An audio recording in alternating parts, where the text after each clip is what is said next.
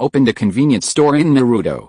This video is purely for entertainment and does not infringe on copyrights or laws. The rights to the novel and image belong to the original author. We do not claim ownership. Don't like waiting and want to listen to this fanfic in full now? Subscribe to our Patreon, where you'll find the best fanfics. Chapter 51, Different Concepts and Desires.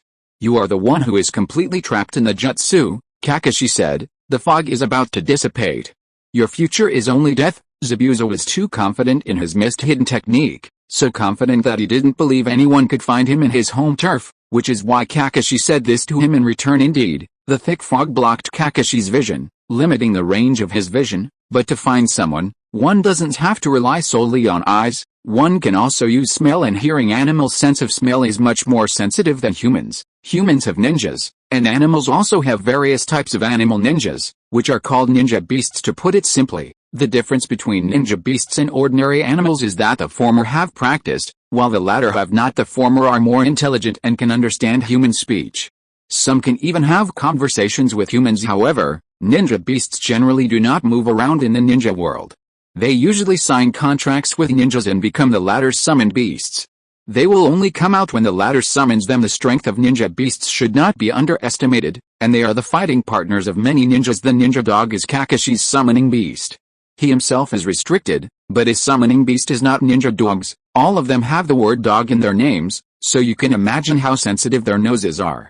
Zabuza, who was hiding in the thick fog, could not escape their pursuit at all. Neither Zabuza nor Haku had summoning beasts, so when they were making plans to deal with Kakashi, they didn't even think about summoning beasts. It was only after seeing the ninja dog that Zabuza finally reacted, but he still said stubbornly, "Put away your bluffing." Don't be so stubborn." Kakashi interrupted Zabuza's stubbornness. "In this situation, there is nothing you can do. You will die." Kakashi narrowed his eyes and said, "Zabuza, you are a little too proud. Your ambition is too big. After the assassination attempt on the Mizukage and the failed coup, you had no choice but to take a few of your subordinates to the wilderness and become a fugitive ninja. Word of your deeds soon spread to our village, to raise funds for revenge, but also to escape, to pursue the ninja and get revenge. That's about the reason, right? You're hanging out with a pest like Cardo." Zabuza sneered. "You are aloof, you are amazing. If something like that happened in your village, I don't believe you would do better than me." What he said was correct. Ye Feng even wanted to applaud Zabuza. In Ye Feng's opinion, Zabuza did nothing wrong. The village was not a one-man show for the cage. The village belonged to everyone. Why can Ying give orders to kill people at will, and others would be considered traitors if they want to resist? Kakashi did not answer Zabuza's question. If it were normal, he wouldn't mind discussing it with Zabuza, but now, he was worried about Naruto's situation and had no intention of discussing it with Zabuza. He just said, "Zabuza, you think I am powerful only because of my Sharingan? Then this time, I will show you my own ninjutsu that is not copied." He quickly formed seals with his hands, and blue chakra appeared under his feet, forming a circle that encircled him. Strands of chakra, flashing with electric light, were drawn and gathered in the palm of his right hand. "How is it possible? The chakra on my hands is visible to the naked eye." Zabuza was shocked. He was also a ninja and a master of ninjutsu, but he couldn't do this. Most ninjas would release ninjutsu right after forming hand seals, but he had never seen one where chakra was gathered and compressed before being released. Kakashi's move really opened his eyes. "The name of this move is Reikiri," Kakashi said to Zabuza. "You are too dangerous. The Tadzna you want to kill is the courage of this country. The bridge built by Tadzna is the hope of this country. Sacrificing many people for your ambition is not what a ninja should do." "What you said is quite right.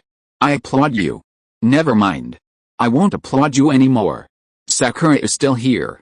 I hope you can tell your friend this when you see him." Ye Feng was looking forward to Obito's reaction at that time. "I don't care," Zabuza said disdainfully. "I will fight for my ideals, and this will not change in the future. I'll say it again, your future is only death. You no longer have any chance." Kakashi looked at Zabuza, who was restricted in his movements, wondering where Zabuza got the confidence to say the word from now on. "Kill me, what are you hesitating about?" Bai asked calmly, as if the person who was going to die was not himself. Naruto yelled in frustration. "How could such a stupid thing happen? Weapons, props, etc. Does this make you an important person? Do you think this is enough?" "No," Bai asked back. "What's wrong with this, huh?" Naruto was stunned. Because, that kind of thing, He just felt that something was wrong, but he didn't know how to say it. With his little brain, he simply couldn't understand why someone would regard himself as a tool for others and be proud of it.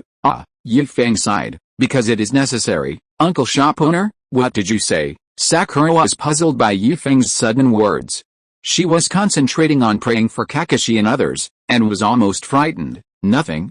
Feng waved his hand somewhat boredly. Bai's situation is very complicated. When he was very young, he witnessed the death of his mother, who was killed by his own father. He also killed his father unintentionally and has been wandering alone for a long time since then. He was very young at that time and thought that it was all his fault that caused the death of his parents. Perhaps it was because he was still young that he could not quite understand the concept of death. If he was a mentally mature person, after experiencing such a thing, he would probably have committed suicide long ago. When his mind was still immature, he met Zabuza, and then he has been living with Zabuza ever since. Who is Zabuza? He is a ninja, a cold-blooded ninja who killed all the people of his class when he graduated. How could he take care of a child if you asked him to do so? Besides, he is still being hunted. After he met Bai, almost every day of his life was spent in pursuit and counter-killing. In such an environment, it was already very good that Bai did not become a murderous ninja. Feng could understand some cognitive distortion apart from the fact that he regards himself as a tool that Zabuza can command at will. Bai has almost no shortcomings, at least in Feng's opinion. Zabuza still has expectations for me and still needs me. Bai was still explaining his twisted viewpoint to Naruto, but I have lost my usefulness and Zabuza will no longer need me. That's why I'm begging you, come, quickly, kill me. Bai has his own opinion, and Naruto also has his own opinion. I absolutely disagree. Being a strong person is the only reason for you to live in this world. Wouldn't it be nice if you could let others recognize you in other aspects besides fighting? Bai shook his head and said, the day I met you in the woods, I felt that you were very similar to me, and you should understand. Naruto was silent for a while. He knew that if someone advised him not to become Hokage, he would refute it without hesitation. No one could make him change his mind. This was his dream and the reason for his existence. Looking at the silent Naruto, Bai said apologetically, sorry for getting your hands dirty. Besides this, Naruto made a final attempt. Is there no other way? Yes, Bai replied without hesitation. There was no other way. He was used to it and didn't want to make any changes. Seeing Bai's firm attitude, Naruto turned his head away reluctantly. If I meet you somewhere else, maybe we can become friends. Bai smiled but didn't say anything. He closed his eyes and prepared to wait for death. It's not that he didn't have the courage to commit suicide, but dying at the hands of the enemy was the destiny of a ninja. He had no idea of becoming a ninja before, but now, he wants to become a ninja. This can be regarded as his bottom line of keeping his promise to Zabuza. He silently said thank you, thanking Naruto for helping him. Please stay firm in your dream. Bai wished Naruto well in his heart. You will definitely become stronger. Naruto took out a kunai from the ninja tool bag tied to his leg, aimed at Bai's vital point, and stabbed down. The thick fog was gradually dissipating, and Zabuza, whose body was controlled and unable to move, lost the ability to maintain the mist-hidden technique. Those two people over there seemed to be confronting each other. Sakura, with sharp eyes, immediately saw Kakashi and Zabuza who were chatting, but the fog hadn't completely dissipated yet. So Sakura couldn't see clearly which was which. It's moving, Sakura screamed. She saw one person and rushed towards another person. Bai, who was closing his eyes and waiting to die, suddenly opened his eyes, reached out and held Naruto's hand holding the kunai. Before Naruto could even be surprised, he heard Bai say, I'm sorry, Naruto-kun, I can't die yet. Bai's other hand quickly formed a single hand seal, and his figure instantly disappeared in front of Naruto. Just now, Bai suddenly had a palpitation, as if something important was about to leave him. For Bai, the most important thing to him is Zabuza. The fog completely dissipated, and Bai could see the clear sky again when he looked up. He couldn't help but spit out a mouthful of blood. Time was running out, so he could only use the limited time to throw out a few flying needles and nail them onto the scroll left by Kakashi, thus dispersing the ninja dogs summoned by the scroll. The magic mirror ice crystal did not have time to be fully exerted, and only a few ice crystals appeared, protecting himself in front and on both sides. Yes, in this short period of time, Bai did these two things, and these two things were to protect the person most important to him. But Bai didn't expect that Kakashi's Reikiri was so powerful that it shattered the ice crystals in front of him in an instant, and then hit him. That's right, it hit him. He blocked Kakashi's Reikiri for Zabuza. Wow, another mouthful of blood spit out. Bai tightly grasped Kakashi's arm that released Reikiri, and tremblingly said to Zabuza behind him, Zabuza, hurry, run away? Or take action. Bai no longer had the strength to say the rest. You actually said that my future is only death? Humph, the prophecy has failed again, Kakashi. Although he was smiling, Zabuza's eyes were cold without the slightest smile. The chakra flashing with lightning dissipated in his hands, and Kakashi frowned. He didn't expect Bai to suddenly appear and stand in front of Zabuza. He knew very well the power of Reikiri. No one could survive if hit by this move. Even if he had restrained his strength the moment he realized something was wrong, the remaining power was still something that Bai could not withstand. Blood continued to flow out from the wound on Bai's body caused by Reikiri, and soon gathered into a pool at his feet. Where did that guy go? Naruto looked around and realized that the thick fog had dissipated at some point. Turning around, he saw Bai's figure. There, he ran towards where the others were. After a few steps, Naruto stopped again and looked at the scene in disbelief. What on earth is going on? This kid is dead. He actually rushed over to protect Zabuza. Kakashi was shocked.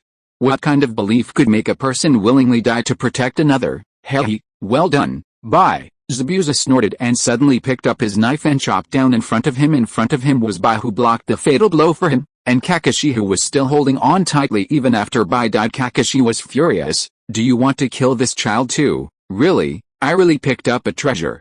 In the end, I was given such a good opportunity. Zabuza said these inhumane words while cursing in his heart. Damn it, damn you. The rage in Zabuza's heart almost broke through his reason. Chapter 52. Power amplifies desire. Although he often says that Bai is just a tool of his and a weapon he can use at will, even Bai himself thinks so, but people are all made of flesh and blood. Zabuza is not really so cold-blooded that he doesn't care about the life and death of others, let alone Bai, who lives with him day and night. Bai followed him when he was very young, and he almost watched Bai grow up. Perhaps at first he did have the idea of training Bai to be a killing weapon, but as time went by, his ideas had changed. You can say he's ridiculous or that he overestimates his own abilities, but he just wants to go back to the country where he lives to save it. However, this time, the Bai beside him will no longer be the weapon in his hand, but a student who has learned all his fighting skills, a companion who will accompany him and fight alongside him. Seeing his companion die in front of him, and dying to protect him, how could Zabuza not be moved at all? But the battle is not over yet. The education he received since childhood tells him that when fighting, he must remain steadfast and not have any wavering thoughts until the goal is achieved. He didn't waver. He just wanted Desna dead. If he wants to kill Desna, he must kill Kakashi first. He is no match for Kakashi, and Bai created the opportunity for him with his own death. How could he miss this opportunity? I'm sorry, Bai. I will definitely avenge you. Shiro could no longer receive the silent apology, and Zabuza swung his sword with even more force, intending to chop Kakashi into pieces. His arm was firmly grasped by Bai, and even though Bai was already dead, Kakashi still couldn't break free. But looking at the beheading sword that was about to fall, if he tried to break free, Bai's body would probably be cut in half by Zabuza. It shouldn't be like this. Bai's ending shouldn't be like this. Kakashi couldn't bear to see Bai being treated like this by his own people after his death. Without much hesitation, or perhaps it was a subconscious thought, Bai's death made Kakashi think of his companion Rin, who also died under his Reikiri holding Haku's body. Kakashi jumped backwards and avoided Zabuza's attack. Kakashi put Bai down gently, sighed inwardly, and reached out to close Bai's eyes, which were still open after his death. The attack missed, and the opportunity was lost. Zabuza could only vent his anger with words. What's wrong, Kakashi? You can only take action after Bai dies, right? Why do you want to hide? Why can you hide? If you had dodged, wouldn't my Bai have died in vain? Naruto finally understood what was happening, and his pupils showed signs of turning into vertical pupils. Unforgivable, he roared and was about to teach Zabuza a lesson. Even though he knew that he might not be a match for Zabuza, Naruto didn't care about that. He just wanted to grab Zabuza by the collar and question him why he treated Haku like that. Bai's self-narration let Naruto know how important Zabuza was in Bai's heart, but to have his body destroyed after death by such an important person, isn't this a betrayal? Bai died for you. Before he died, he was still thinking about you. How could you betray him, Naruto? Kakashi shouted. Just stand there and watch. This guy is my opponent. Although he didn't know how the aura of the tailed beast sealed in Naruto's body leaked out, and how Naruto regained his sanity, Kakashi didn't dare to gamble. He didn't want to see Naruto lose his sanity again. What if he couldn't recover this time? So it's better to let Naruto stay where he is and not take action. If possible, he can deal with Zabuza by himself. Even in the thick fog, he could find Zabuza and defeat him. Now that there is no fog blocking his view, his vision is not affected, and Zabuza will only be defeated faster. The dispersing fog allowed Sakura to see Naruto, and seeing that Naruto was okay, Sakura waved her arms happily and greeted Naruto. Naruto? Sakura? Hearing Sakura's call, the changes that were about to happen in Naruto's eyes stopped and returned to normal. He lowered his head, not daring to look at Sakura. Naruto knew that Sakura loved Sasuke the most, but now, Sasuke was dead. He died to protect him. Naruto didn't know how to face Sakura, so he had to learn to be an ostrich, lowering his head and not daring to look at her. Sasuke. Sakura greeted Naruto and then Sasuke, but when she turned her eyes, she didn't see Sasuke beside Naruto. Naruto, where is Sasuke? Naruto gritted his teeth and turned his head away, not daring to respond. Sakura suddenly had a bad feeling in her heart. Sakura? Kakashi was about to say a few words of comfort when he saw Sasuke lying on the ground. He didn't know what had happened to Sasuke, but when he saw Feng didn't move and instead smiled and shook his head at him, he knew that Sasuke was fine, at least not dead. Otherwise Feng wouldn't still be sitting there, so he wanted to persuade Sakura not to worry, but before he could say anything, Zabuza's attack had already arrived, so he had to fight back, and therefore he didn't have the chance to speak. Feng, who was just there to watch the show, had no intention of speaking. He was currently having a happy conversation with Jiu-Lama. Hey, Kurama, let me ask you something. How can your power make people lose their minds? Feng was a little curious. Naruto, who was possessed by Kurama's power, was almost turning into a wild beast with only instincts. He only knew how to bite anyone he caught. If Bai's mask hadn't fallen off and Naruto hadn't regained his sanity and stopped his hand in time, Bai would have really become a corpse now. Yes, Bai is not dead yet. Although he is not breathing, his heart is still beating weakly, and Feng can feel it. As for why Kakashi and Zabuza didn't feel it, we can only say that one was too concerned and became confused, while the other's heart was not in it, so of course he couldn't feel it. Zabuza was about to lose his mind because of Haku's death. He didn't even check the injuries on Haku's body after he was hit by Raikiri. He only thought about revenge for Haku. As for Kakashi, he was very aware of the power of his Raikiri and was so confident that no one could survive after being hit by it, even if it was not a full-powered attack. Second, after the fog dissipated, he saw Sasuke lying on the ground again, communicating with Feng with his eyes. After learning that Sasuke was fine, he immediately fought with Zabuza and did not have time to check on Bai's specific condition. This led to everyone else thinking that Bai was dead. In fact, Bai was not dead, but was just in a near-death state. If his body had been left there without anyone taking care of it, the near-death experience would have turned into real death. So when Feng was communicating with Jiu-Lama through his mind, he was also quietly approaching Bai. Although he didn't know how to cure diseases, he could keep Bai alive and prolong his near-death state. But Jiu-Lama responded to Feng in a lazy tone. How can a little ghost bear the power of this master? Speak human language. Feng sat on the ground next to Bai, holding Bai's hand, transferring chakra into his body while arguing with Kurama. I have to say, chakra is quite magical. It has all kinds of functions, whether it is used to release powerful ninjutsu or as a means of medical treatment by ninjas. Naruto can use Kurama's chakra to heal his own injuries, so Feng can naturally also input his own chakra into other people's bodies to heal their injuries. I'm a tail beast, not a human. Kurama was furious. You want me to speak human language? I think you are trying to embarrass me. What you are saying now is human language, isn't it?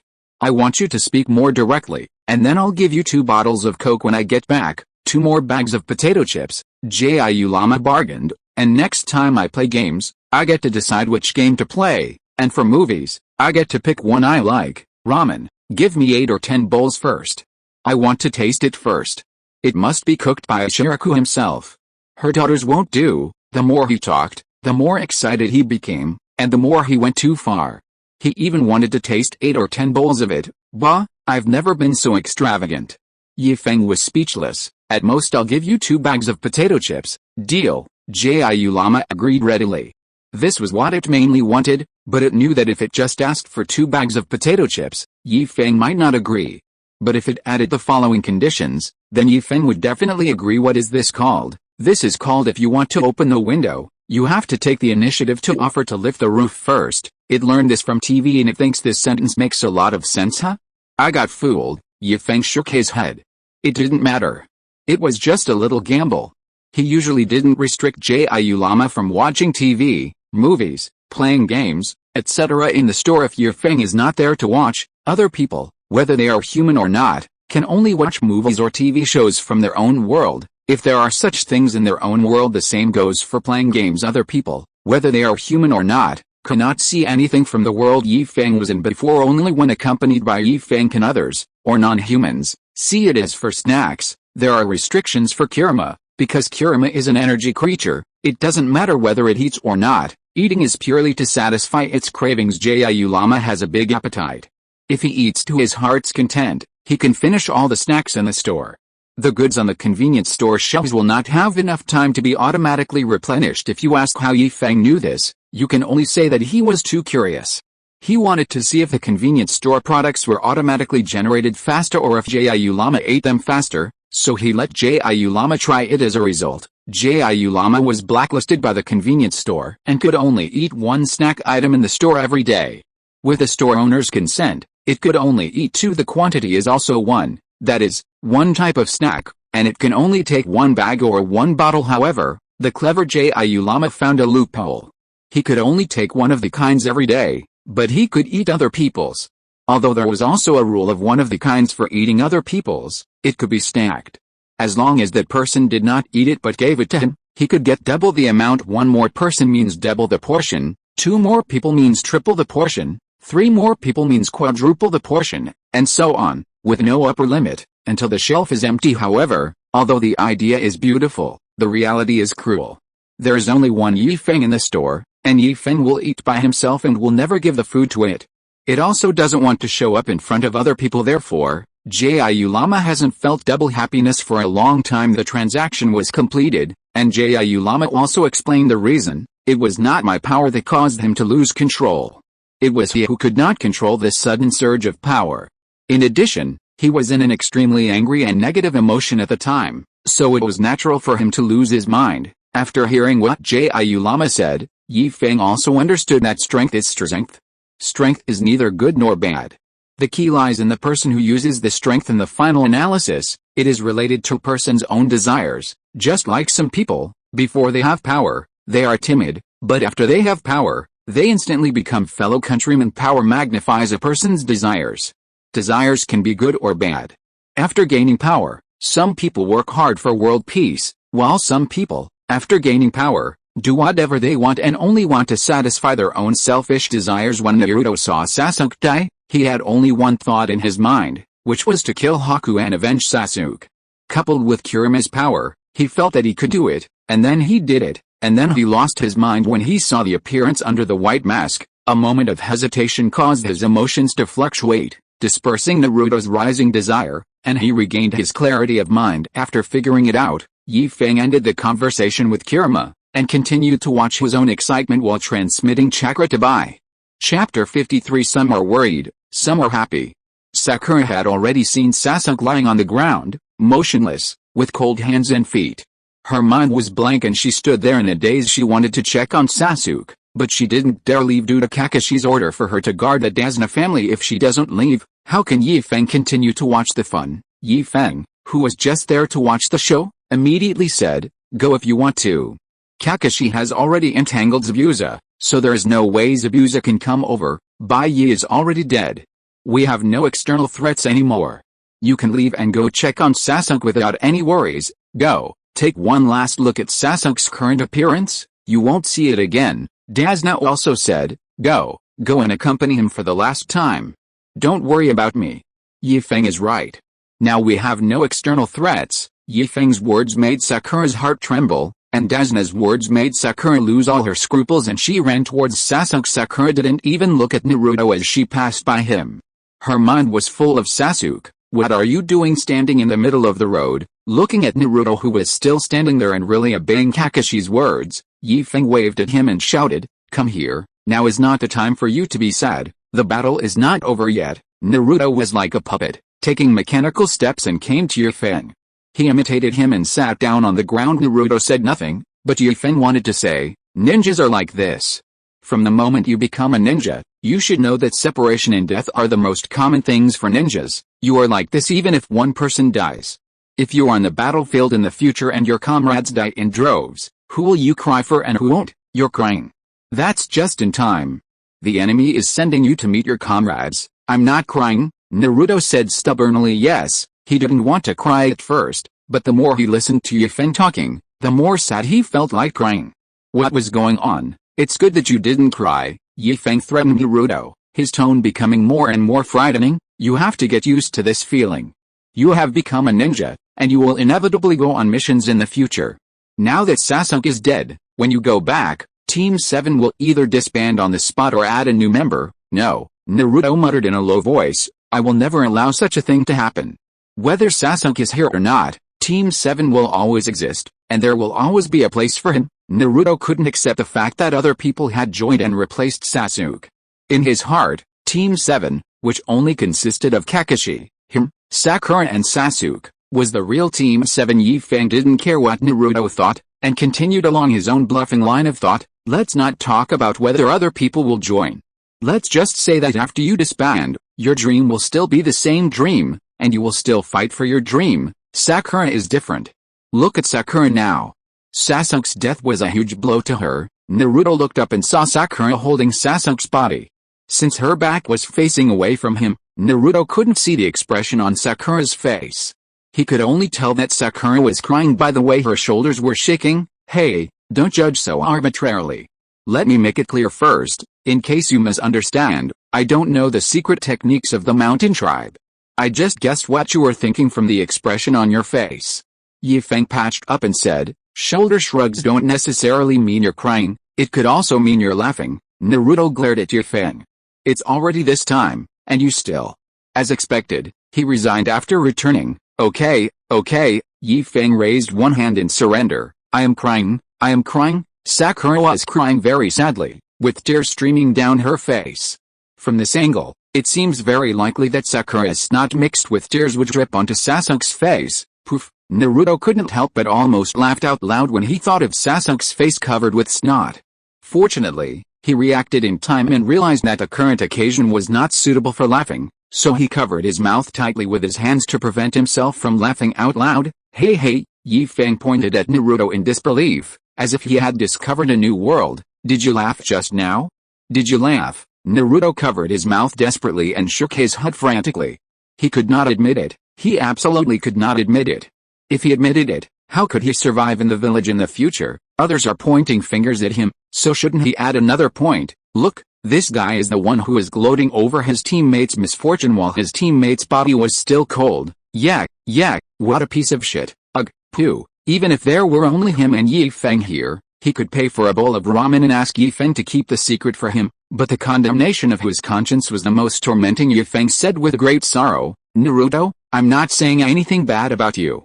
I want you to get used to the death of your companions, but you're getting used to it too quickly, aren't you? Even if you want to laugh, you should wait until Sasuke's body is buried before you laugh, right? If you smile now, won't everyone know that you are trying to attract Sakura's attention? After Sasuke's death, Sakura was heartbroken. You took advantage of the situation and made Sakura fall in love with someone else. Tell me, is this what you were thinking? Naruto was so angry that he slapped himself in the face when he felt the pain on his face. Naruto calmed down. He looked at Feng and said firmly, resign. You must resign now. Sign the name when you get back. I didn't expect you to be such a person. Sasuke's body is still warm, and you are talking nonsense here. Who is talking nonsense? Who is talking nonsense? Feng pretended to be angry and continued to tease Naruto. If you are not interested in Sakura, then I will take action. Xiaoying is so beautiful, there must be many young men in the village pursuing her. When the time comes, I will be the matchmaker and pull the strings. Hey, won't the matchmaking money be in my hands? You? Naruto pointed at Feng, trembling and unable to speak. He simply stopped talking. In a rage, he grabbed Feng's neck and shook him madly. I'll strangle you to death, I'll strangle you to death. Feng was not to be outdone.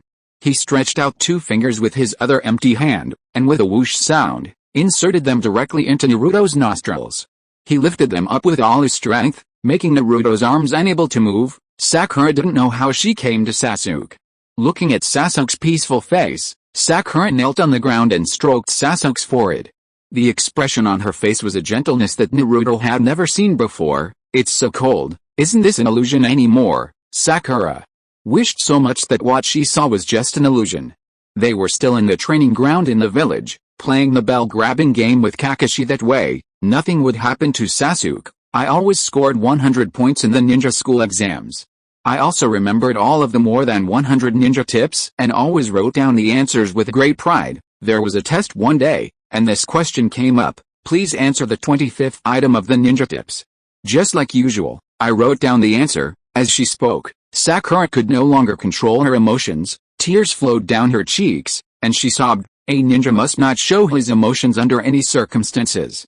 The mission is the first priority. Remember, you must not cry at any time. But, Sasuke. Sakura lay on Sasuke and cried loudly. The battle between Kakashi and Zabuza came to an end amid the ping-pong sound of weapons colliding. The two men temporarily distanced themselves from each other. Zabuza was panting heavily, his left hand hanging down weakly. With two kunai still stuck in his arms, his left hand was temporarily disabled and could not be used. It was very difficult for him to hold the beheading sword with only one hand. Why can't I keep up with his speed? Damn it, it was too fast. Everything happened too fast. Kakashi seemed like a different person. In the fight with Kakashi, he was defeated in just a few moves. Looking at Zabuza rushing towards him, Kakashi shook his head. It was not that he had changed, but that Zabuza's mind was confused and he could no longer keep up with the pace of the battle. Facing Zabuza, who was rushing towards him, Kakashi didn't even move his feet.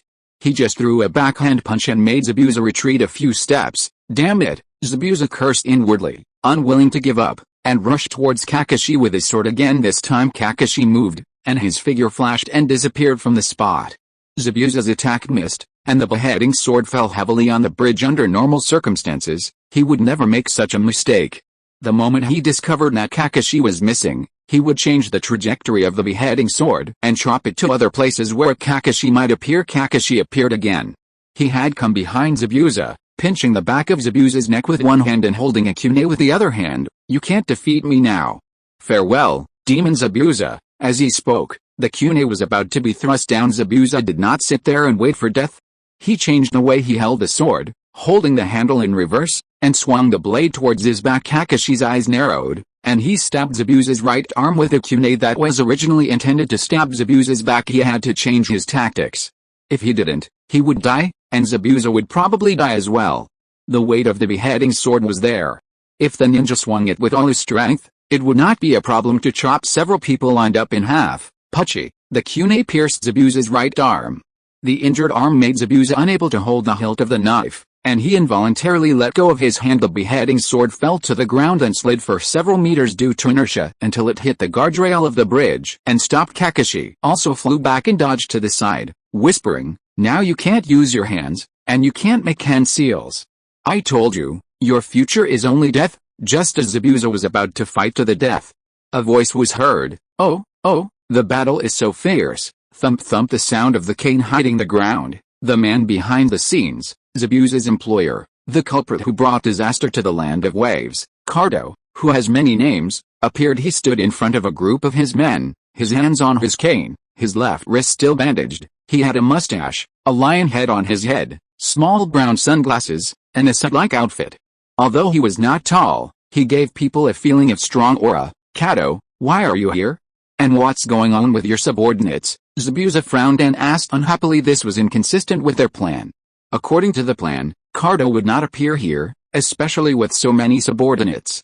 At a glance, there were at least 20 or 30 people. Haha, Cardo laughed and said smugly, "The battle plan has changed a little. I'm sorry, Zabuza, please die here. Look, how polite you are, you even know to say please. In that case, when you die later, I will torture you a little longer so that you can live a little longer." Yi Feng thought with a smile, seeing that the real boss had come out. Yi Feng stopped fighting with Naruto, mobilized the chakra in his body, moved his hands and feet, and made final preparations. Cardo was still proudly talking about his plan. It was obvious that he was very satisfied with his plan. The smile on his face never stopped while he was talking. It would cost a fortune to hire a regular ninja, so I hired a runaway ninja like you. Besides, if you ninjas kill each other, it will save me money and time." "Really? You're still talking about some caricature demon? That's hilarious. As far as I'm concerned, you're just a cute kid." Ha ha ha. All his men were very supportive of him. Even if what he said was not funny, they still laughed non-stop as if they had heard the funniest joke in the world. "Kakashi, I'm sorry, our fight ends here," Zabuza said to Kakashi without turning his head, looking at the group of people who were laughing at him. "Since I have no reason to kill Desna, there is naturally no reason for me to continue fighting with you." Kakashi was about to nod his agreement when Feng, who had already stretched his arms and legs, spoke up. "Since you all don't want to fight anymore, it's my turn." Chapter 54, Disgusting, Not Distinguishing Between Friend and Foe. "Oh, just you? What's the point of you playing?" Cardo looked at Feng with disdain, and said, "You don't look like a ninja. I have so many subordinates here, what confidence do you have to say such a thing?" The dozens of men he brought with him were the source of his confidence. In the world of ordinary people, if you have money, you can do whatever you want. Cardo is rich, very rich, so rich that there are many desperate criminals willing to work for him. His previous success and tyranny in the Kingdom of Waves were largely due to the efforts of his subordinates. Of course, the subordinates who are favored by Cardo are naturally capable. Even if they are not ninjas, it is still easy for them to deal with ordinary people, but the only thing to blame is that Cardo himself is not a ninja. Although he was exposed to the world of ninjas due to his wealth, he was not very clear about the fighting capabilities of ninjas. He thought he had been careful enough. He deliberately picked Kakashi and Zabuza and the group and fought them to draw. He thought both groups were injured, and then he would bring his men in and wipe out both groups in one fell swoop. In this way, he could not only save the cost of hiring Zabuza, but also raise his prestige in the Land of Waves. If his plan really succeeds, the Kingdom of Waves will probably become a place where he has the final say. The people of Wave Country might think, even ninjas are no match for Cardo. Regardless of whether Cardo schemed to trick the ninjas, in short, all the ninjas who came to trouble him were dealt with by him. Now that the ninjas have been dealt with, wouldn't ordinary people like them be even less of a match? As for whether the ninja forces behind Kakashi and others would cause trouble for him, Cardo didn't take it too seriously. In his opinion, what's wrong with being a ninja? Ninjas also need to eat, drink, defecate and urinate, and they also need to spend money. Unfortunately, he has plenty of money, so at worst he can just spend some money to solve the problem when the time comes. He just doesn't believe that anyone would have a problem with the money. If there's, it's because the money you gave is not enough. But again, he didn't understand the world of ninjas. Some ninjas were willing to destroy the world for a woman and had actually taken action. Would such ninjas give up their goals for money? Impossible. He also doesn't understand the fighting power of the ninja. The ninja is about to destroy the world. Since he dares to do such a thing, it means that he has the ability to do so. No matter whether he is alone or has someone helping him, it can be regarded as part of his own strength. Although Kakashi, Zabuza and others did not have such strength, it was still effortless for them to deal with dozens of Kado's subordinates. It was just a matter of throwing a ninjutsu. Even if Zabuza's hands were temporarily disabled, it wouldn't take him much effort to deal with the men brought by Cardo. Sometimes, having more people is not necessarily useful. In the anime, even with the protection of so many people, didn't Cardo still die from the kunai in Zabuza's mouth? Feng ignored Cardo and said to Naruto, "Naruto, help me take good care of Bai's body and don't let anyone touch him." Naruto sniffed his nose. His nose was a little uncomfortable because of Feng, and his voice was muffled when he spoke. "Uncle Owner, what can you do if you go out? Let Kakashi teacher come." Kakashi teacher is out of mana again. It's hard for him to stand up and take 2 steps now. Although he didn't know what "no more blue" meant, Kakashi could still roughly guess it based on the previous and next sentences. Facing Naruto's questioning eyes, Kakashi nodded. "Zabuza, just stand aside and watch while I take care of your injuries. I will ask you something later. Why should I listen to you?" "You will listen." Feng showed a confident smile. "Do you want to know why the Water Country fell into civil strife? Do you want to know why the Mizukage issued such an order? Do you want to know? This sounds so familiar." Kakashi and Naruto had the same thought in their minds.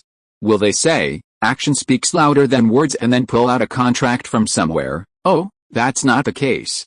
Zabuza is not the employee that Feng likes, and Feng's words were interrupted by Cardo. Cardo looked at the people who were talking as if no one was around, and was furious. "Assholes, a bunch of assholes. I am the protagonist, you should pay more attention to me." The fact that Feng and the others did not take him seriously greatly reduced the sense of pride in Cardo's heart. In a rage, he waved his hand, intending to let his men knock down several people and then enjoy the fruits of victory. I was planning to give you a quick death, but now I've changed my mind, Cardo said angrily while hiding at the back. I'm going to hang you all up and kill you in front of the people of Wave Country. Let them see what happens if they resist me. As he said this, he looked at Dasna with ill intent. The dark gaze made Dasna shudder uncontrollably. Luckily Inari had fainted and was still alive, otherwise Cardo's words would have reminded him of his heroic father. I haven't finished talking yet. I hate it most when people interrupt me. Feng cursed at Cardo unhappily, and then said to Zabuza, if you want to know, just stay aside first. I'll deal with them and then come back to talk to you in detail. Zabuza didn't say anything.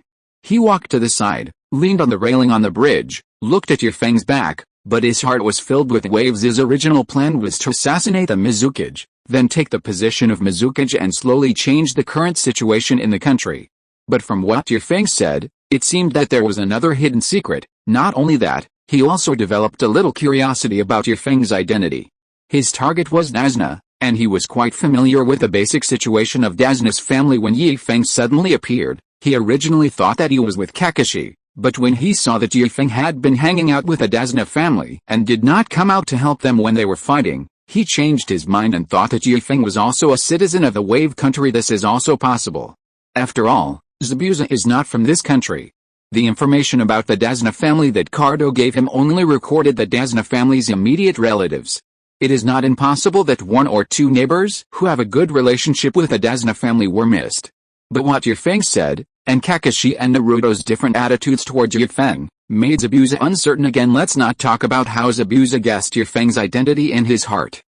Feng looked at Cardo's group of men rushing over and showed a harmless smile. Cardo's group of men didn't care whether Feng was smiling or not.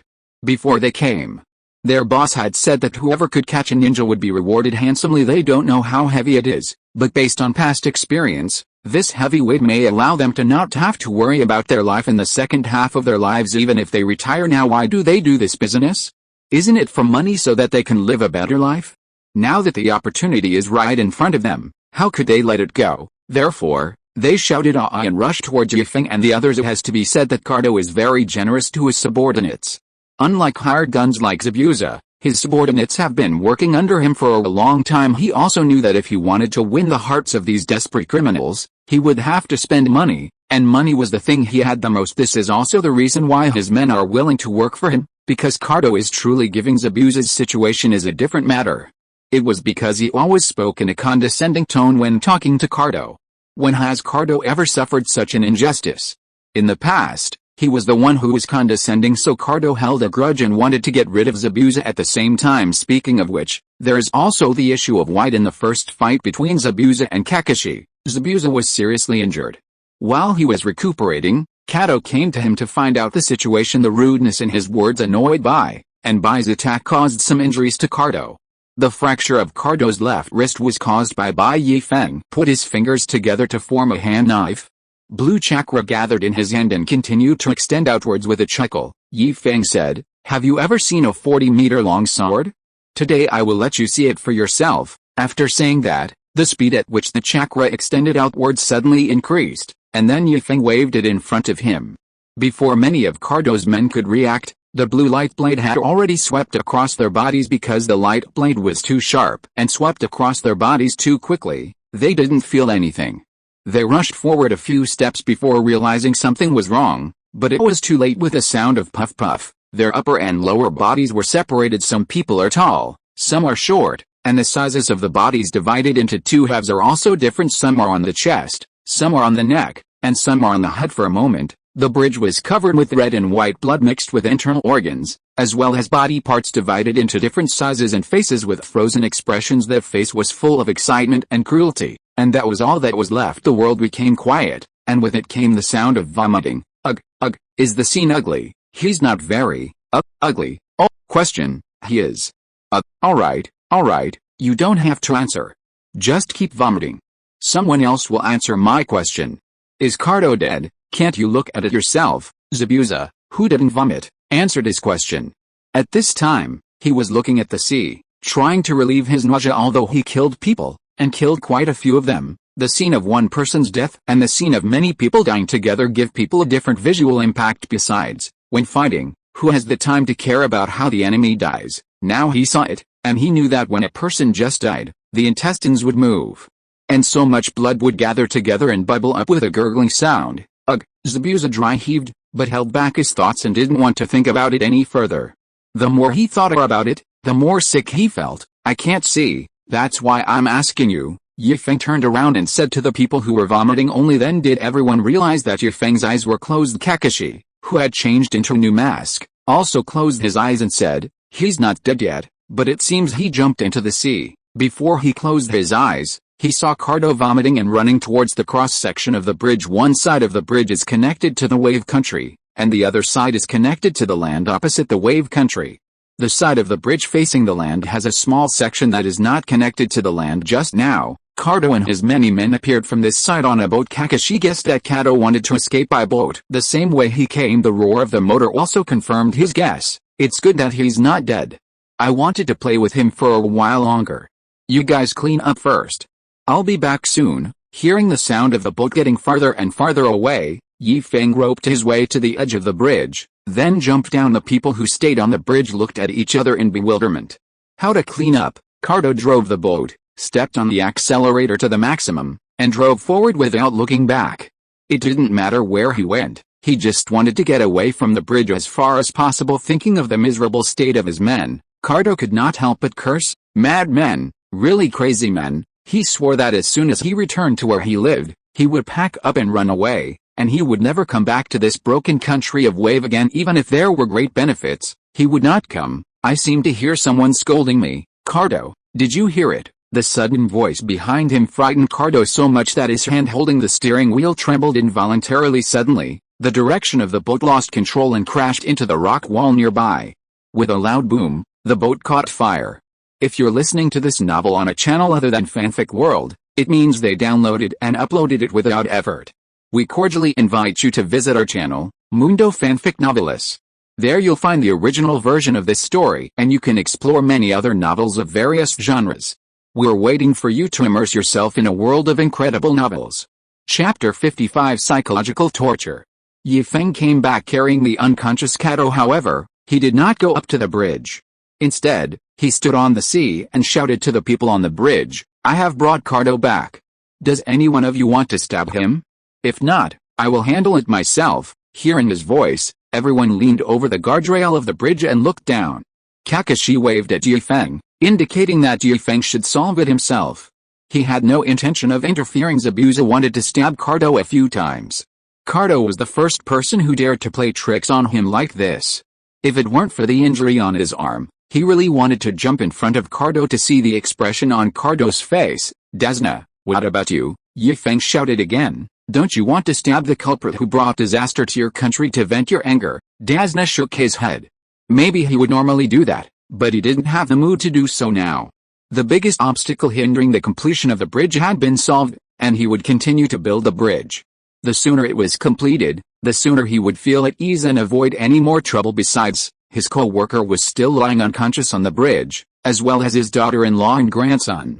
Yes, thinking of his daughter-in-law and grandson, Desna quickly ran away. He wanted to go back to the town to find a doctor to come and check on the condition of the unconscious people from a distance. Yifeng could still hear Desna's voice. "Kakashi, I'll leave the sanitation on the bridge to you. I'll go back to town and find a doctor. Can you please help me take care of Tsunami and Inari?" "Well, one more task." Kakashi shook his head with a wry smile. The latter was easy. He just took the opportunity to take a look and saw that Tsunami and Inari were just fainted due to fright. They would wake up soon, so it was not a big problem. The key is the former. With so many of Cardo's men cut into 2 pieces, and blood and internal organs on the ground, how can he deal with it all by himself? "Helper, there is no hope for Naruto. He has been vomiting and hasn't recovered yet." Sakura was still crying on Sasuke's chest and was about to pass out from crying, so there was no way he could help. "Don't kill again." Zabuza's arms were broken by him, and now they were as weak and powerless as 2 branches swaying in the wind. How Kakashi cleans up is his business. Yifeng is having fun with Kato with 2 slaps. Yifeng woke Cardo up. He said with a smile, "Mr. Cardo, your death package has arrived. Tell me, How do you want to die? No, don't kill me, Cardo begged in panic. I can give you money. Yes, I have money. I have a lot of money. I will give you as much money as you want. No, no, no. Feng stretched out a finger, put it in front of Cardo's eyes and shook it, saying, it's true that I like money very much, but I don't dare to believe your words. You don't even want to give Zabuza's money. My appearance fee is more expensive than Zabuza's. Don't you want to give it even more? No, I will definitely give it to you. Cardo forced an ugly smile and explained, Zabuza's food and drink are all at my place, which has already cost me a lot of money, so I don't want to pay his employment fee. You're not lying to me, are you? Feng narrowed his eyes and said in disbelief, I heard that when hiring ninjas, the employer will provide the expenses during the mission. This clause should be written in the contract. Yes. There is such a rule. Cardo nodded. Feng raised his hand, and blue chakra was gathering. Don't do it, don't do it, Cardo shouted in fear, but there is another rule that the employer does not have to pay the fees, as long as he pays more for the employment fee. You didn't lie to me. I'm not lying to you. I'm not lying to you. Seriously, Zabuza is on the bridge. If you don't believe me you can ask him. Zabuza, is what he said true? Feng asked Zabuza who was watching the excitement on the bridge. Zabuza nodded. There was indeed such a rule. After all, not every hired mission was carried out next to the employer. The hiring fee for such missions would be higher. The higher part would be the activity expenses for the hired ninja during the period of performing the mission. Feng turned his head again and continued, that's not right. Food and drink only cost a few dollars. Do you want to spend not a dime? And what about the money for his treatment? Cardo said a little aggrievedly. When he was injured, I found someone to treat him. What's the use of the herbs picked by his subordinate? There are only a few herbs in the forest. Didn't I pay for the rest? And the various supplements he took during his injury were all paid for by me. If it weren't for the various expensive supplements, how could he have recovered so quickly? Feng said thoughtfully, hearing what you said, you are not bad to Zabuza. In this case, he should pay you. You asked him to help you kill someone, and he dragged his feet for so long. It's really wrong. Cardo didn't say anything. He was afraid that if he spoke, Zabuza would hear him. He just nodded slightly, agreeing with what Feng said. That's right. I paid you so much money, and provided you with good food and drink, and asked you to kill someone, but you kept delaying. Since you couldn't deal with those ninjas, you could just go after Desna, sneak in when he was sleeping, kill him, and run away. Do you think those ninjas would chase you? You know what, others might not do that and instead give up the mission and return to the village. It's not certain for Kakashi and the others as well. Naruto, who is full of sense of justice, Sasuke who has not yet evolved to the point where he says I'm fine as long as the sky is clear, Sakura who follows her husband wherever he goes, and Kakashi who is soft-hearted from time to time. If they encounter such a situation, they will probably chase him out without saying a word. Okay, I'll trust you this time. How much are you willing to pay for your life? Cardo held up a finger and was about to make an offer when he heard Feng shout, 100 million. Cardo's face darkened, and he couldn't help but say, it's 10 million, 110 million. So polite, Feng said happily, I was planning to ask for 100 million, and you added 10 million to it. 110 million, you are really too polite. The chakra gathered under Feng's feet, forming a ground of about square meters, suspended about a few centimeters above the sea surface. Feng was just hanging above the sea like this, and his feet never touched the water. Putting down Kato, Feng stroked Kato's clothes and smoothed them out, then said, Boss, don't worry. With this 110 million, I can help you deal with those people on the bridge. Cardo stepped carefully on the ground.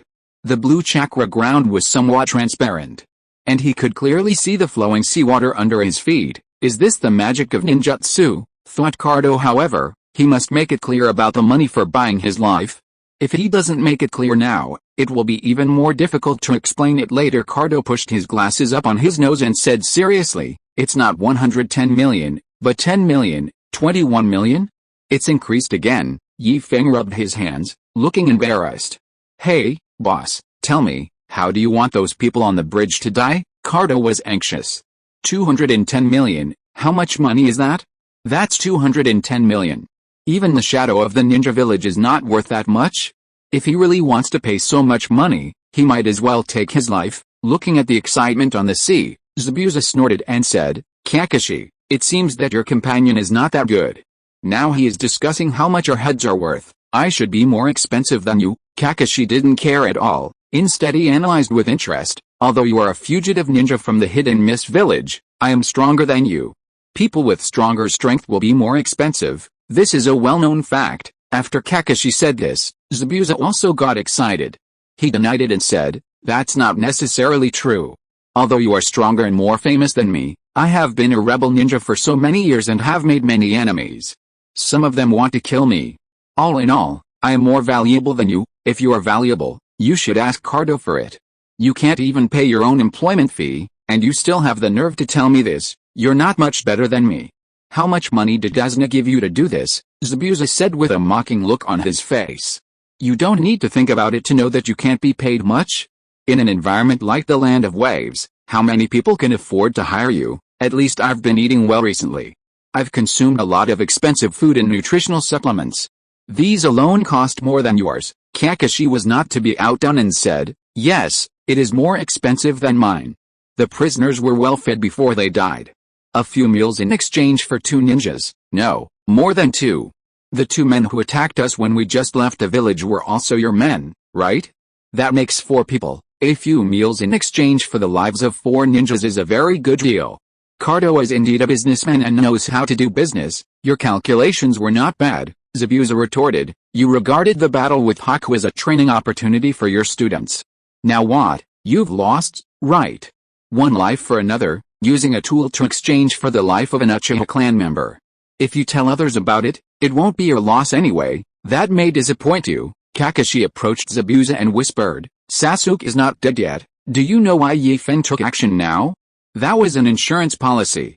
If someone's life was really in danger, Ye Feng would have taken action long ago.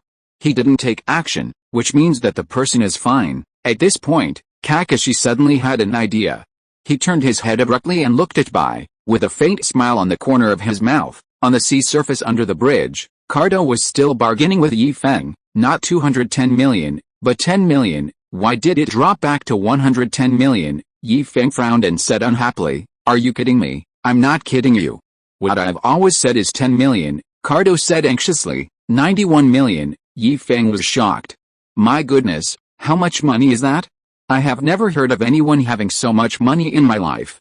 He must be rich enough to rival a country, right? His attitude changed again. The blue chakra gathered behind Cardo into the shape of a stool.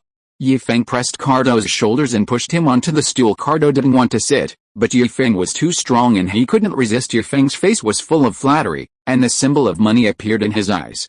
He looked like a lackey. He pointed at the wave country not far away and said, Boss, tell me, who in the wave country do you dislike? I will go and deal with him now. If you don't like the Land of Waves, let's go somewhere else. How about the Land of Fire? It's the richest place in the entire ninja world, and the Hokage of Konoha village. I've long disliked that old man. Replace him with someone who must be the Hokage to be worthy of your status, boss. After you become Hokage, we will hold a 5-cage meeting, summon the other cage, set up a plan, and kill all the other cage. In this way, boss, you will be the most powerful person in the entire ninja world, boss. Don't worry. With 910 million, no one in the entire ninja world can touch a hair on your head.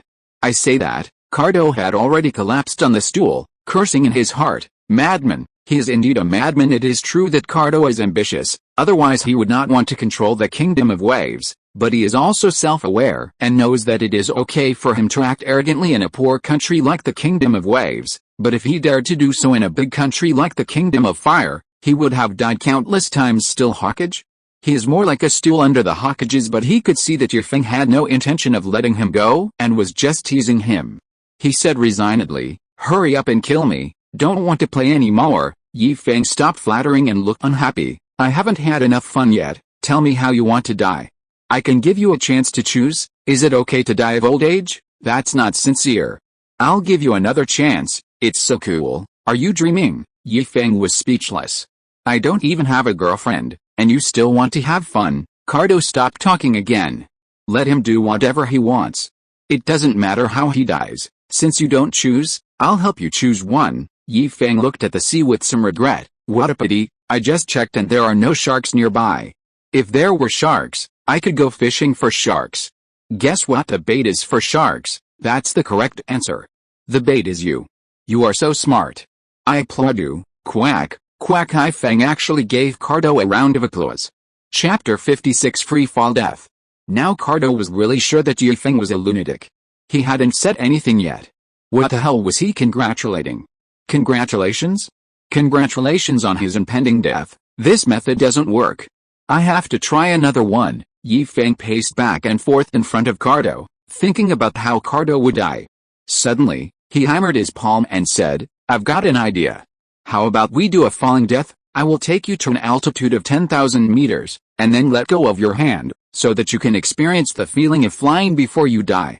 What do you think of this idea? You know, there are not many people in the ninja world who can fly. It's your lucky day to meet me today. I won't charge you any fees. Others don't even have this treatment. Cardo had nothing more to say. He stood up and straightened his clothes. Even if he died, he wanted to maintain his dignity. Feng narrowed his eyes, looked at him with a smile, and said nothing. After Cardo had finished tidying up, he grabbed the back of his collar, slowly squatted down, and suddenly jumped up, making a Superman takeoff posture. Chakra gathered and erupted under Feng's feet, leaving a long tail flame where he flew. Kakashi and Zabuza on the bridge also gave up arguing. Both of them raised their heads, and under the invisible masks, they had the same wide mouths. It was not until Feng disappeared that Zabuza said in shock, Who the hell is he? He's not a human. Kakashi said with emotion, He's a monster. If this isn't evil, then what is it? Is this something a human can do? Zabuza nodded. He agreed with what Kakashi said. It was a rare occasion that the two of them reached a consensus, but he couldn't help but ask, how did he do it? Having been in the ninja world for so many years, Zabuza had heard of people being able to fly, but this was the first time he saw it with his own eyes. I don't know. Kakashi shook his head. He really didn't know. Feng had once performed a levitation technique in front of him, which was enough to shock him at that time. Kakashi thought that if things continued to develop at this pace, Feng would sooner or later figure out a way to fly, but he never expected that this day would come so soon. Recalling the past, bah, it was just last week. Kakashi cursed in his heart. Just last week, Feng didn't know how to use chakra. All the knowledge about chakra was taught to him by himself. But what Kakashi couldn't understand was how Feng did it, whether it's using chakra to climb trees, or chakra light blades, or levitation. No, levitation has to be renamed now, since it can ascend to the sky. It's not appropriate to call it levitation anymore. It should be called air dance. This series of chakra applications has brought chakra to its extreme. Kakashi has never seen Feng read any books on chakra applications.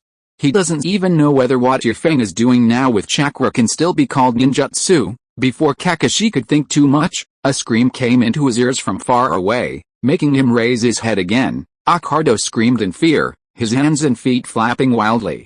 He wanted to grab something, no matter what it was, as long as it could slow down his descent, but above the sky, there was nothing. No matter how hard he tried to grab something, there was nothing for him to grab. Although he had prepared himself mentally, when Feng took him to an altitude of 10,000 meters, Cardo was still scared to the point of peeing. He was really scared to the point of peeing. His pants were wet and quickly froze before reaching this height. Cardo always thought that it must be very hot in the sky. After all, he was getting closer and closer to the sun. The temperature of the sun is so high that you can feel its heat on the ground. But why did he feel colder and colder? His teeth were chattering and his hands and feet were shaking uncontrollably. Moreover, he couldn't breathe. He felt that it was becoming increasingly difficult to breathe, just like when he had a cold. Every time he breathed in through his nose, it took a lot of effort, so he had to open his mouth wide and breathe through his mouth. In the end, breathing through his mouth didn't work and his consciousness was becoming blurry. When he saw Feng for the last time, Feng loosened his hands that were holding his clothes. His own body was falling, while Feng's body was still rising. When Cardo regained consciousness, he saw the sea getting bigger and bigger in his eyes, which made him unable to help but let out a scream of fear. Cardo still remembered that he had dealt with someone who had offended him before. He pushed that person off a cliff. The cliff was not very high. How many tens of meters? Cardo forgot the exact height anyway. When he got to the bottom of the cliff, he only saw the man's bloody body. His was the ground, while his was the sea. For a moment, Cardo was somewhat fortunate. The sea was good. Water was liquid, and it would definitely not hurt if he fell on it. Thinking of this possibility, Cardo paddled his body desperately, trying to adjust the direction of his fall so that he could land farther away from the sea surrounding the land of waves.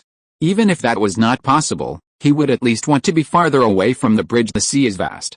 As long as he can fall into the sea surface where those people can't see him, he will have a chance to escape. Cardo was thinking good things in his mind as for how to find the direction in the vast ocean. Cardo didn't think too much about it. In his opinion, the most important thing is not to fall into the hands of Kakashi and others.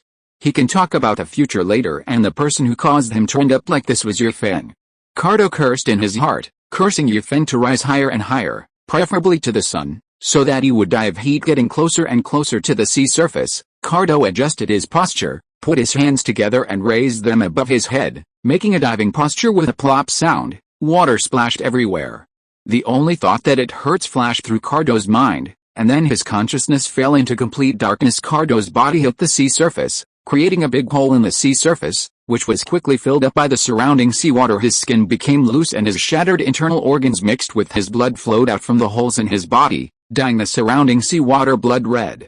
I'm afraid even if Cardo gets to the bottom, he won't be able to figure out why it turned out like this. He should have been safe and sound the moment he fell into the water, right? How could he know the law of free fall? How could he know that even though seawater is a liquid and has strong cushioning properties, when the speed of an object reaches a certain level, the seawater has no time to provide cushioning. The seawater will suddenly become harder than the solid ground.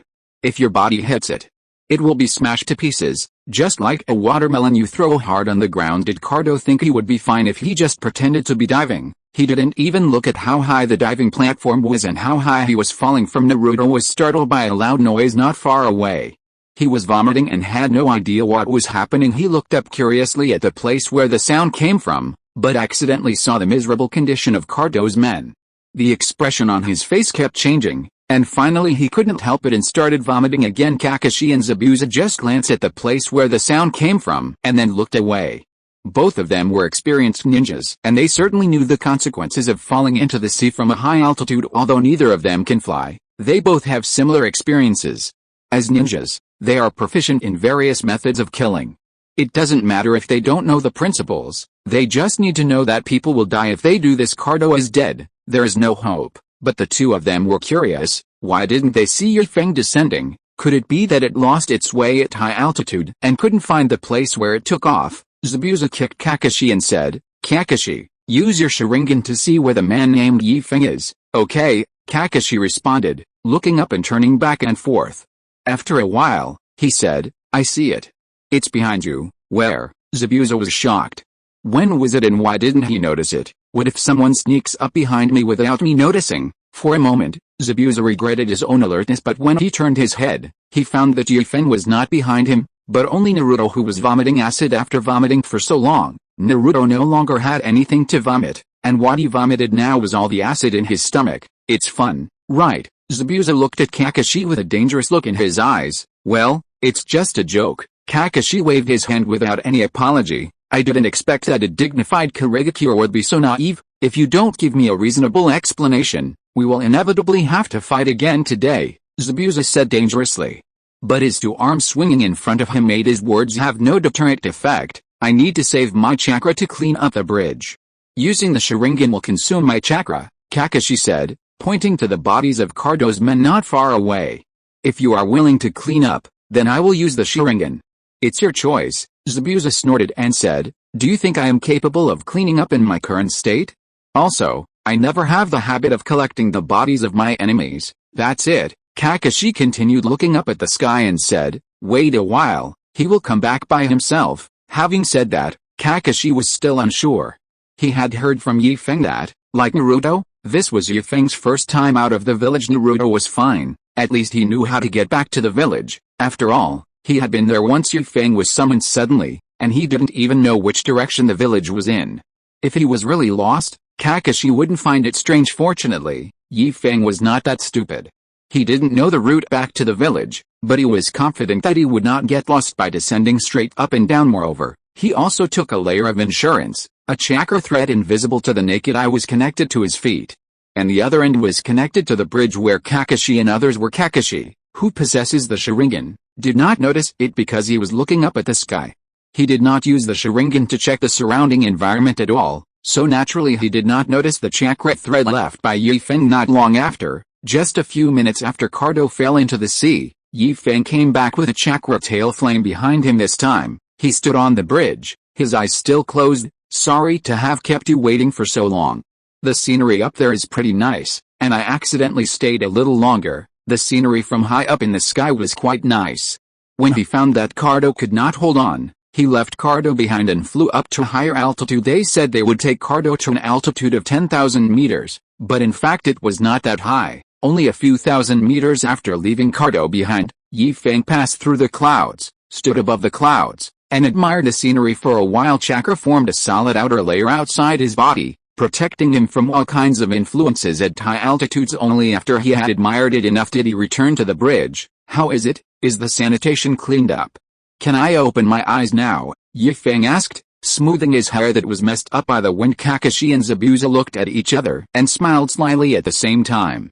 The former said, okay, you can open your eyes now. Yi Feng turned around and opened his eyes, and said complacently, want to trick me? Huh, you are still a little naive? Do you think I didn't smell the blood? Really? Ugh, being too clever may lead to mistakes. This is exactly what Yi Feng is like. It would have been better if he had not turned around. As soon as he turned around, he saw Cardo's men.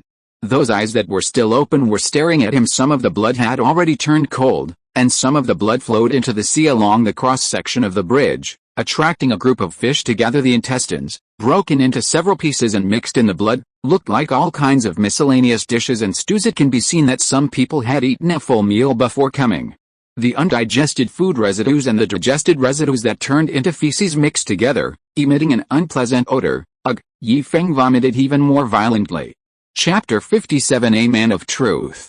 You're great, Kakashi. Yi Feng, who had vomited enough, gave Kakashi a thumbs up. This is none of my business. Kakashi spread his hands and put on an innocent look. I asked you to open your eyes, but I didn't ask you to turn around. You turned around by yourself. Besides, wasn't this all your fault? Well, Yi Feng had nothing to say. It was indeed him who did it. I shouldn't have used this trick earlier. Yi Feng thought to himself. Have you recovered your chakra? Yi Feng wiped the vomit residue from the corner of his mouth and smeared it on the guardrail. If you have recovered, use fire jutsu to burn these bodies, and then use wind jutsu to blow their ashes into the sea. Grind the bones and scatter ashes. What a good move. Zabuza really admired Yi Feng's ruthlessness. This was right. This was how ninja should be. If he was not ruthless, how could he establish his prestige in the ninja world? Bullshit, Yi Feng said unhappily. If their bodies were still intact, I wouldn't mind asking Kakashi to dig a big hole and bury them, but now that their bodies are like this, I don't think Kakashi would be willing to move them one by one. You don't mind if I do? Kakashi had a different opinion. Why should I dig a hole and move it? Why don't you move it? Oh, what you said is, it's you who is carrying out the mission, not me. I haven't gained any benefit from it, so why should I dig pits and move corpses? Yi Feng was unhappy. I just ate a few meals of your employer's meal, and you want me to do so many things. Even a black-hearted boss wouldn't do this. At least he would pay you wages, no matter how much or how little. At least he would pay you, but you were the one who killed the man, so you are the one who should deal with him. I am just helping at most. Kakashi crossed his arms over his chest and leaned on the guardrail. His feet, which were about to take a step forward, stopped moving. Listen, this is human talk. Zabuza, please judge. How can there be such a person? Yi Feng said indignantly. They took the mission. They took the reward. I helped them solve the problem. I just had a few meals, and now Kakashi wants me to clean up the mess. Isn't that too much? What is this equivalent to? This is equivalent to Cardo asking you to kill Desna, and you killed Desna, and also dealt with Kakashi and the others who stood in front of Desna, and what was the result? Just because you were injured and ate a few more of his meals, he didn't want to pay you the hiring fee, and he also wanted you to bury the bodies of Kakashi and the others. Do you think it's excessive? Too much, Zabuza said indignantly. As an outsider, I can't stand it anymore. Kakashi, I'm not saying anything bad about you, but look at the consequences of what Kato did. It's hard to put Kato's body back together now. Look at yourself. You've already had this experience, but you're still doing this. Do you also want to experience the feeling of free falling from a high altitude? Zabuza doesn't want anything else now. He just wants to watch the fun, especially Kakashi's fun. The more miserable Kakashi is, the happier he is, so of course he stood on Yi Feng's side. Okay, I can't argue with you too, so I surrender. Kakashi said sarcastically, I'll deal with the body, and you two masters, just stand by and give me advice. If I do something wrong, don't hesitate to point it out to me in person, and I'll change it immediately. You should have said so earlier, Feng said, taking out the last cigarette he had treasured and was reluctant to smoke. First, cast a fire escape. I'll borrow a light. When Kakashi released his fire style to clean up, Feng also successfully lit a cigarette. He took a puff and said happily, don't worry, I won't let you clean up in vain. I will pay people for anything I ask them to do. It's not like someone who wants people to work for free. When you're done cleaning up, I'll tell you an extra piece of information about the one you're most concerned about, the one he cares about most? Kakashi was stunned. The one he cares about most right now is Obito. Does that mean, fire style, great fireball technique, fire style, great fireball technique? He unleashed several fireballs in succession. The temperature was so high that it not only melted the corpse, but also caused cracks to appear on the bridge deck. Enough, enough. Feng hurriedly stopped them. The seawater under the bridge is almost boiling. This temperature is enough. Kakashi was exhausted and out of breath. His chakra had already been depleted in the battle with Zabuza. Even though he had recovered some after resting, the time was too short and he had not recovered much. Now it was almost depleted again. He had to save the little chakra left for releasing Winjutsu later. Today is another day when Kakashi has no mana. What do you know? Zabuza came closer to Feng. He was still thinking about what Feng had said to him. No matter whether it was true or false, he had to listen to it before he could draw a conclusion. If Feng just randomly used some information that everyone in the ninja world knew to fool him, then he would definitely not let Feng go. Zabuza swore that if Feng dared to play tricks on him, even if he couldn't beat Feng, he would attack the people around Feng and let Feng know the consequences of playing tricks on him. Feng frowned. He hadn't smoked for almost a week. Now he took a quick puff and felt a little drunk, which made him a little uncomfortable after the smoke was exhausted. Feng said slowly, actually, I don't know much. Zabuza's eyes flashed with ferocity. He used his arm to rub his mask open, revealing his mouth and the young face underneath the mask. What are you doing? Feng was somewhat puzzled by Zabuza's actions. What happened next made Feng understand. Zabuza's eyes were fierce, his arms were bent, and he opened his mouth to bite the kunai on his arm. Then he shook his head, pulled the kunai off, held it in his mouth, and rushed toward Feng. Hey, is that true? Feng took a few steps back and avoided Zabuza's attack. Zabuza kept chasing him and Feng kept backing away. What's wrong with the people here? Feng asked angrily. Don't you even listen to what others say? With a puff sound, he spat out the kunai in his mouth and said coldly, you were the first one to break your promise. The last person who broke his promise to me was Kato, and Kato's fate was, wait, I know what happened to Kato. I was the one who left him behind. Feng interrupted Zabuza for once. He also wanted to let Zabuza know how it felt to be interrupted while he was talking. You said I was untrustworthy. That's unacceptable. As everyone knows, I own a shop. I'm a businessman. People who do business care about this the most. When you say this about me, aren't you destroying my reputation? Be careful or I'll sue you for defamation, Kakashi. He is slandering me. Zabuza is slandering me. Kakashi ignored Feng's farce. He was still cleaning up. This time he was really cleaning up. The high-temperature flames burned the corpses into ashes. He was now using wind escape to blow the ashes into the sea. The seawater heats up quickly and cools down quickly. The base number is there. The fish that have just been scalded to death by the high-temperature seawater have become food for the new fish, and the ashes blown into the sea have also become their seasoning. Feng flicked the ash off his cigarette, feeling a little sad. He had just lit the cigarette and he hadn't even had time to take a few puffs. He was busy hiding and now the cigarette was almost burned out. He took a few puffs, satisfying his urge to smoke before returning to the village. He flicked the cigarette butt away and looked at Zabuza, who was trying to pull out the kunai from his arm. Feng said hurriedly, don't worry. I don't know much, but I definitely know more than you. Zabuza stopped and waited for Feng's next words. Feng looked around, then looked at the sky and his feet. When he was sure that there were no black or white creatures around, he approached Zabuza and whispered, the shadow of your village has been controlled by someone else. Zabuza's pupils trembled and he opened his mouth, but Feng covered it. Hush! Don't make any noise. Be careful, the walls may have ears. Let me tell you an even more explosive piece of news. The previous generation of Kage in your village was probably also controlled by someone. Even if he wasn't controlled by someone, he must have reached a cooperation with someone, otherwise your village wouldn't have become like that. Of course, this is just my guess. I can't be sure whether your Murakami Kage is being controlled by someone or is working with someone. The only thing I can be sure of is that the Kage of this generation in your village is 100% under control. You should know this better than me. The drastic change in Ying's personality before and after is also the reason for your defection, right? Who is it? Zabuza was shrouded in murderous intent. He knew, of course he knew, that he was the one who came from the Bloody Mist era of the Hidden Mist village originally, because of his existence, because he killed all the ninjas of the same period when he graduated. The policy of the Hidden Mist village changed originally. The village was slowly getting better, and some of the cruel policies of the previous Mizukage were slowly being abolished. At that time, the current Mizukage had just ascended to the throne. It was the decision of this generation of Mizukage that led the village to prosperity and gave him hope, but the good days did not last long. The Mizukage, who was originally wise and deeply loved by the villagers, suddenly changed his personality and issued a series of policies that were even more cruel than those of the previous Mizukage. All ninjas with bloodline limits were persecuted, which directly led to the Hidden Mist village being given the title of the Village of Blood Mist.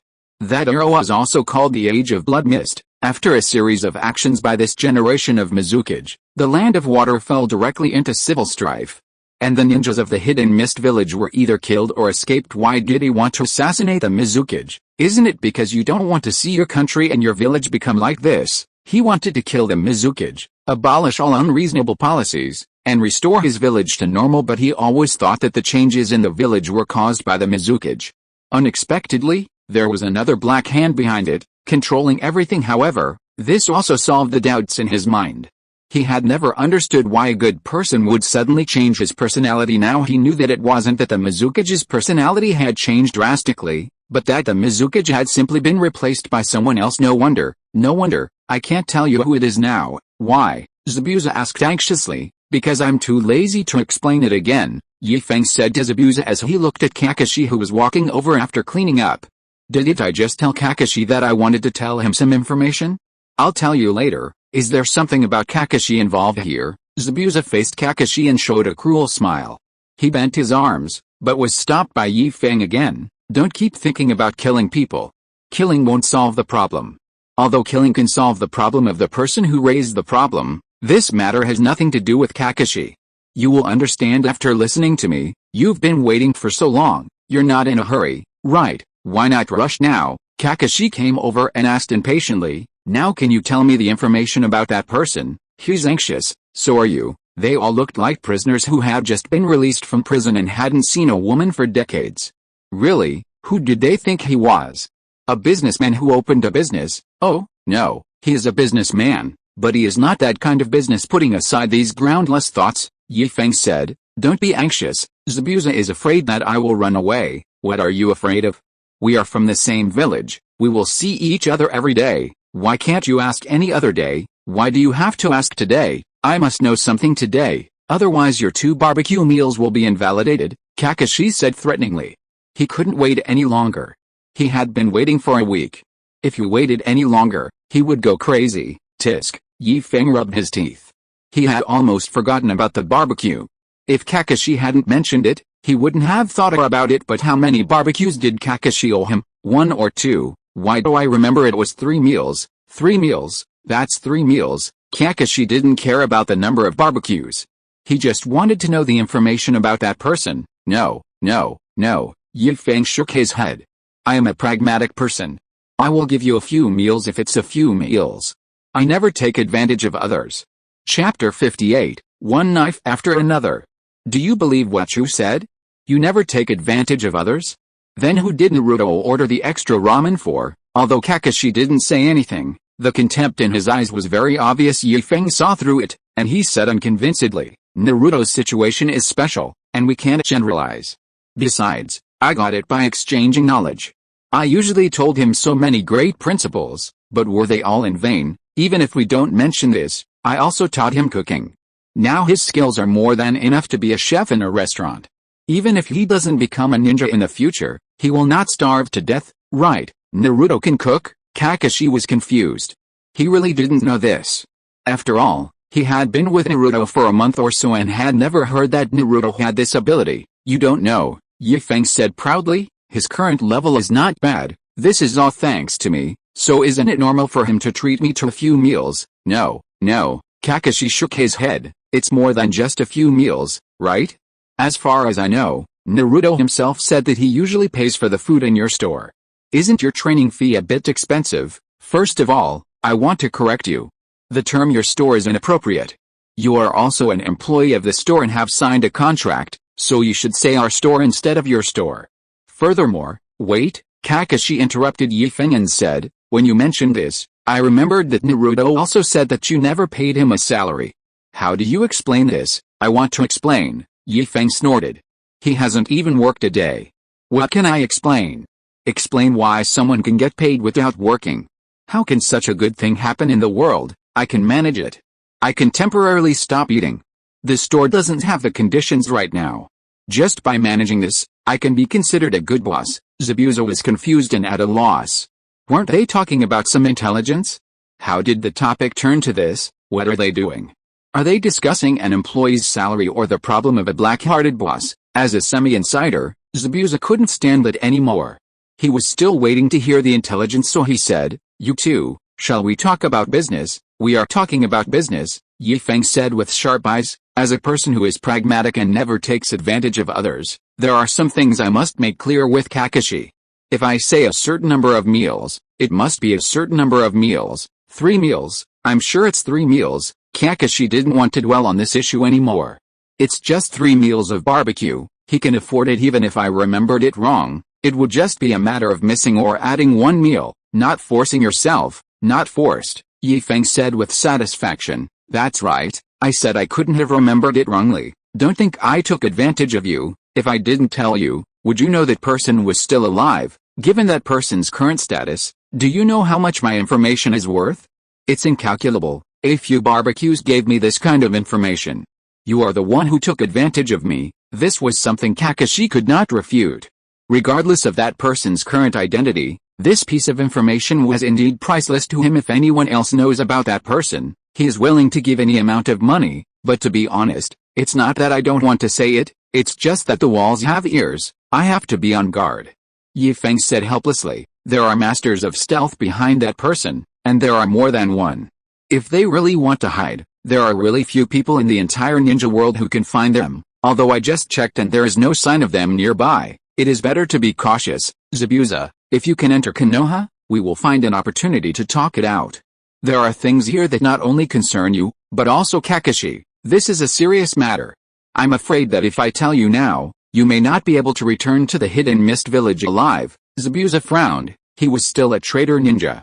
Even if he was not a traitor, if the ninjas from the 2 countries visited each other, they had to inform the village cage of their purpose in advance, and they had to conduct a strict search.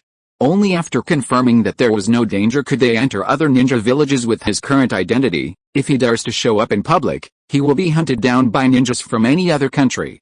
Not only that, the wandering ninjas on the black market will not let him go either. After all, his bounty is still very tempting. Seeing Zabuza's worry, Feng said, don't worry about how you're going to get in. Kakashi will help you find a way. Why should I help him? He just wanted to kill me. Kakashi disagreed.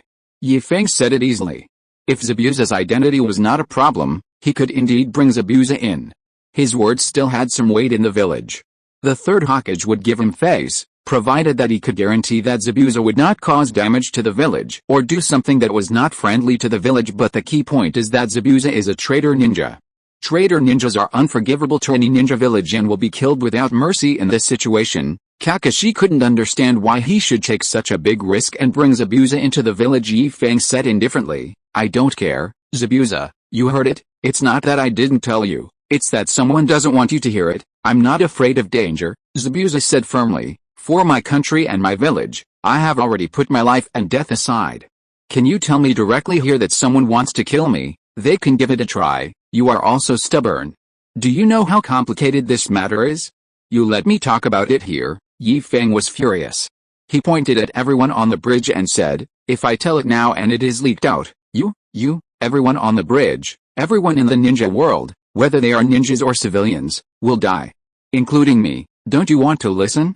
Fine, I'll tell you now, Zabuza, I'll control you. Feng couldn't say it after all. Kakashi had already covered his mouth. Brother, I was wrong. I will find a way to bring Zabuza into the village. Don't talk about it here. We will talk slowly after we go back. Although he didn't know what Feng was going to say specifically, Kakashi remembered that Feng once told him that troubled times were coming if it weren't for the impending chaos. Feng wouldn't have suddenly wanted to have the power to protect himself, otherwise why didn't he do anything before? Of course, this was just Kakashi's own guess, but he didn't dare to bet that Feng was lying. It was better to believe it than not. The ninja world had never been truly peaceful, and Kakashi had already realized this, but he was still a little worried and asked, "Is it safe to talk about it in the village?" Oh, sorry, I forgot. Kakashi released his hand that was covering Feng's mouth and said apologetically, Pa. Have you washed your hands?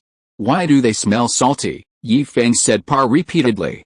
He always felt that Kakashi's hands smelled weird. No, Kakashi said confidently, I was fighting with Zabuza just now, so my hands inevitably touched some things, and then I was busy cleaning up.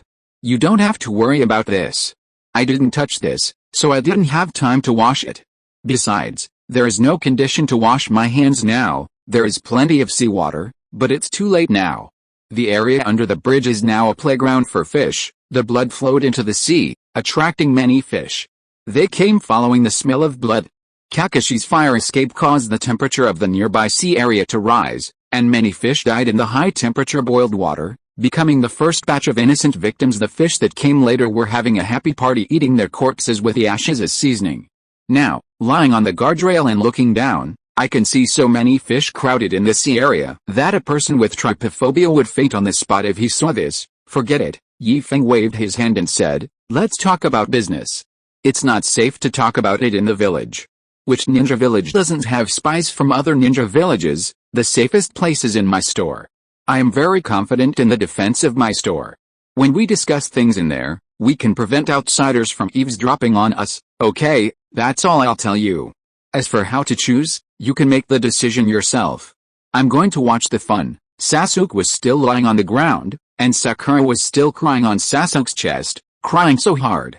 So many things happened in the outside world, but Sakura didn't even raise her head to look. It was long enough that Feng took Cardo to the sky for a stroll and came back, but Sakura was still crying. It is said that women are made of water. The ancients were right. Feng felt emotional. Xiaoying had been crying for so long, but she still had tears to shed. That's right. Feng, who was walking towards where Sasuke was lying, seemed to suddenly remember something and turned his head and said, Kakashi, don't let the third Hokage know about this. The current Konoha high-level officials, no one can be trusted. Don't let anyone else know. This will be good for everyone. Believe it or not, Sakura lay on Sasuke's chest, crying. It's not that she didn't hear the noise from the outside world, but she was too lazy to care. To her, Sasuke's death was like the sky falling. Without Sasuke, there was only black and white in her world. Hey, you're crying so sadly. If Sasuke heard it, would he be sad or happy? What makes me happy is that there are people who cry for me after I die.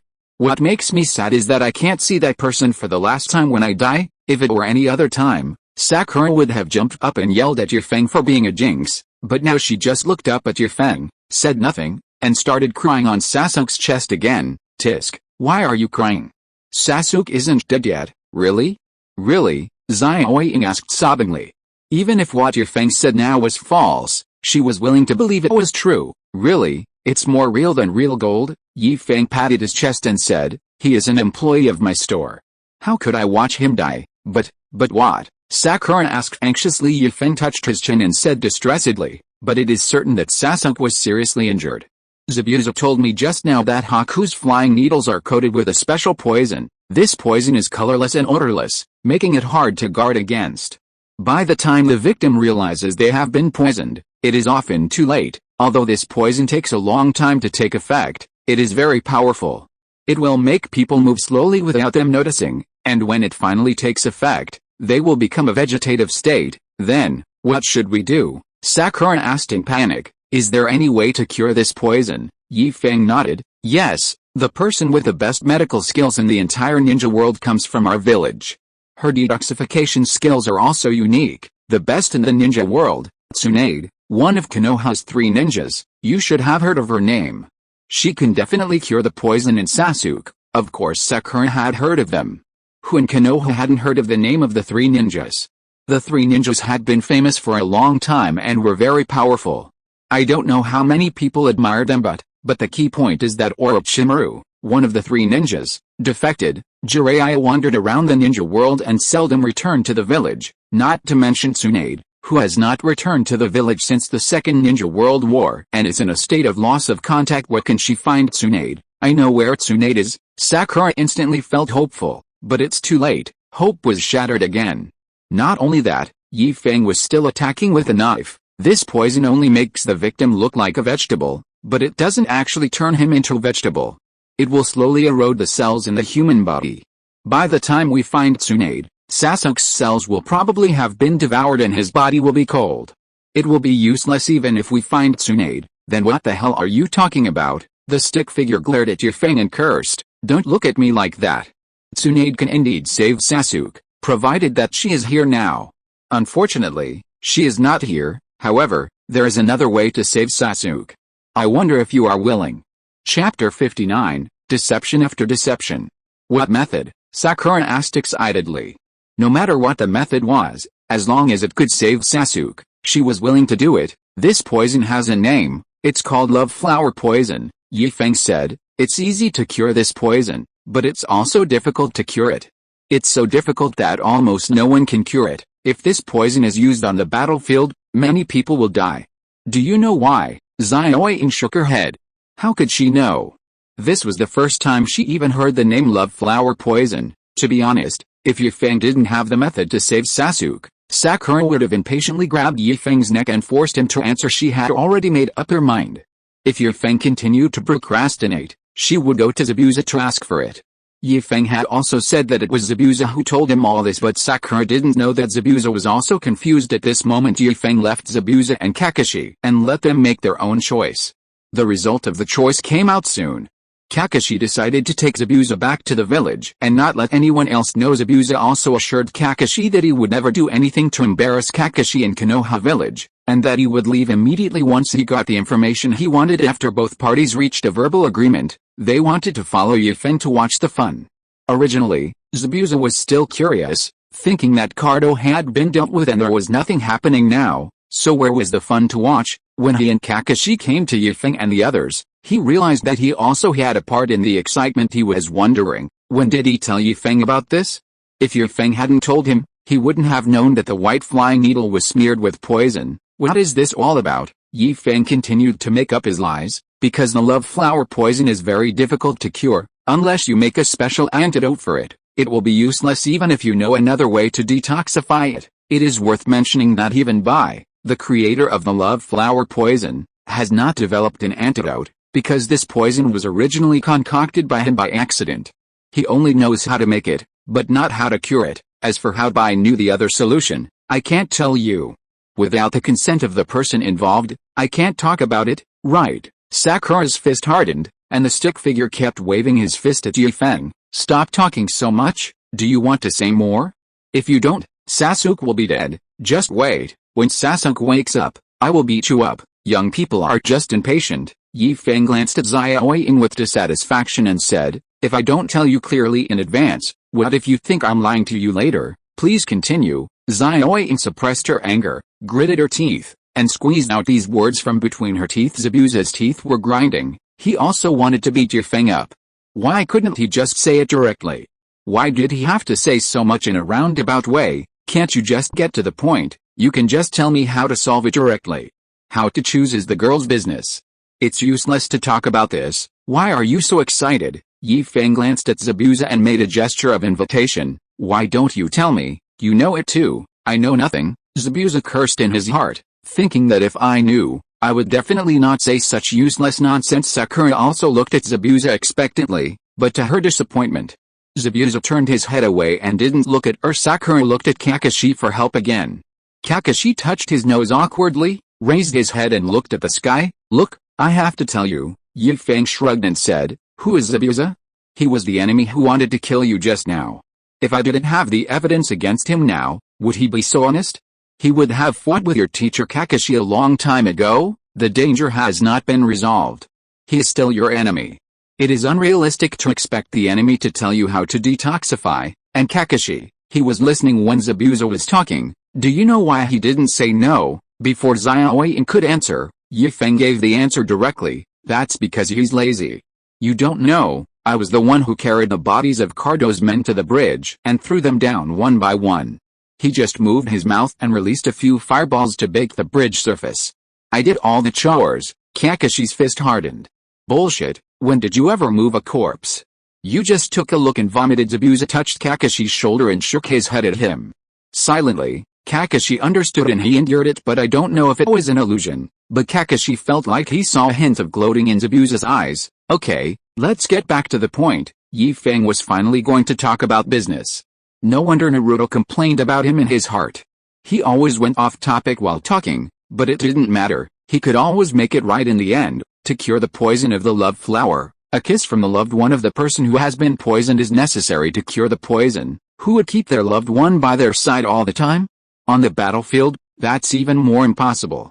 That's why I said this kind of poison is almost untreatable on the battlefield and will definitely cause the deaths of many people. Then how did I find this solution? Sakura blushed, but still couldn't help asking this question. Didn't I tell you that I won't tell anyone without the consent of the person involved?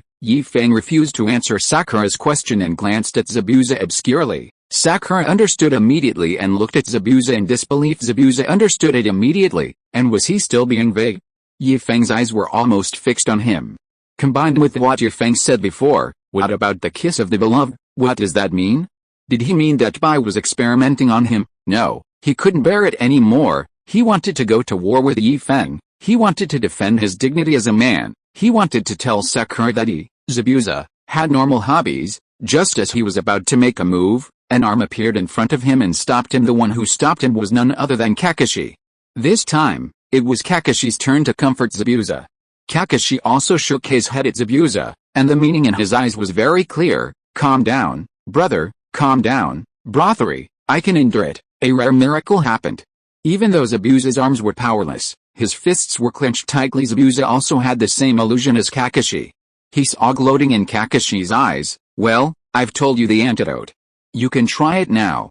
If you feel shy, the three of us can turn our heads away and not watch, but, it seems like this is your first time, right? It would be best if someone can guide you. I don't know much about this because it's my first time too. I don't think Zabuza would tell you. Kakashi, yes. Ask your Kakashi-sensei. He always watches Intimate Paradise and knows a lot about this kind of thing. Kakashi looked up at the sky in silence. He felt like a disgrace to his elder. The look in Zabuza's eyes was full of mockery. Hey, it seems that your teacher Kakashi is unwilling to teach you. There is nothing we can do. You have to do it yourself. Sakura rubbed her eyes, not knowing if it was her illusion. She just saw Sasuke's hand move, but before she could see clearly, the moving hand was quickly held by Feng. Facing Sakura's puzzled look, Feng held Sasuke's hand, shook it up and down, and said, "What's wrong? I saw that Sasuke's hands were too cold, so I just helped him warm them up. If you don't hurry up, he will really get cold." Hearing this, Sakura didn't bother to figure out if she had seen it wrong. Looking at Sasuke's pale face, Sakura took a deep breath and lowered her head. "Don't kiss the face. Kissing the face is useless," Feng said, pointing at Sasuke's mouth. "Kiss here, this is where it works." Sakura's face suddenly turned red. She pinched the corners of her clothes with both hands, hesitating and not daring to speak. Feng was so anxious. "Oh my ancestor, you are saving people. As the saying goes, saving a life is better than building a 7-story pagoda. Why are you still hesitating at this time? I can feel Sasuke's hands getting cold. If you don't want to, forget it, Sasuke. It seems like you are destined to have this disaster." Feng shook his head and sighed. "Don't worry, after you die, I will burn the news about that person for you. I don't know if you can still receive it." Seeing that Sakura was still hesitating, Feng added fuel to the fire and shouted with a sad tone, "Sasuke, my poor Sasuke, you died so tragically. It's not that I didn't save you, it's that I know I'm not your sweetheart, otherwise I would save you no matter what." Kakashi couldn't bear to watch it any longer, so he grabbed Feng and tried to drag him away. "Don't be too sad, this is Sasuke's fate. It's all my fault as a useless teacher. If I were a little more powerful, Sasuke wouldn't be in any trouble. Oh, how can I face Sasuke in the future? The last sentence was what Kakashi was thinking. Sakura didn't see it clearly, but he saw it clearly that Sasuke's hand did move. He knew Sasuke had woken up, but why hadn't he woken up yet? It was probably because someone hadn't finished watching the fun yet and didn't want Sasuke to wake up so quickly. Although he didn't know how Feng did it, he was no longer surprised. Feng had brought him too many surprises.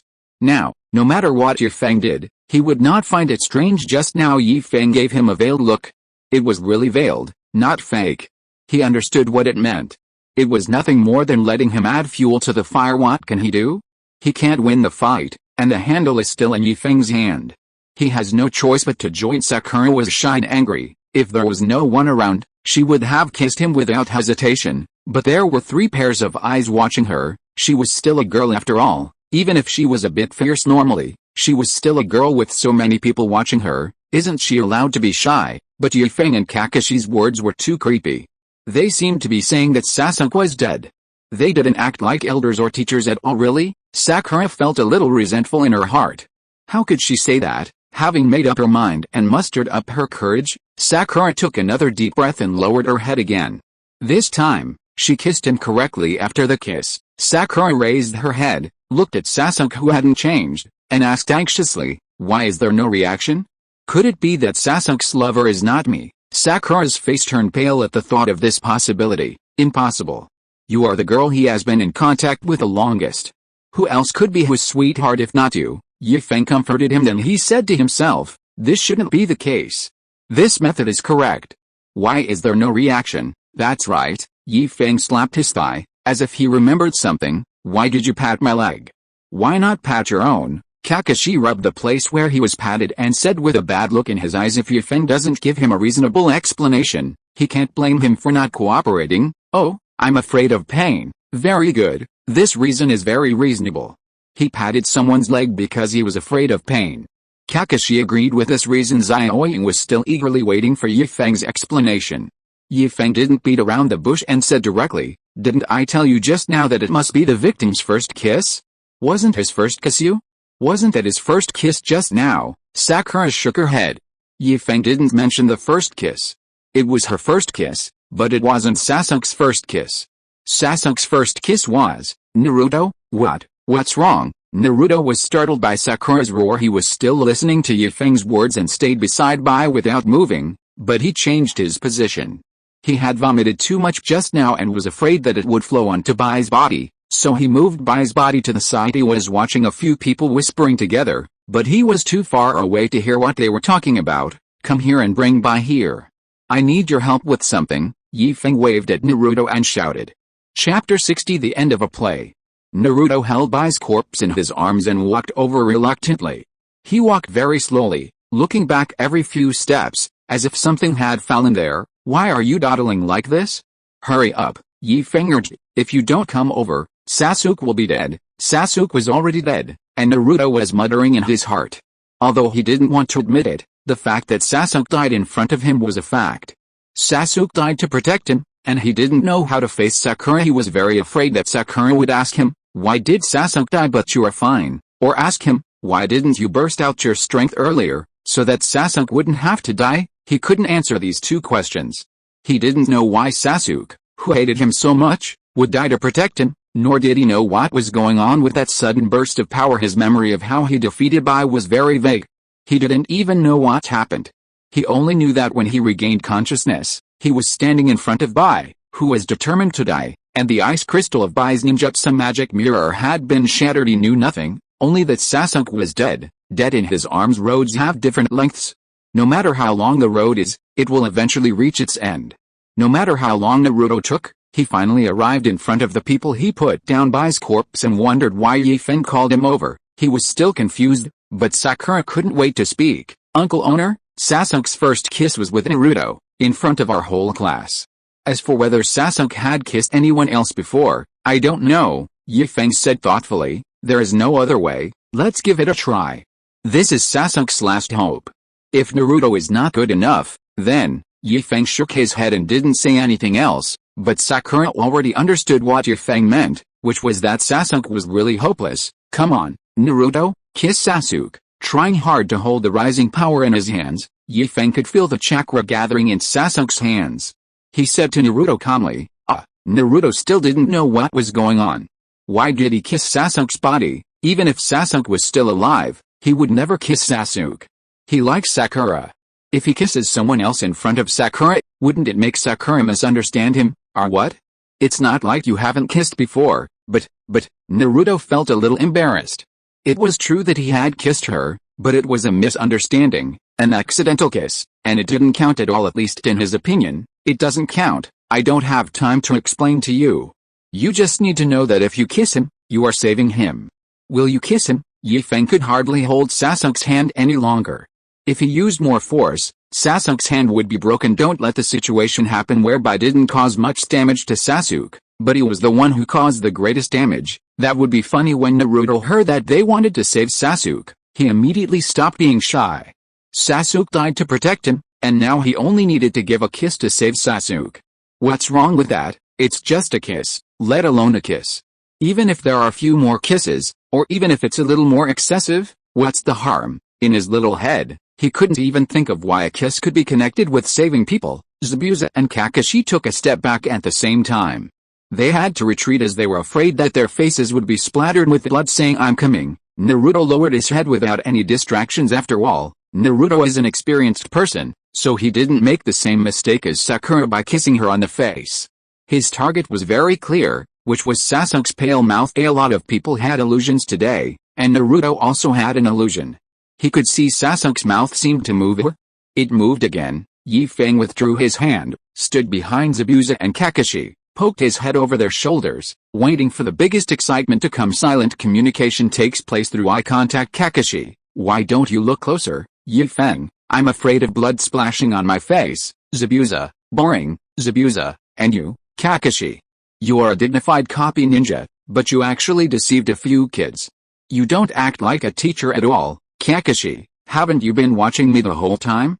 How dare you criticize me? Zabuza, humph, these are not my students. What does it have to do with me if they get fooled? Zabuza was disdainful of being associated with it too, and he left the group chat. Feng, there will be some fun later. Kakashi, do you want to watch it? Kakashi, gritting his teeth, look, you say I deceived children.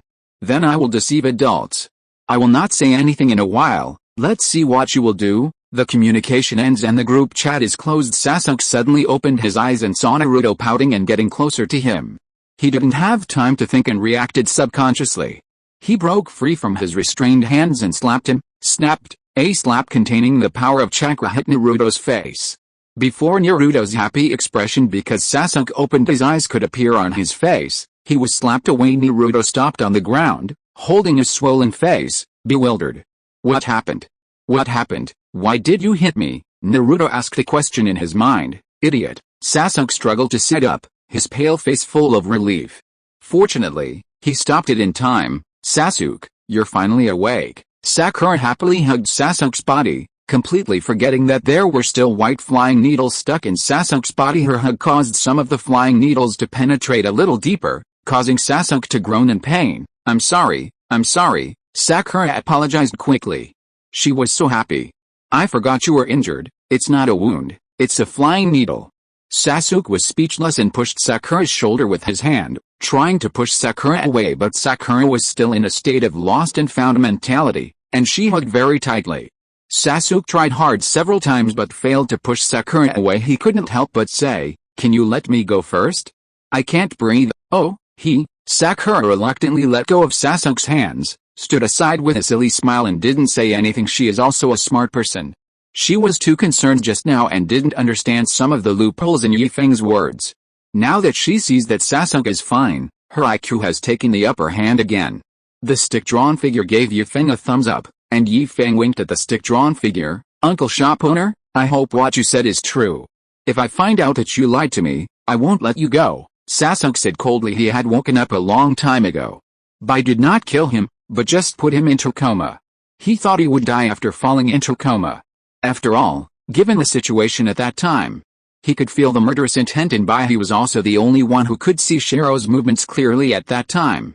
Naruto could not keep up with Shiro's speed at all, and the consequences of him fainting were predictable, so some of his words before he died, some of the things he recalled, were his true feelings. He thought he was dead, but when he woke up and could sense the outside world, a voice came into his ears. He felt more like it was in his mind. A voice came into his mind. The voice was very familiar. It was Feng's voice. The person you've been thinking about will show up soon. Do you want to see him? If so, just lie on the ground for a while. Don't move. Cooperate with me in acting. He didn't know how Feng managed to transmit the sound into his mind without being heard by others, but in order to get the information about that person, he compromised. He endured Sakura crying on his chest, and even though Sakura's tears and snot soaked the clothes on his chest, he did not move. Even though Zioin kissed him twice, he still didn't move. Feng, who was holding his hand, was telling him that the show was not over yet, but when Naruto came, he really couldn't bear it anymore. Even if it meant losing the information about that person, he had to wake up. He couldn't stand anyone kissing him, especially a man. It was true that his first kiss was given to Naruto, but that was just an accident. He would never allow this to happen a second time. Feng also knew that jokes should not be taken too far, so at that time, he loosened his grip on Sasuke's hand and told him that the play had been completed and he could wake up facing Sasuke's threat. Feng didn't take it to heart at all. What he said was true. The person Sasuke was thinking of would indeed show up soon, and in Konoha, even if the reality deviates from what he knows, Feng is not worried that Sasuke cannot beat him, so he hid behind Zabuza and Kakashi and just said, "Don't worry, I always keep my word. Can anyone explain to me what happened?" It looked like Naruto was beaten badly, and his speech was unclear. It took Feng a long time to think before he understood what Naruto was saying. "I'll explain it to you on the way back." Feng lied to Naruto. "Now you just need to know that your sincerity touched the god of death, and he couldn't bear to see you two brothers separated, so he resurrected Sasuke." "Yes, is that so?" Naruto couldn't believe it. Then his expression changed, and he looked at Feng unkindly and said, "Uncle Owner, do you think I'm a 3-year-old child? How could I be fooled so easily by you? If you don't explain it to me clearly, I will resign when I get back." This sentence no longer posed a threat to Feng. He came up with a way to counter Naruto. "Quit, it doesn't matter. Sasuke and Sakura have already signed the contract and can be considered employees of my store. It's just right that you leave and the room will be vacant. We all work in the same store. After a long time, we will interact with each other every day, so it is inevitable that different sparks will be created. You know what I mean, right? Well, when the time comes, the empty room will come in handy.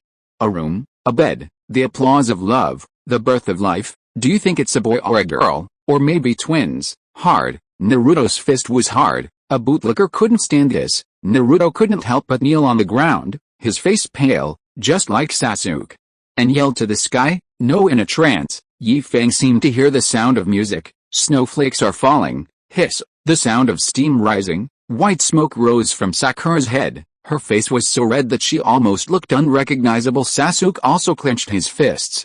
Although seeking revenge on that man was his first goal, he had no other ideas before that, but he could not control the fantasies in his brain. Boy, girl, twins? What should I name them? No.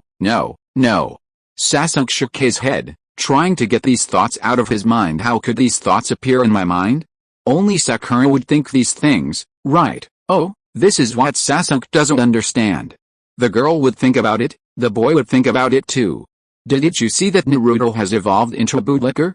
He thinks about these things a lot in his mind. Are you still resigning? Feng asked with a smile. Naruto shook his head like a rattle. What the hell was the point of saying goodbye? The person who would marry Sakura had to be him in order to prevent Sasuke and Sakura from getting together. Naruto decided that he would occupy the staff dormitory and no one could take it away from him. He would continue to work in the store before getting married. No, after getting married he also has to work in the store. As long as Sasuke is in the store, he will stay in the store and not leave Sasuke any chance. The group chat started, and it was still the same few people. Feng, deal with it, Zabuza. Kids these days have really complicated thoughts. When I was young, Kakashi, yes, like in your time, you killed all your classmates. Even if you wanted to have complex thoughts, you had no chance. Zabuza, angry, one-on-one, it must be one-on-one. You'd better wait until my wounds are healed, otherwise I can't kill you. Kakashi, disdainfully, you can't kill me, you can't beat me. Twice. Zabuza, incompetent rage. Feng, trying to mediate, stop arguing and listen to me. It's not that I look down on you two, but the two of you combined can't beat me. Zabuza, narrowing his eyes, Kakashi, narrowing his eyes, Naruto, why are you getting so close to me? Feng pushed Naruto away, displeased. The three of them were communicating silently, when suddenly a person appeared in front of them, which scared him. I'm just curious. Naruto felt a little aggrieved.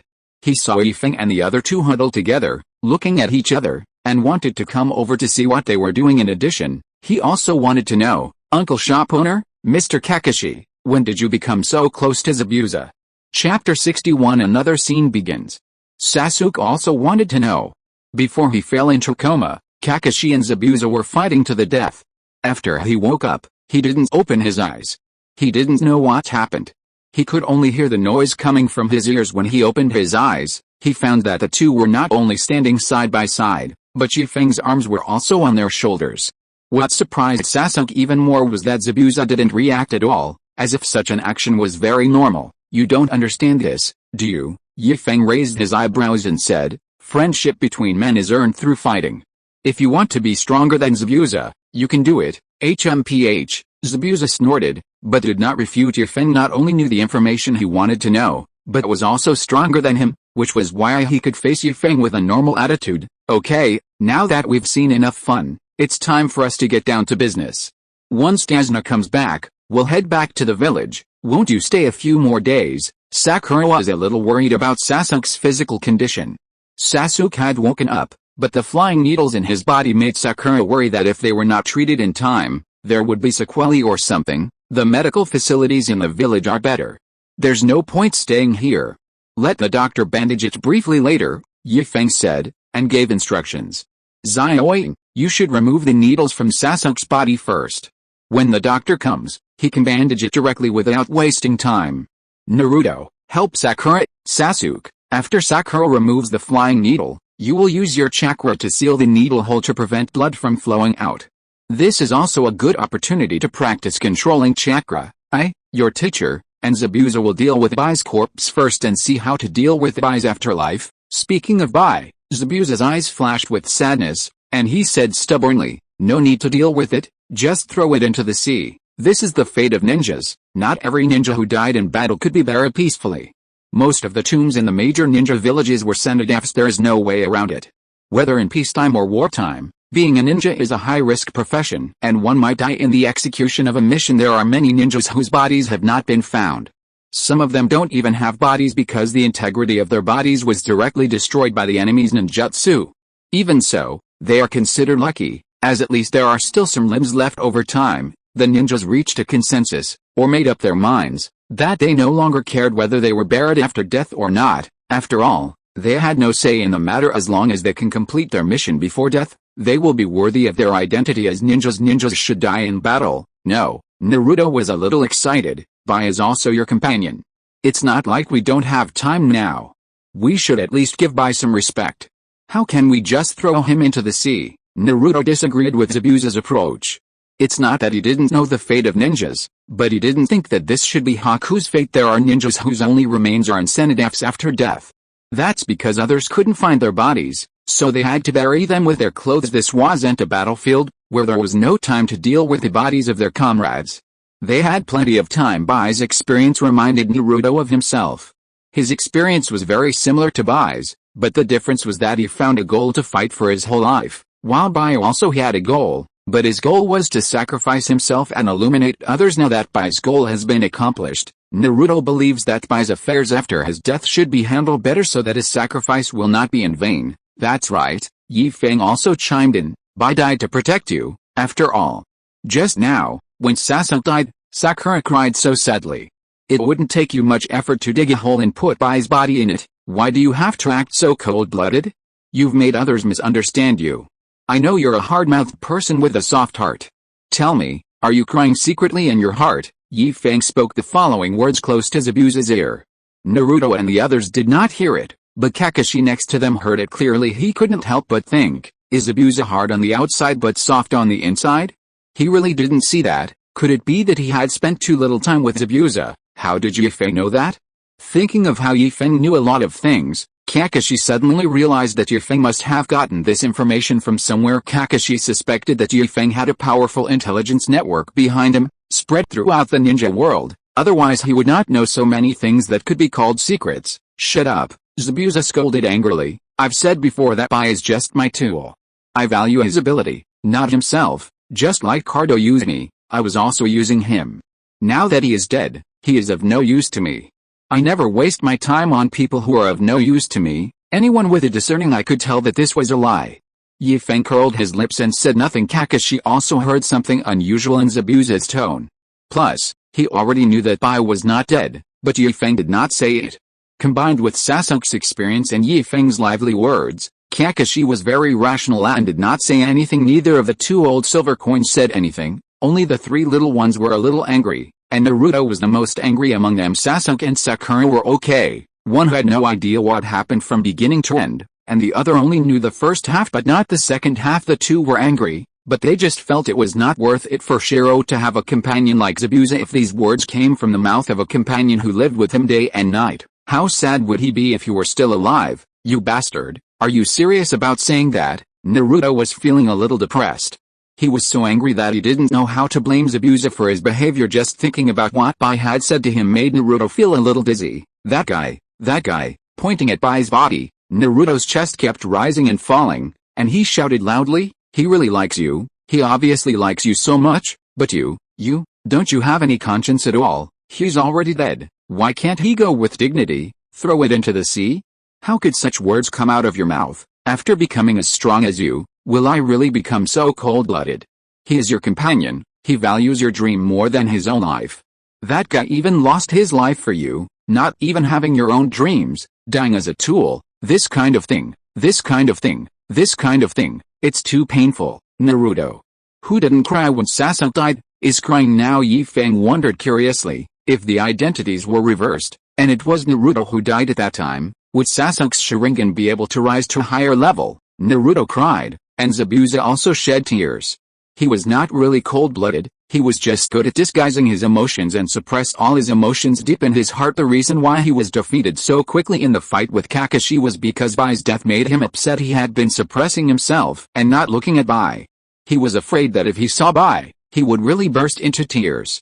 He couldn't do such a shameful thing. He also thought that after throwing Bai's body into the sea, he would go into the water, fish out Bai's body, and find a place to bury it after everyone had left. In this way, he could maintain his cold-blooded image in front of outsiders. After all, isn't that everyone's impression of him? He is used to it. He could still barely hold on to what Yi Feng said, but what Naruto said really broke his defense. Little brat, stop talking, Zabuza said, turning his back to avoid others seeing him cry. Haku is so gentle and kind. He has always shown mercy to you. I know that he is not suitable to be a ninja. He is not that cruel. I think he's very happy to meet you. He has never had a playmate of his own age. If it were any other time, you two would have become very good friends. Unfortunately, it's too late to say anything now. It's not too late, Yi Feng interrupted. I know a way to save Bai, as long as... Zabuza didn't twist his body, but suddenly shouted, shut up.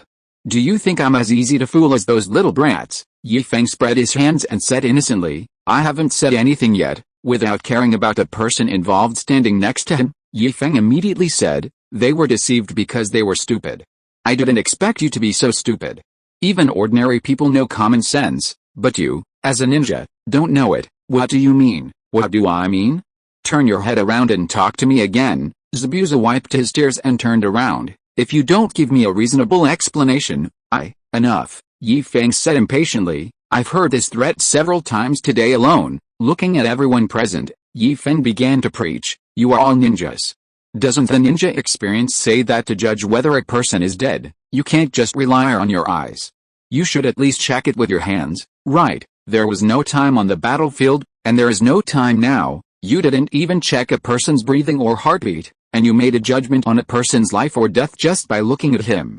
How did you come to this conclusion? According to your judgment, people should not sleep, because sleeping means death. There are several villagers lying over there, unconscious, no, dead. You should dig a hole and bury them. Do you think they would come to you in your dreams in the middle of the night, grab your body, and cry out, I died a miserable death? You buried me alive or something like that. Sakura was so embarrassed that she couldn't raise her head. She learned theoretical knowledge the best and remembered the ninja experience very clearly. It did mention how to judge whether a person was dead, but when she saw Sasuke lying on the ground motionless with needles all over his body, and Naruto didn't say anything in response to her questions, she was really panicked. She forgot most of the knowledge she had learned and only remembered the 25th rule of ninja experience. Naruto pointed at Sasuke and stammered to Feng, but, before he could finish his words, Feng interrupted him. But what? Are you trying to say that Sasuke has so many flying needles stuck in his body? Naruto nodded. Tisk, Feng said disdainfully, by even vomited blood. Sasuke's body is cold. Sakura wanted to save her status as a top student. When she lay on Sasuke and cried, she could feel Sasuke's body temperature dropping. Before that, she touched Sasuke's face with her hand, and it was also ice cold. You were lying on the ground for so long, and you were cold.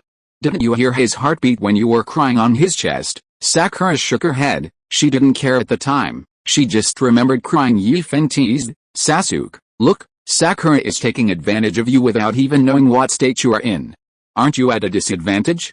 Don't you have to take advantage back? Sasuke looked at Feng as if he was an idiot and said nothing. Feng instantly lost interest and waved his hand, saying, how boring. You don't know how to be funny at all. Let's continue. Feng continued, no matter what kind of injuries a person has, whether he is vomiting blood or has flying needles all over his body, you can't just look at him and conclude that he is dead. There are many powerful people in the ninja world, and they have many ways to save their lives. Some people can survive even if you cut them into pieces, let alone vomit blood. Don't refute me. Just because you haven't met or heard of such people doesn't mean there aren't such people. Let's get back to the topic. Let's talk about Bai's situation. Zabuza, go check if Bai is breathing and has a heartbeat. Don't think that he's dead just because he was shot in the heart. He's far from dead. There was no need to look. Zabuza already knew the result. The result was right in front of him. Bai was looking at him with his eyes open after Feng finished speaking. He also saw it and greeted him. Hey, you're awake. How do you feel? A smile appeared at the corner of Bai's mouth. If you're listening to this novel on a channel other than Fanfic World, it means they downloaded and uploaded it without effort. We cordially invite you to visit our channel, Mundo Fanfic Novelis. There you'll find the original version of this story and you can explore many other novels of various genres. We're waiting for you to immerse yourself in a world of incredible novels. Chapter 62. Another game also ends. He tried to sit up from the ground, but as soon as he moved his hands and feet, he felt a piercing pain. He shook his head and lay back down, saying, I don't feel well. I can't lift my strength and my chest hurts. It's normal to feel pain. It's actually a good thing to feel pain. Feng walked quickly to Bai's side and held his hand in the eyes of Bai's surprise. Bai was about to ask something when he felt a stream of chakra flowing into his body continuously. It was warm and made him feel very comfortable, but also made him feel sleepy. Don't fall asleep. If you fall asleep again, I can't guarantee that you can wake up. Feng looked Bai up and down and said in amazement, you are really lucky. You are the first person who can survive Kakashi's move. Bai didn't know what was going on. At that time, he didn't have time to make too much defense. He just summoned an ice mirror to block in front of himself, and he himself stood in front of Zabuza the moment Reikiri hid him. Bai knew that he was it. The horrifying power contained in Reikiri had exceeded the limit of his body's endurance if Kakashi had not taken the initiative to disperse most of the power in the Reikiri at the last moment. Bai felt that the Reikiri would be able to penetrate his body and create a large hole in his body that was transparent from front to back rather than like now without lifting up his clothes. Bai knew that his chest must be a bloody mess. Oh, right. Feng suddenly remembered something and turned to Zabuza and asked, if you want to get information from me, you have to pay. Kakashi and the others have already paid, now it's your turn. Zabuza was lying on the edge of the guardrail, watching the school of fish frantically scrambling for food under the bridge, but his erect ears showed that his mind was not on that at all. As for where his mind was, everyone present knew it, but they all pretended not to know. Hearing Feng's voice, Zabuza nodded without turning his head. He still remembered what Feng had told him before, that he wanted to ask him something, and he thought this should be the reward. Sure enough, Feng did not ask him for anything, but asked directly, is Bai a man or a woman? I am male. Why are you rushing to answer? I didn't ask you. Feng was unhappy. He wanted to hear Zabuza's answer, not Bai. The person involved Feng continued to pester Zabuza, and said relentlessly, Zabuza, you better think carefully before answering, and don't lie. There are witnesses here. Witnesses? Where are the witnesses? The person involved has said that he is a man. It is impossible for someone to get his gender wrong, right? Kakashi thought speechlessly. Zabuza didn't know what tricks Feng was playing. The person involved had already spoken, but he still had to ask him, and he couldn't help but be speechless. It's a man. Bai is a man. Look, Kakashi, Bai is a girl. How can you be so harsh on a girl? Feng criticized Kakashi, who was watching the fun on the side. A big question mark appeared above Kakashi's head. He pointed at himself, trying to confirm whether Feng was talking to him. What are you pointing at? I'm talking about you. No, Kakashi was dumbfounded. What did this have to do with him? They were enemies at that time. Facing the enemy, should he show mercy? He is an old ninja, not a novice like Bai who doesn't want to be a ninja. Besides, it was Bai who rushed over on his own. By the way. Kakashi slapped his forehead. He was almost angry to the point of being confused. What he was talking about now was not whether his subordinates would show mercy or not, but the issue of Bai's gender. Didn't Bai himself say it himself? He is a man, a man. Zabuza even emphasized it twice. How can an outsider like you know it better than he does? Feng didn't care and continued to blame Kakashi. Fortunately, people have two organs, and you only damaged one of them. If both were damaged, their children would have nothing to eat in the future, and you have to be responsible. What responsibilities do I have? I'm responsible for it. Kakashi knew the contents of Family Paradise by heart. As an old driver with no practical experience, he was still an old driver. He was much better than Naruto and Sasuke, the two novices who didn't have a driver's license. He could tell what model of car Feng was driving just by listening to the exhaust. Sakura, who is a car lover, also heard it. She looked at Sasuke with a blushing face, which made Sasuke a little confused. Before Kakashi could finish his words, he said sarcastically, if your hearing is not good, when Desna comes back with a doctor, let the doctor check you out. If your brain is not working well, with a swoosh, Kakashi pulled out a kunai that someone had thrown from the ground, weighed it in his hand, and said maliciously, a quack doctor, can help you with it. Look, you don't know how to tease. Feng admitted his weakness, turned around and whispered to Bai, I know what you are worried about. Aren't you worried that it will be inconvenient for you to stay with Zabuza as a girl? Just tell me and I will keep it a secret for you. Come on, tell me, are you a boy or a girl? I may disappoint you, sir. Bai Bu didn't know Feng's name yet, so he could only address Feng as sir. I am indeed a boy. Feng still didn't give up. Have you ever thought about becoming a girl? You know, once you become a girl, your relationship with Zabuza will be closer. With your cute looks, Zabuza will definitely love you to death. By then, will Zabuza still treat you as a tool? He's not in a hurry to feel sorry for you. I think things are good now. I don't have any other plans. Bai shook his head with a determined look on his face. Well, since you insist so much, Feng said with a disappointed look on his face, but as someone who is a few years older than you, I would like to advise you that it is best to sleep alone at night. Don't sleep in the same room with Zabuza. I'm afraid you will lose control. How could I, a simple person, understand what Feng meant? He didn't understand, but someone else did. Zabuza bent his arms, but was stopped by Feng again. Come on, brother, why are you so angry? It's just a joke, to liven up the atmosphere. Kakashi couldn't stand it anymore and said, how can you liven up the atmosphere like this? You are teaching the children bad things. Do you know that? What are you talking about? What are you talking about? Are you accusing me? Feng pointed at Naruto, Sasuke and Sakura and said unconvincedly, do you really need me to teach a child bad things? Look at the three of them. They are so young and yet they are imitating others and dating. Look at Sakura, her eyes never left Sasuke. Look at Naruto, he is so close to Sakura that his saliva is almost flowing. Naruto subconsciously wiped the corner of his mouth. And when he saw there was nothing, he realized that he had been tricked. However, Sakura smelled really good. He, and Sasuke. Oh, Sasuke is fine, but as the saying goes, a girl who chases a boy is easy to get.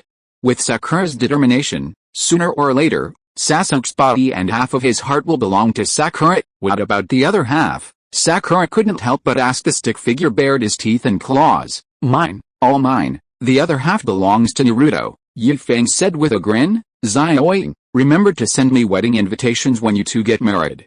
I want to sit at the main table, no problem. Xiaoying also smiled foolishly and assured Yi Feng the two of them talked about this as if no one was around, without even asking the other person whether they agreed or not. Sasuke said coldly, I don't agree. Naruto also joined in, I don't agree either, your opinions are not important.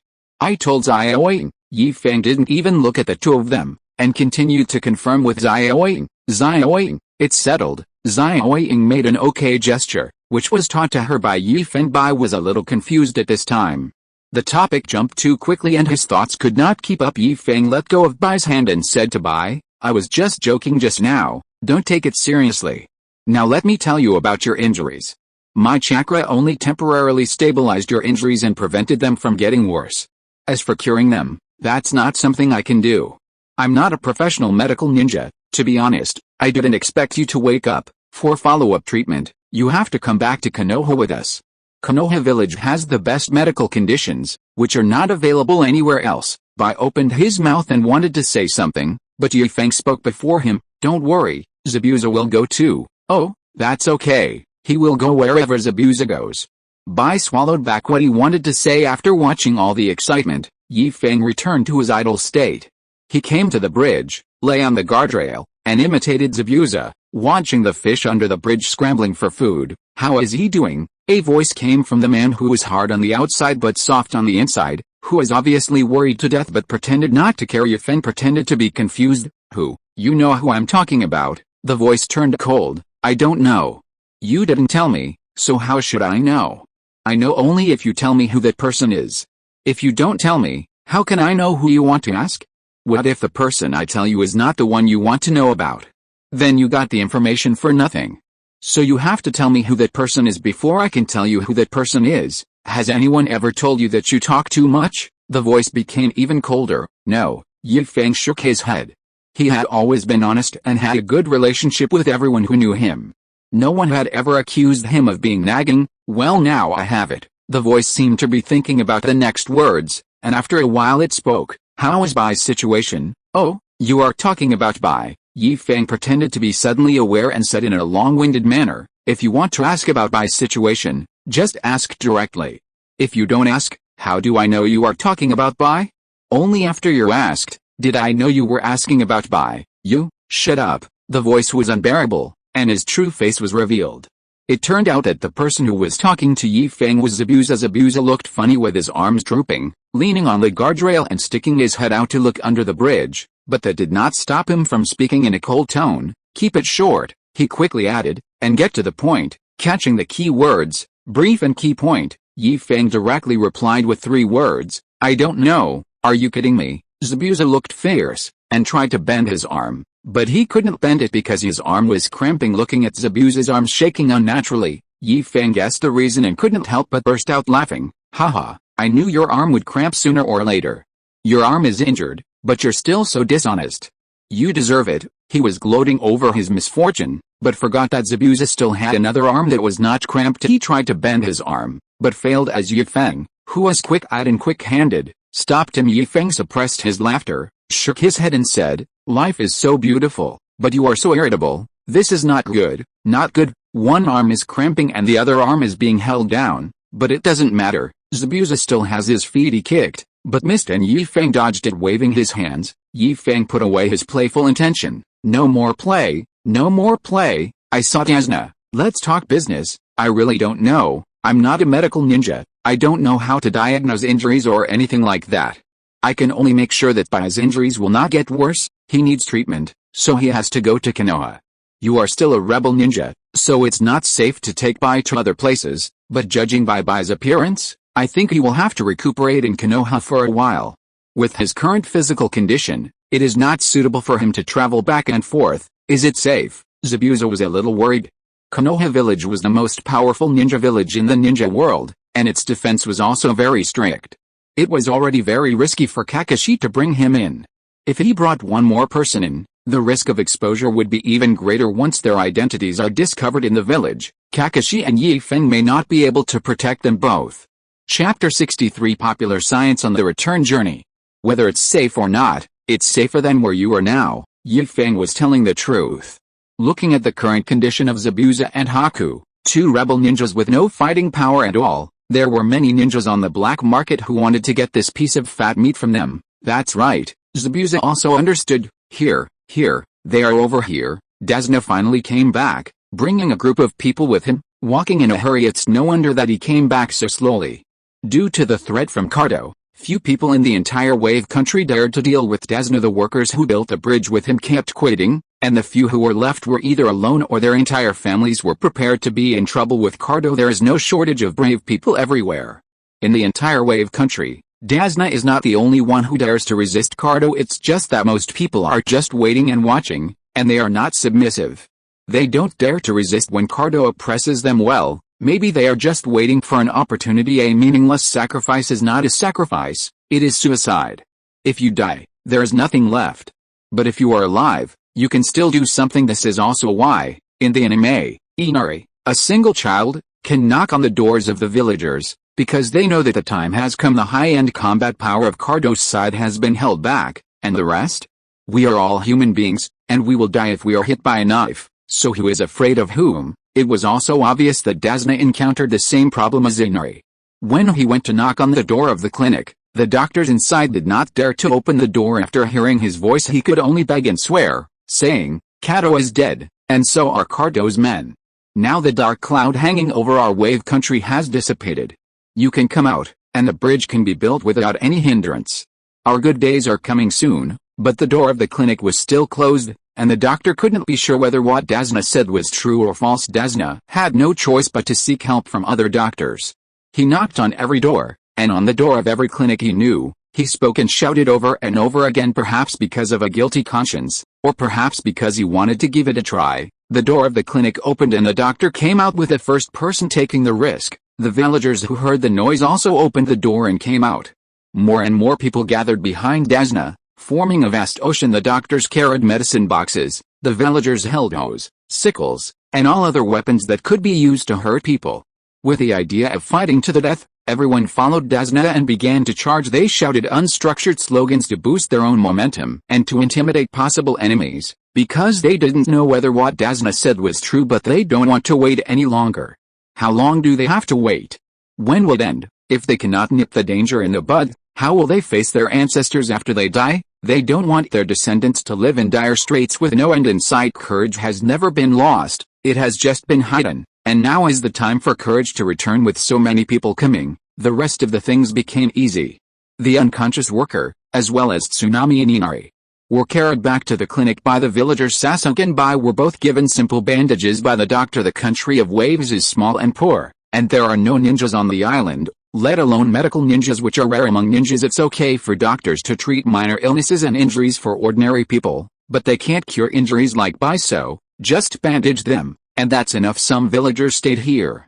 They had to work with Desna to complete the final finishing of the bridge, and they also had to repair the traces of damage on the bridge deck caused by the battle. While everyone was busy, Kakashi took Naruto and Sakura back to Desna's house to pack up the things they brought. Zabuza also went back to the place where he and Shiro were staying temporarily. The kunai on his arm had been removed by the doctors and the wound had been bandaged. The kunai didn't pierce very deep.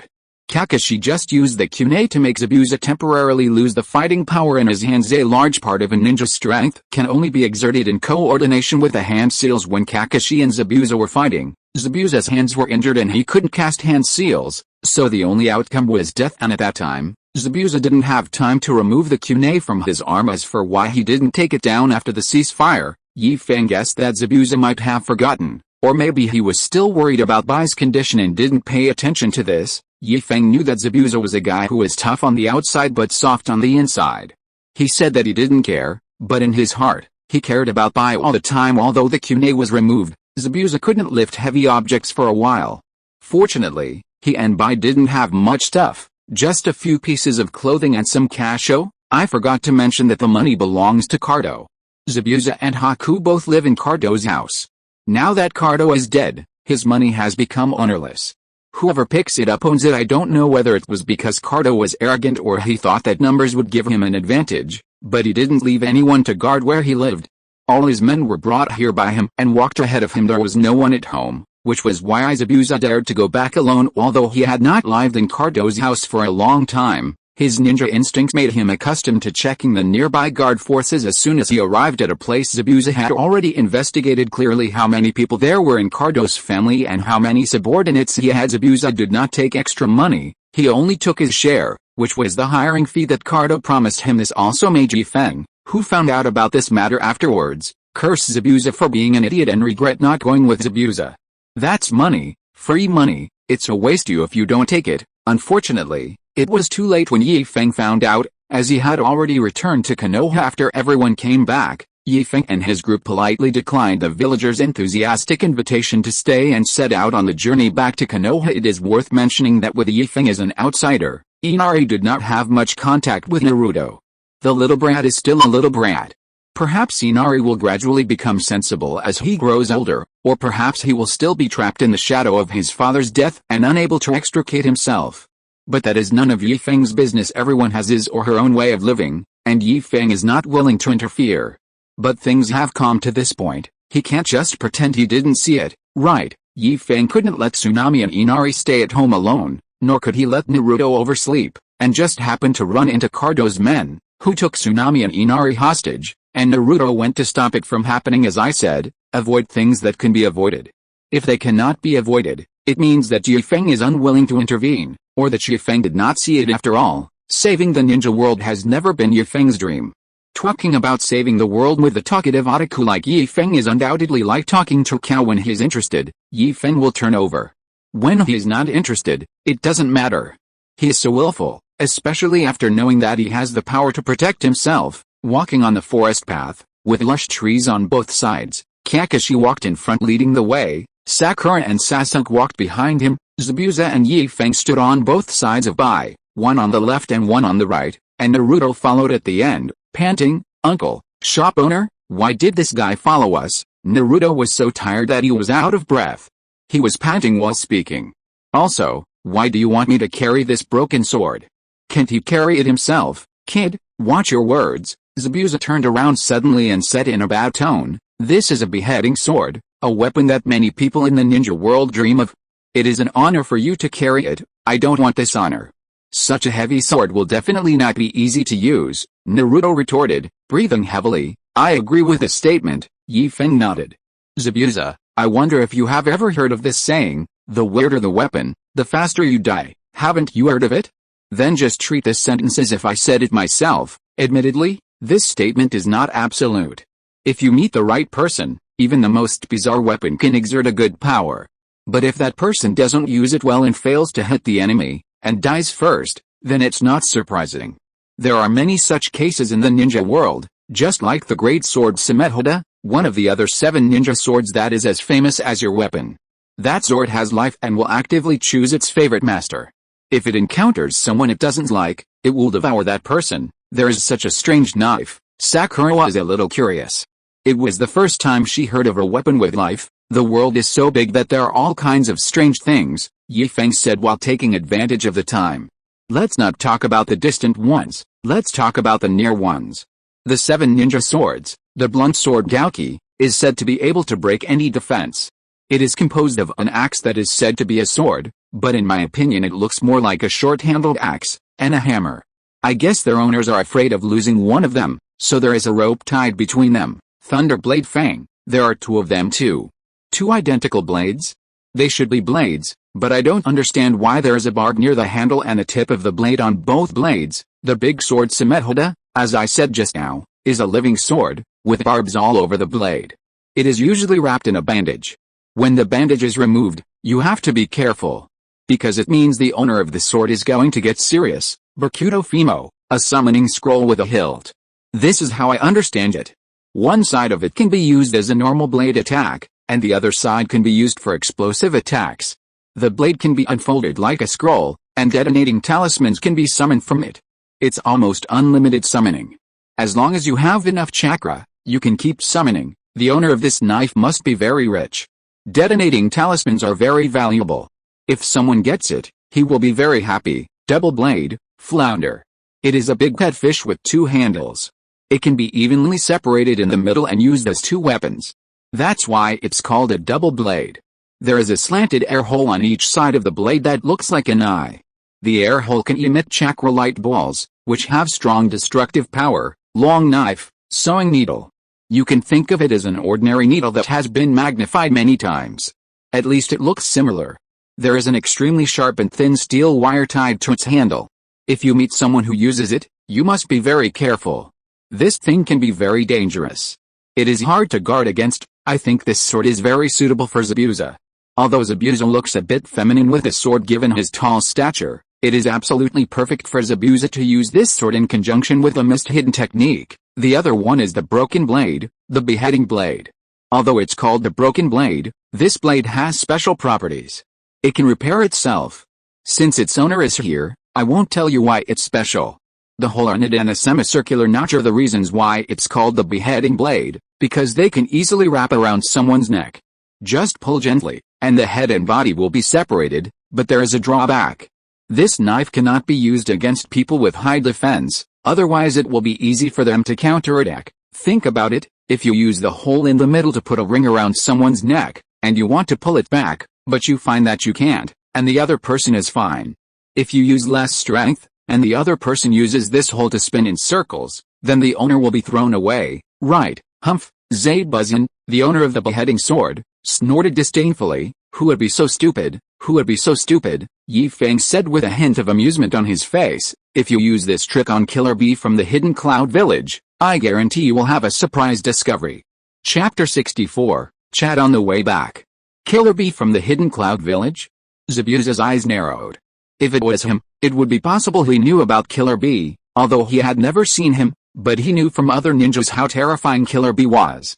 He was no match for Killer Bee. Wow, shop owner, you know a lot. Naruto showed an admiring expression on his face, but he changed his tone and muttered again, but you still didn't tell me why this guy followed us, and why I have to carry this. He wanted to say broken sword, but Zabuza's unfriendly look made him change his words in time. The legendary beheading sword. The 7 ninja swords are known to many people in the ninja world. Anyone who studies weapons will know a thing or two about them. I'm not the only one who knows about them, right Kakashi? Kakashi nodded.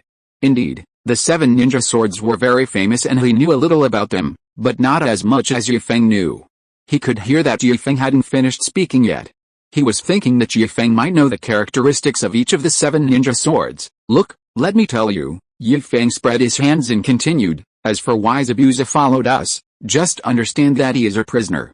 We want to bring him back to the village and get some information about the hidden mist village from him, Yi Feng said sinisterly. If he doesn't tell us, we will torture him. We will use pepper spray, tiger bench and so on. Even the toughest man will not be able to withstand it. Naruto, you must not fall into the hands of the enemy, otherwise, you will experience what it means to be connected to the heart. The enemy will hold a toothpick, aim it at the crack between your fingernails, and hit you hard. Hiss, that feeling is so sour just thinking about it, hiss. Naruto also took a breath of cold air, his fingers unconsciously clenched into fists, hiding the gaps between his nails and his palms. So you should understand why I want you to carry a beheading sword, right? Naruto was a little confused. Should he understand it or not? Seeing Naruto's stupid look, Yi Feng was deeply distressed and said earnestly, what a fool. Think about it, if you want to avoid falling into the hands of the enemy, don't you have to be stronger than the enemy? Naruto nodded. That was true, you are stronger than others, how could you fall into the hands of the enemy? Naruto nodded again. There was nothing wrong with this, but how can we be stronger than the enemy? Sakura answered quickly, I know this. If you have more chakra than the enemy, you will naturally be stronger than the enemy. That's right and wrong. Yi Feng shook his head and said, of course. The amount of chakra is the basis for judging the strength of a ninja, but it is not the only way to judge. The amount of chakra is closely related to your personal physical fitness. If your physique is strong, your body will be able to store more chakra than others. If your physique is weak, it will become an obstacle to the increase of chakra in your body. Too much chakra, without a good body to support it, the first one who can't bear it is you, and your body will collapse, causing you to suffer from various diseases. Some people may not understand and say, huh? How could I get sick? I didn't eat anything weird. Little do they know that it is the chakra in their bodies that is transforming their bodies. The purpose of the transformation is to allow the owner of this body to better adapt to them and bring out their power, rather than having them have 100% of their power while their owner can only exert 70%. This is why some people have power but cannot use it. Of course, there is another way that can also enhance your strength. The fine control of chakra can also give you an advantage in fighting with the enemy. After a pause, Yi Feng took a sip of water. He had talked too much and his throat was a little dry. After drinking the water and moistening his throat, Yi Feng continued, just like what I said before, some people have 100% of their strength but can only exert 70%, while some people can use this 70% of their strength to exert the power of 100%. There is a good example right in front of you. Yes, it's me. I don't have much chakra in my body, just a little more than Kakashi. But if Kakashi fights me, he will be the one who loses. Do you know why? Everyone shook their heads. Kakashi also wanted to know. He wanted to know why Yi Feng's control over chakra was so precise. You don't know? Ha, Yi Feng said proudly, that's because I never do unnecessary things. When you release ninjutsu, you have to make hand seals. Making hand seals not only wastes time, but also consumes physical strength. Although the time wasted and the physical strength consumed is not much, have you heard of the saying a little bit adds up to a lot? After a battle, the time you spend on forming seals and the energy you consume combined, isn't that a small amount? Also, when you release ninjutsu, chakra will be released. Once the chakra leaves the body, there will naturally be no chakra left in your body. The more ninjutsu you release, the more chakra you lose. When your chakra loss rate is faster than your replenishment rate, it will affect your combat endurance. I'm different. When have you ever seen me cast hand seals to release ninjutsu? No. Hey, this saves time. Also, when I release ninjutsu, the chakra will always be connected to the body, which prevents excessive chakra loss. It will definitely be lost. When the chakra comes into contact with the outside world, part of it will naturally evaporate, but the speed at which I replenish chakra is faster than it evaporates and loses. This means that anyone who fights a protracted battle with me is doomed to lose miserably. Your Kakashi-sensei's endurance is not good. It is inevitable that he cannot beat me. Men can't stand being told they can't do something. Kakashi got angry instantly and said, let's try it some other time, let's give it a try. Who is afraid of who? How can Yi Feng be afraid of Kakashi? He agreed immediately.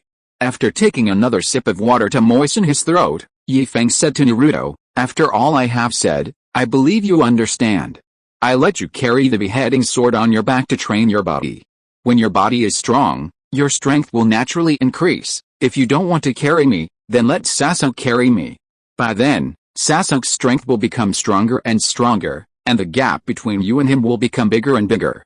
Sakura will look down on you more and more. No, Naruto instantly perked up when Sakura was mentioned. The beheading sword is mine, no one can snatch it from me. You should ask its owner if he agrees with this. What do you think, Zabuza? I have no objection, Zabuza said indifferently before returning to Konoha village.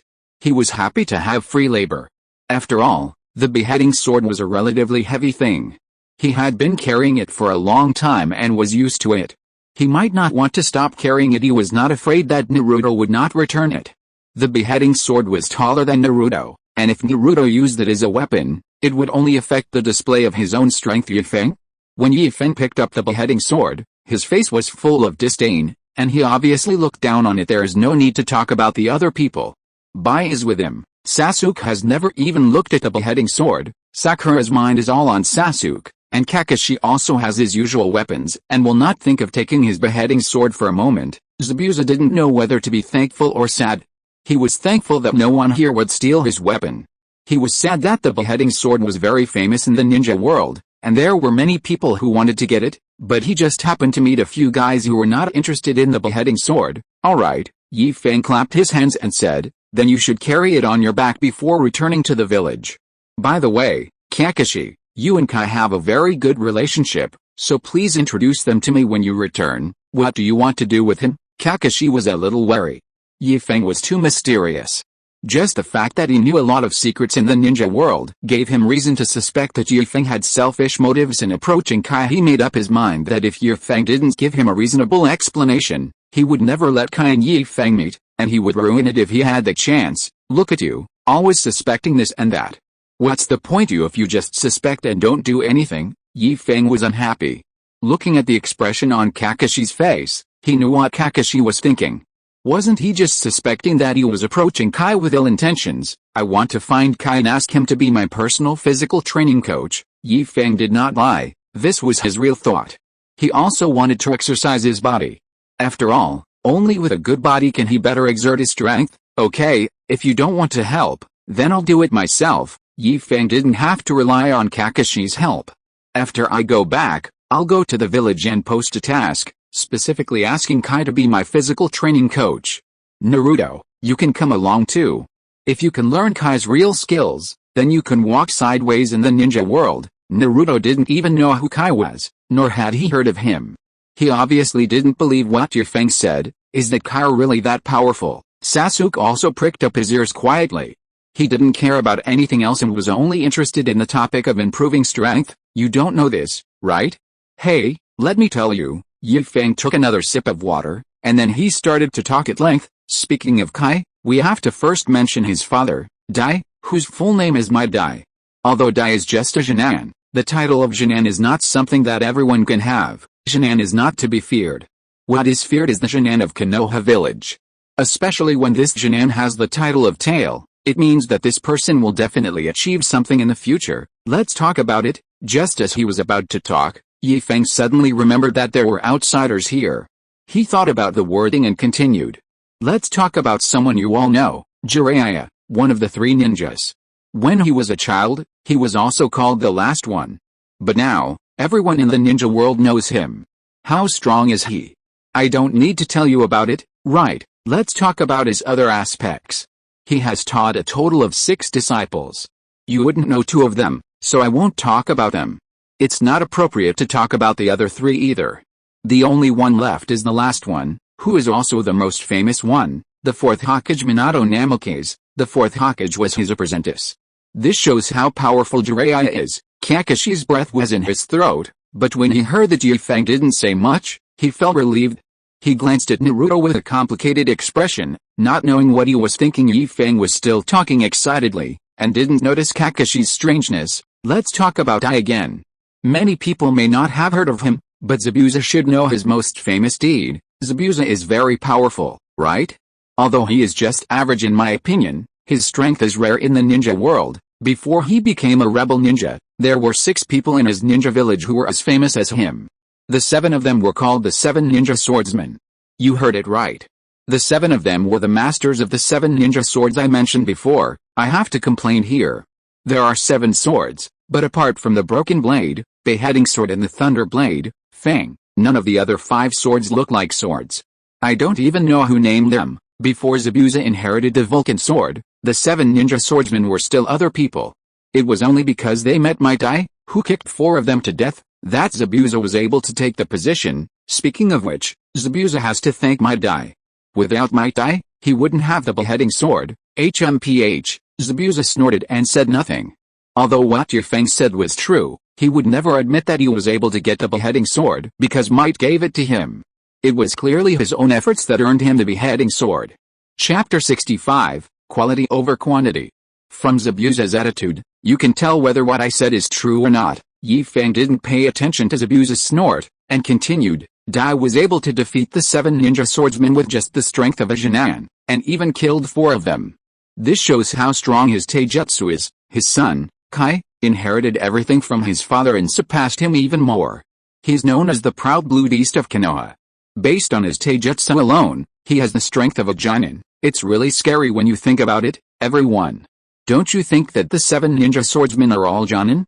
Even so, under siege, Dai was able to kill 4 of them, and he was still a Jonin. Think about Kai again, he's already a Jonin. If he goes all out, how powerful would he be? He will die, Kakashi said in a deep voice. After using that move, he will die. No one else understood what Kakashi meant.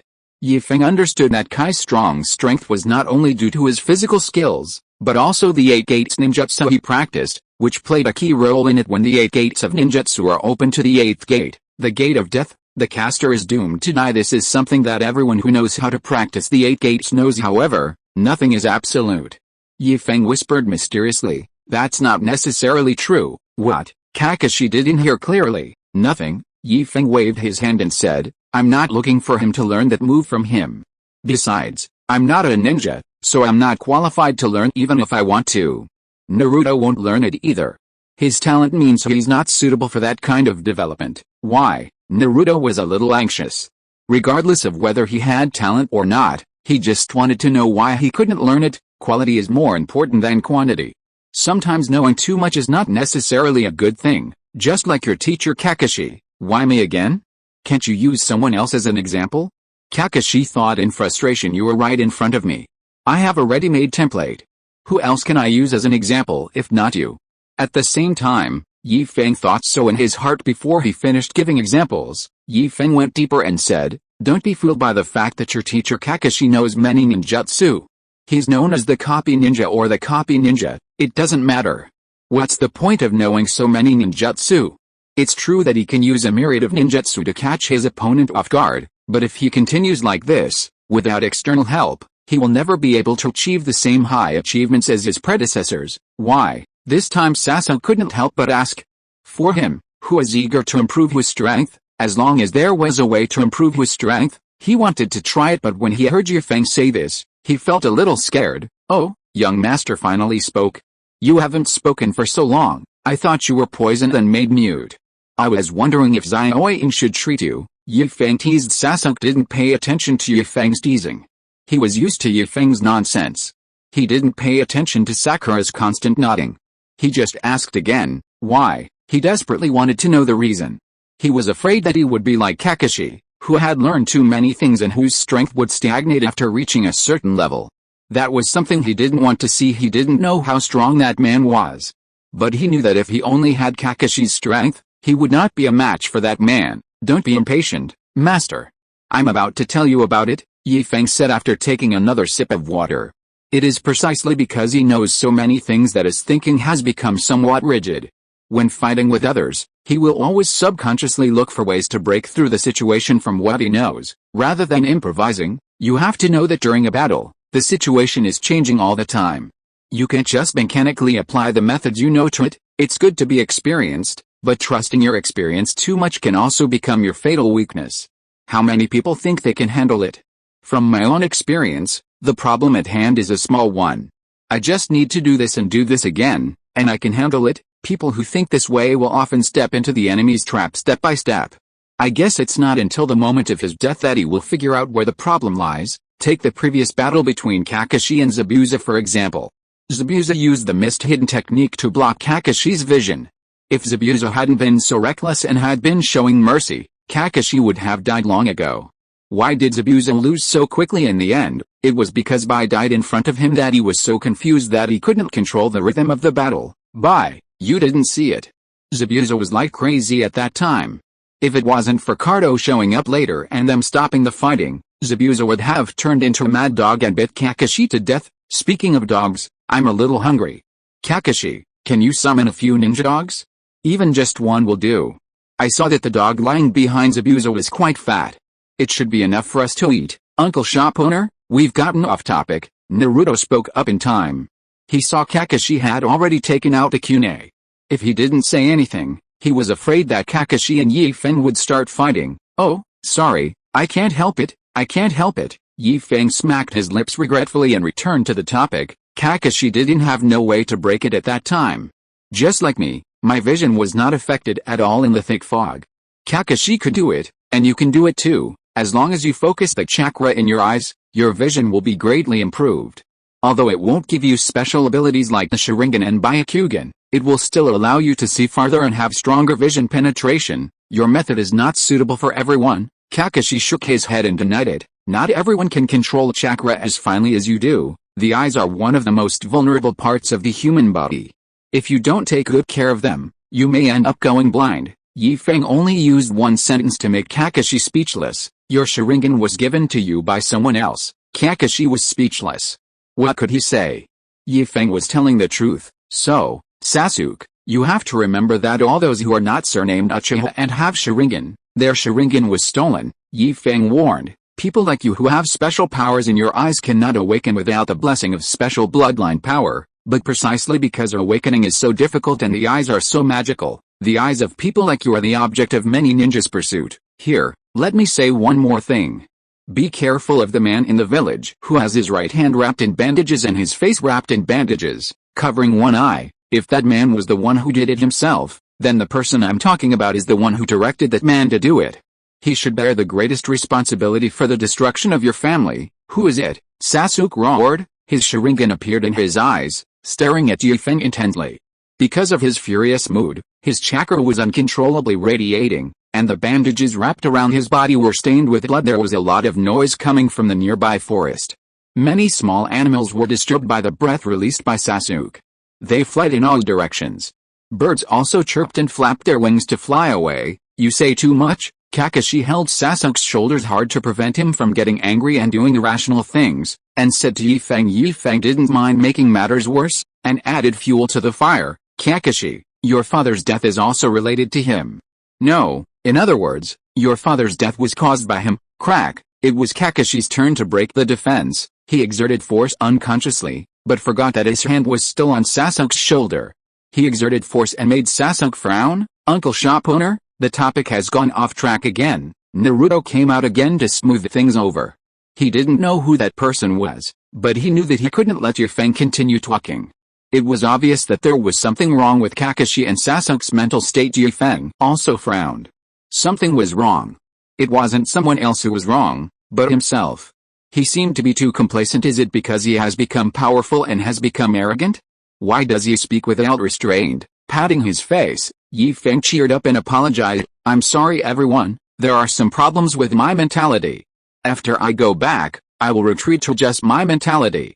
I will never talk too much in the future. Sasuke, I can't tell you who that person is. You are too weak right now. You have no chance of winning against him. Even the person you want to kill is probably not his opponent. In short, just remember that you can't believe anything that person says. Kakashi, I believe you have your own guesses about your father's affairs. Just wait, he will die, and it is definitely not due to old age. It is better for you not to take action. You are no match for him, especially after the Uchiha clan was destroyed. As he was talking, Feng slapped himself lightly in the face again. Damn, he had promised not to talk too much, but he accidentally said too much. He quickly changed the subject and said, well, do you still want to listen to my analysis? Listen. Kakashi nodded first. He understood his own situation. He knew who Feng was talking about, and he did have some guesses. Although he had no evidence, some things did not require evidence. Besides, the water inside was too deep for him to control. Sasuke also nodded. Indeed, his strength was still too weak. He was so weak that he had ideas but was unable to take any practical action. However, this also strengthened his determination to gain strength. The others also nodded. If there is a free way to improve strength, why not listen? Everyone decided to continue listening, so Feng continued. Kakashi's strength improvement was restricted, and his Sharingan should also bear part of the blame. Good fortune and misfortune go hand in hand. It is precisely because of the Sharingan that he was given the title of Copy Ninja. With a Sharingan, he can copy many ninjutsu. Because the Sharingan is so useful, when fighting with others, he always subconsciously wants to use the Sharingan to deal with those enemies that he can't handle. Over time, he developed a certain dependence on the Sharingan. This is both a blessing and a curse. He used the Sharingan to copy a lot of ninjutsu, and his brain also stored a lot of ninjutsu, which caused his own ninjutsu research to stagnate. If you don't believe me, you can ask him yourself. His Reikiri was created by him when he was your age. Over the years, Kakashi has only been constantly improving it, but no other ninjutsu has been created. The reason is that he knows too many ninjutsu. Thinking about how to use the copied ninjutsu better has taken up most of his time. Second, his Sharingan is an external object, not something he possesses. This makes it impossible for him to close his Sharingan. The Sharingan is always open, and it consumes his chakra all the time. This is also the reason why he cannot fight a protracted battle, so how to exert stronger combat power within a limited time has become Kakashi's daily research topic. This is why he has a more sophisticated control over chakra. It's the same for everyone. When learning new knowledge, you have to think clearly. Is this thing useful to you? Is learning this thing a waste of your time? Naruto, you are ninja, and you are good at ninjutsu, while Kai is good at taijutsu. If you want to practice your taijutsu to the level of Kai, you will need to spend a lot of time. This time needs to be measured in years, 1 year, 2 years, 10 years, 20 years. With your talent, I estimate it will take at least 10 years. For Sasuke, it will take longer. For Sakura, it will take a little less time if she can meet that person in the future. Chapter 66 Sakura, change your career. Impossible, Sasuke said subconsciously. He admitted that Sakura's theoretical knowledge was better than his, but in terms of talent, he was the best among them. He had always thought so. There is no need to talk about Naruto. He is inferior to him in both theory and strength. Naruto's previous title of being the last one was not given by him. He is just the one who called him that the most times, even though Feng just said that the last place member of Konoha would achieve great success in the future. Sasuke only believed it partially. He believes that one person's case does not prove anything. Jiraiya was able to succeed because he had a famous teacher and his own knowledge was there for everyone to see. If Jiraiya really had no talent at all, Sasuke didn't think he would be favored by the third Hokage. Feng didn't know that Sasuke had thought so much in an instant. If Sasuke didn't believe it, he would show the evidence. Tsunade, one of the three ninjas, has a ninjutsu specially for women to practice. If Sakura can learn it, her strength will increase by leaps and bounds. Combined with Kai's taijutsu, woohoo, she will take off directly. Sakura couldn't help but say, but didn't you just say, shop owner, that knowing more ninjutsu isn't necessarily better? Although Sakura was somewhat looking forward to her own strength increasing and Sasuke was looking at her in disbelief, Feng had just said that in order to increase one's strength to the extreme, one must work hard on something. Specifically, if she learns Tsunade's ninjutsu and then wants to learn Kai's taijutsu, she will end up knowing neither. I didn't ask you to master both. Tsunade's ninjutsu is the main one, and Kai's taijutsu is the auxiliary one. Together, they can achieve twice the result with half the effort. Besides, what good things are you thinking about? Feng gulped down a few more sips of water and said, even if you want to learn, people may not teach you. To improve a ninja's strength, there are only a few aspects. The first is to work hard to increase your chakra. With more chakra, your strength will naturally increase to a certain extent. The second is to increase your combat effectiveness by learning new ninjutsu. The third is to have a good teacher to teach you, which can help you avoid many detours. And the second one is that if you want to obtain new ninjutsu, you either have to steal it yourself, or you have to be lucky enough to find a ninjutsu scroll left by your predecessor somewhere. Or if you join a certain faction and make contributions, the leader might be in a good mood and reward you with 1 or 2 new ninjutsu. Or maybe your own family is a big family, and the ninjutsu accumulated by your ancestors is enough for you to learn throughout your life. Or it could be like the major ninja villages, where children of the right age with talent for becoming ninjas would gather together to study. You could also learn some ninjutsu in school. In the village, you can accumulate military merits or contributions by taking on missions. Anyway, when you have accumulated enough, you can apply to the village to obtain new ninjutsu. Tell me yourself, do you have the ability or contribution to the village? Judging from the number of missions you guys have received now, you are still far from having the opportunity to exchange for ninjutsu. You are not their student, so why should they teach you ninjutsu? Then why are you saying so much? Naruto muttered. He thought he really had the opportunity to learn advanced ninjutsu. Xiaoying was also a little disappointed. She was moved by the pie that Feng had painted, but in the end he told her that the pie was not hers. I said all this just to give Sakura a goal. Otherwise, she, whose talent is not as good as yours, will become more and more distant from you. Sakura, you don't want this, do you? Thinking of Naruto and Sasuke walking side by side in the front, and her walking at the back, the two people in front were walking faster and faster, while she was walking slower and slower, until finally, she could not even see the figures of the two people in front. Thinking of such a scene, Sakura shook her head in horror. So, Feng spread his hands and said, it's not too late for Xiaoying to change her target now. Otherwise, when she figures it out later, it will be too late. You are not suitable to be a combat ninja. You are suitable to be a medical ninja. Change, Sakura. Read more medical books when you go back. Before that person comes back, you can learn some at the last minute.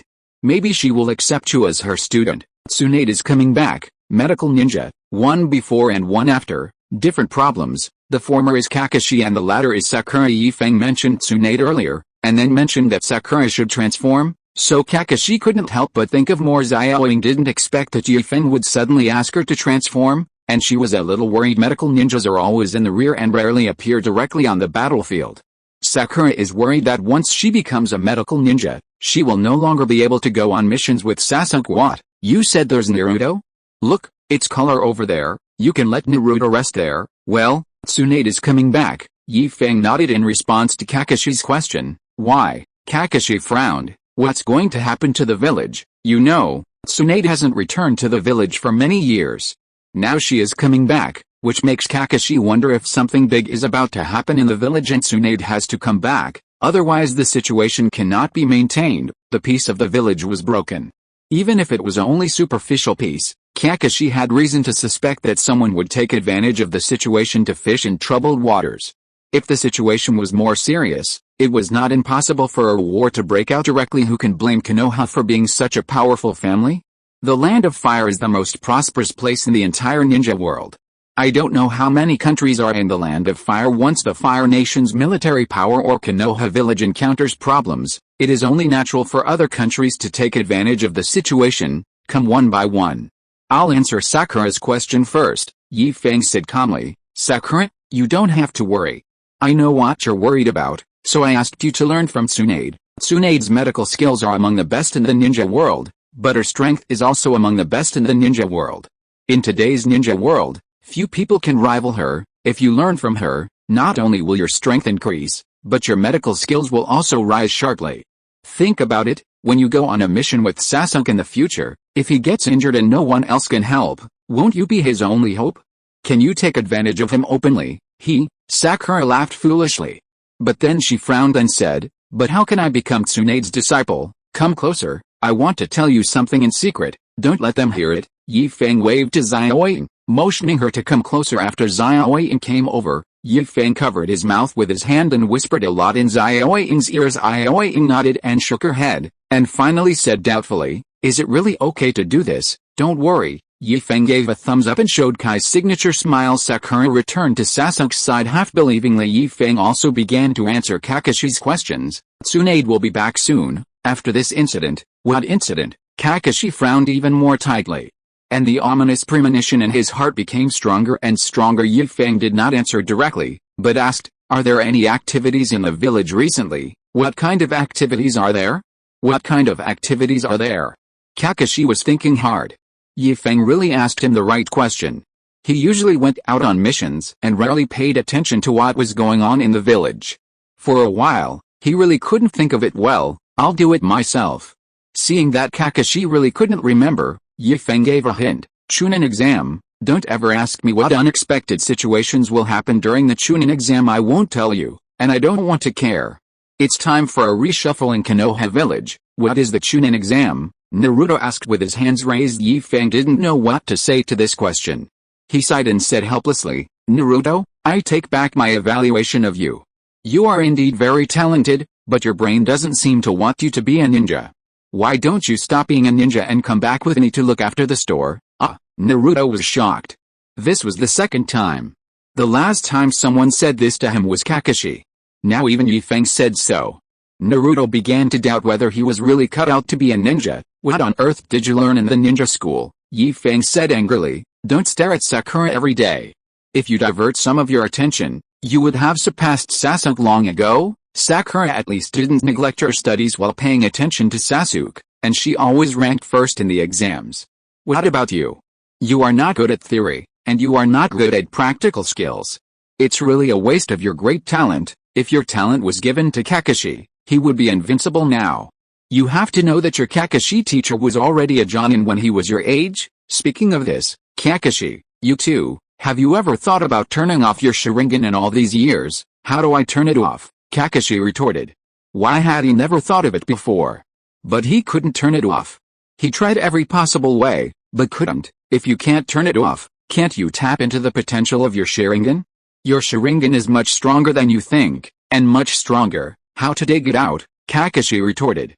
He also wanted to, but the Sharingan was not his original one.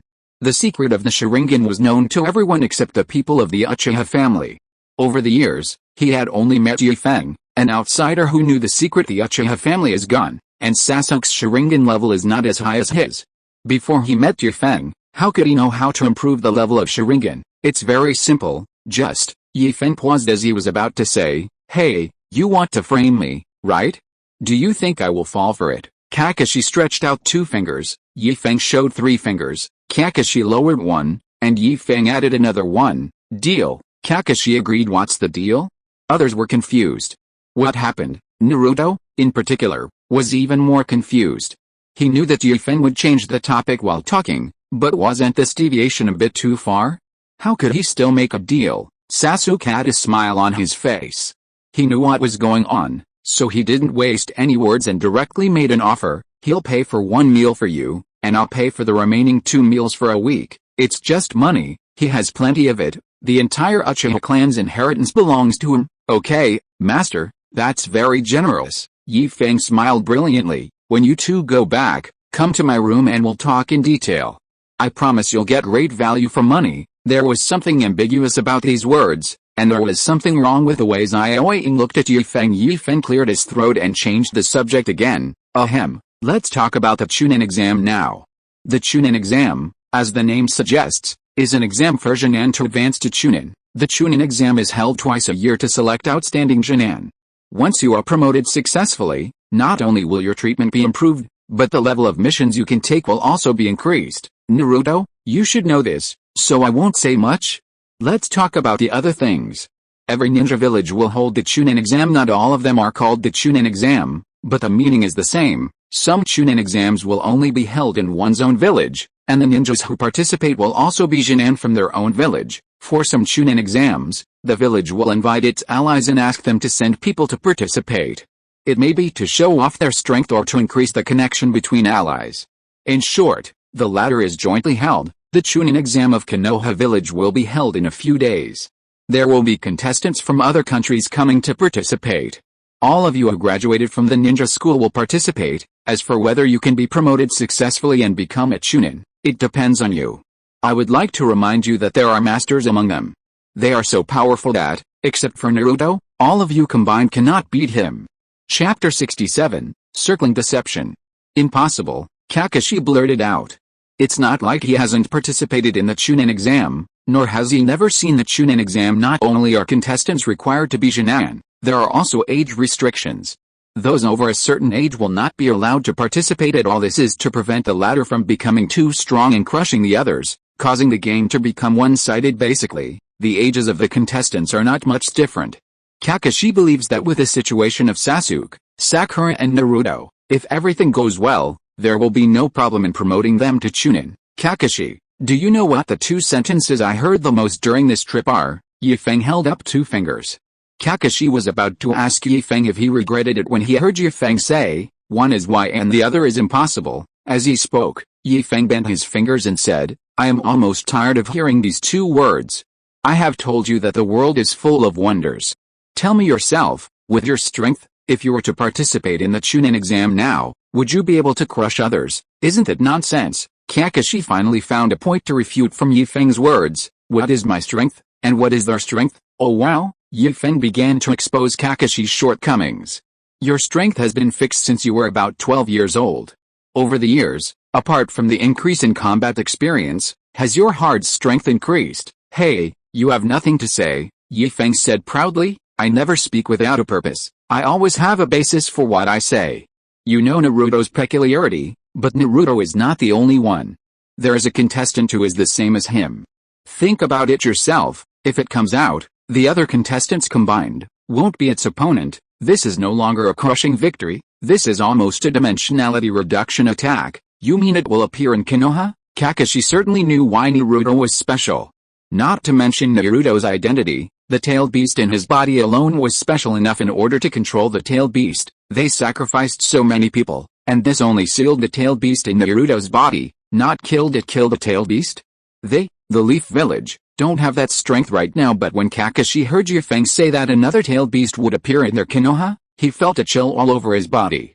Although the other tailed beasts were not as powerful as the one in Naruto's body, they were not something that ordinary people could deal with. At least Kakashi couldn't think of anyone in the current Konoha village who could control the tailed beasts. Yi Feng said something that was not nonsense. It is possible that he will appear in the village, or outside the village. I can't say where he will appear, but the only thing that is certain is that it will definitely appear, Yi Feng said first when he saw Kakashi opening his mouth to ask something. I've already said that I won't interfere, and I won't care, so don't ask me who that person is, Kakashi asked sternly. Do you know what the consequences will be if it appears? Are you going to ignore the lives of so many villagers in the village? Don't make me sound cold-blooded. I'm not a ninja. Feng was very unhappy with Kakashi's questioning, as if he could solve all the problems. Although he could, he didn't want to. Their targets are only the high-ranking officials. If the villagers are affected, I will help them if they see me. If they don't see me, forget it. I can't teleport. Also, don't tell me about the beauty of Konoha or anything like the will of fire or anything like that. I know a lot, but the more I know, the more I can feel the darkness of Konoha. The words of the predecessors have been distorted. Some people are lying in Konoha to suck blood, some people are clinging to power, and some people know who the pests in the village are, but they can turn a blind eye. The original Konoha was full of talented people, but now? There are only 2 or 3 big cats and small cats. The huge Konoha has become what it is now, and 80% of the responsibility lies with them. Why was the Uchiha clan destroyed? Don't say that they had rebellious intentions. In the final analysis, it was all because of jealousy. They were jealous that others had what they had. You must be aware of their situation at the time, right? They were almost driven out of the village. Why? I want to ask you why. The Uchiha clan founded Konoha together with the Senju clan, and they are the elders of the village. But who among the senior officials of Konoha at that time had the last name Uchiha? No. Kakashi opened his mouth, but Feng beat him to the punch. Are you talking about the Konoha guard? A thankless department? Come on, there are people in this department who don't want them to get it. What do you think they can do? The forces were expelled and the base was moved to the farthest corner of the village, but some people were still not satisfied. For their own selfish desires, they continued to ruin the Uchiha clan's reputation in the village. People's words are scary, Kakashi. Over time, even if they were not like this, they became like this, so they could only resist. If they didn't resist, they would be eaten away slowly anyway. If they resisted, they would at least have a chance to turn things around. It's a pity that they failed. People say that the Uchiha clan is a clan that is born evil, Feng said with emotion, but in my opinion, it is not true. Their Sharingan is the best proof. It's just that people don't understand the Sharingan, and when they see red eyeballs, they think they are a symbol of bad luck. But if you really understand what the Sharingan is, you will find that the meaning of the Sharingan is the opposite. It is a symbol of love. Sasuke's blood boiled after hearing these words. He stared at Feng without blinking, his eyes full of admiration. It was the first time he heard someone evaluate their Uchiha clan in this way. Just as Feng said, their clan has always had a bad reputation in the village. Sasuke used to think that the people in their family were too arrogant, so arrogant that they were almost inhuman. He also thought about explaining that the tribesmen he knew were not like that. They also had families and children. How could they be so unkind? But after being in that atmosphere for a long time, or rather, his explanation was useless. Over time, he also became the Uchiha in the eyes of outsiders. Now he understood that there was such a deep hidden reason. No wonder, no matter how he explained it, it was useless. So that's it. Thinking of this, Sasuke's murderous intent became stronger, and he also made a decision. He wanted to change the villagers' views of their Uchiha clan. He wanted to become Hokage. Unknowingly, Naruto had a new opponent. Originally, Sasuke didn't care about the position of Hokage. What he cared about was killing that man. As for what would happen next, he hadn't thought about it yet. Now that he thought about it, that man became his second target. He could choose to kill him or not. He had to ask that man some questions before deciding whether to kill him or not. The mastermind behind the scenes mentioned by Feng became Sasuke's first target. It was because of him that their Uchiha clan ended up like this. When Hokage became Sasuke's third goal, Naruto wanted to be Hokage in order to be recognized by the villagers, while Sasuke became Hokage in order to change some of the villagers' views. Feng didn't know that his words had such an impact on Sasuke. He asked Kakashi, besides the Uchiha clan, there are some shady things in the village. Do you need me to tell you one by one? Before Kakashi could answer, Feng became more and more angry and could not help cursing. Fuck. Luckily those termites didn't provoke me, otherwise I would have killed them first without them having to do anything, leaving them hopping around all day long. They're almost buried, but they still don't behave. Why don't you let me out and we can work together to destroy them? Jiu Lama's low voice entered Feng's mind. Feng refused without hesitation. Just watch the fun. What are you watching? Naruto walked quickly to Feng's side. Just when he was about to say something to comfort Feng and persuade him to calm down, he was stunned when he heard Feng say this out of the blue. Look at the excitement of your Chunin exam, Naruto. This Chunin exam is full of masters, masters of your age. Feng stroked Naruto's hair, and after calming down, he said, let's not talk about the other villages for now. Just from our own village, among the contestants, there are two strong rivals that you should pay attention to. Who is it? Naruto was trembling all over. Don't get me wrong, he was not afraid, he was excited. The battle with Bai made him realize what there are always people better than you, but he was not satisfied. Even if Bai showed mercy, his strength was so much higher than theirs that he couldn't feel what it was like to fight with someone of the same level. He didn't know what it felt like. He just wasn't having fun anyway. Now that he has someone of the same level, how can he not be excited? Not to mention him, Sasuke was also very excited, for the same reason as Naruto. Moreover, by fighting with people of the same level, he could also discover his own shortcomings when fighting against someone who was much stronger than him. He didn't even have time to figure out how to respond before he failed. Feng did not hide it. This was something that Naruto and the others would know sooner or later. His early spoiler would not affect anything. One is called Hyuga Niji, and the other is called Lee. They are both students of Guy. As the name suggests, the former is from the Hyuga family. I believe you all know the characteristics of the Hyuga family, so I won't say anything. Let's talk about the other one, Lee. He can be said to be a younger version of Kai. He can do almost everything Kai can do. His physical skills are so strong that no one of the same level can match him. If he kicks you, even if you're not disabled, you three will have to stay in bed for 10 days or half a month. Sakura, especially you, if you meet him, you should surrender at the critical moment. It's not shameful to lose to your own people, Naruto and Sasuke. If one of you encounters Lee, just go all out right away. Don't dilly-dally or try anything else. This way you may still be able to defeat Lee. Otherwise, when Lee reacts, you too should surrender if you should, and admit defeat if you should, and don't try to be heroes. Don't say I didn't warn you, Sasuke. If you end up in bed, I'll have Sakura take care of you 24 hours a day. Sakura will even follow you to the bathroom. Uncle shop owner, what are you talking about? Zioin scolded in a tender voice, but the stick figure in her heart nodded repeatedly and kept giving Feng a thumbs up. Feng responded with a wink, and then warned Naruto, Naruto, don't even think about this good thing. This is the treatment that only Sasuke can get. Don't look at me either. I still need to look after the store. The business has finally picked up. It's time to make further efforts. Don't you know how to seduce people? Can't you just turn yourself into a beautiful woman? How can it be the same? Naruto muttered dejectedly. I also want Sakura's care. What are you taking care of? Feng slapped Naruto on the head and said, you haven't even started the fight yet, and you're just thinking about lying in bed. Who's going to take care of you? Can't you be a little tougher and refute me loudly? Come on, repeat after me. I, Naruto, will not lose to Rock Lee. Naruto was so angry that his face turned red. He said that it was you who asked me to admit defeat, and it was also you who didn't let me admit defeat. What do you want me to do? Don't I even have the right to think? But he didn't dare say such words out loud, for he was afraid that Feng would hit him on the head again. Really, his brain is already not working well, and you still hit him? Reluctantly, Naruto whispered, I, Naruto, will not lose to Lee. Speak louder, I can't hear you. Feng yelled. Naruto also shouted, I, Naruto, will not lose to Zio Lee. Well, very good, very energetic. Feng nodded with satisfaction and let Naruto go. Okay, then when we go back, you should also pay for Kai to be the physical training coach. You will be considered as a member of the group. Naruto was confused. So you went through so much trouble just to get my money? Count me in, Sasuke said coldly.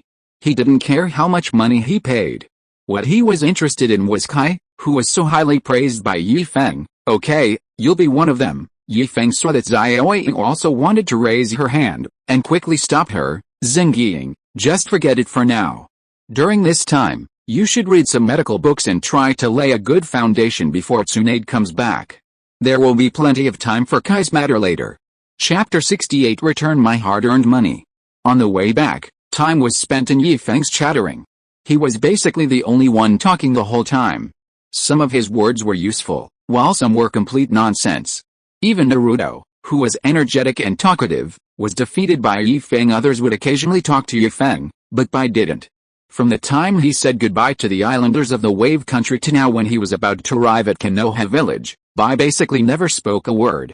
He would just look at Zabuza with a gentle gaze from time to time. This made Yifeng's instructions to him useless. Yifeng was thinking that it was not that Zabuza would take the opportunity to attack Bai, but that Bai would sneak into Zabuza's room while Zabuza was asleep. The patient Bai also enjoyed inhuman treatment. The others all walked on their feet, and Yifeng was no exception. He wanted to walk more and consider it as exercise. Bai was lying down the whole time, lying on the bed that Yifeng made for him using chakra. The bed was floating, so Bai didn't feel any bumps. Although Bai's life was saved by Yifeng's chakra, he was seriously injured and most of his internal organs were burned by Kakashi's Reikiri. In order to prevent his injuries from getting worse, Yifeng had to adopt this method to reduce Bai's body movements as much as possible. This way, Bai's injuries could be prevented from getting worse. When they were still some distance away from Konoha village, Kakashi, who was leading the charge, stopped first. He turned around and said to Yifeng, "If we go any further, we will enter the range of the village's reconnaissance troops. You still have a chance to regret it. Do you want to take them both into the village?" The two people they were referring to were naturally Zabuza and Haku. Although Kakashi had decided to bring Zabuza into the village when he was in the land of waves, and added Haku to the list after Haku woke up, Haku listens to Zabuza very much. As long as Zabuza doesn't have any evil thoughts towards Konoha, then neither will Haku. But at that time, Kakashi didn't know that there was about to be unrest in the village. After Yifeng said that, Kakashi became a little worried. Was it a good idea to bring outsiders into the village at this time? It was Yifeng who first suggested bringing Zabuza and Haku into the village, so Kakashi had to confirm with Yifeng again. Yifeng was not surprised. From the moment Kakashi said that something big was about to happen in the village, he knew that sooner or later Kakashi would ask him again about Zabuza and Haku, and he had already thought of an excuse. "Don't worry about Zabuza and Haku. I will let them stay in my shop temporarily. After Haku's injury heals, I don't think they will stay even if you ask them to. Don't worry, I will keep an eye on them during this period and make sure that even if they have ideas, they won't have the chance to act. Then let's plan how to get them in." Kakashi pinched his eyebrows and said with some distress, under normal circumstances, it would be very easy for him to bring a few people into the village. He just needed to say hello to the Hokage, but Yifeng said that the village leaders must not be informed about Zabuza and Haku, which meant that they had to sneak in, which made Kakashi difficult.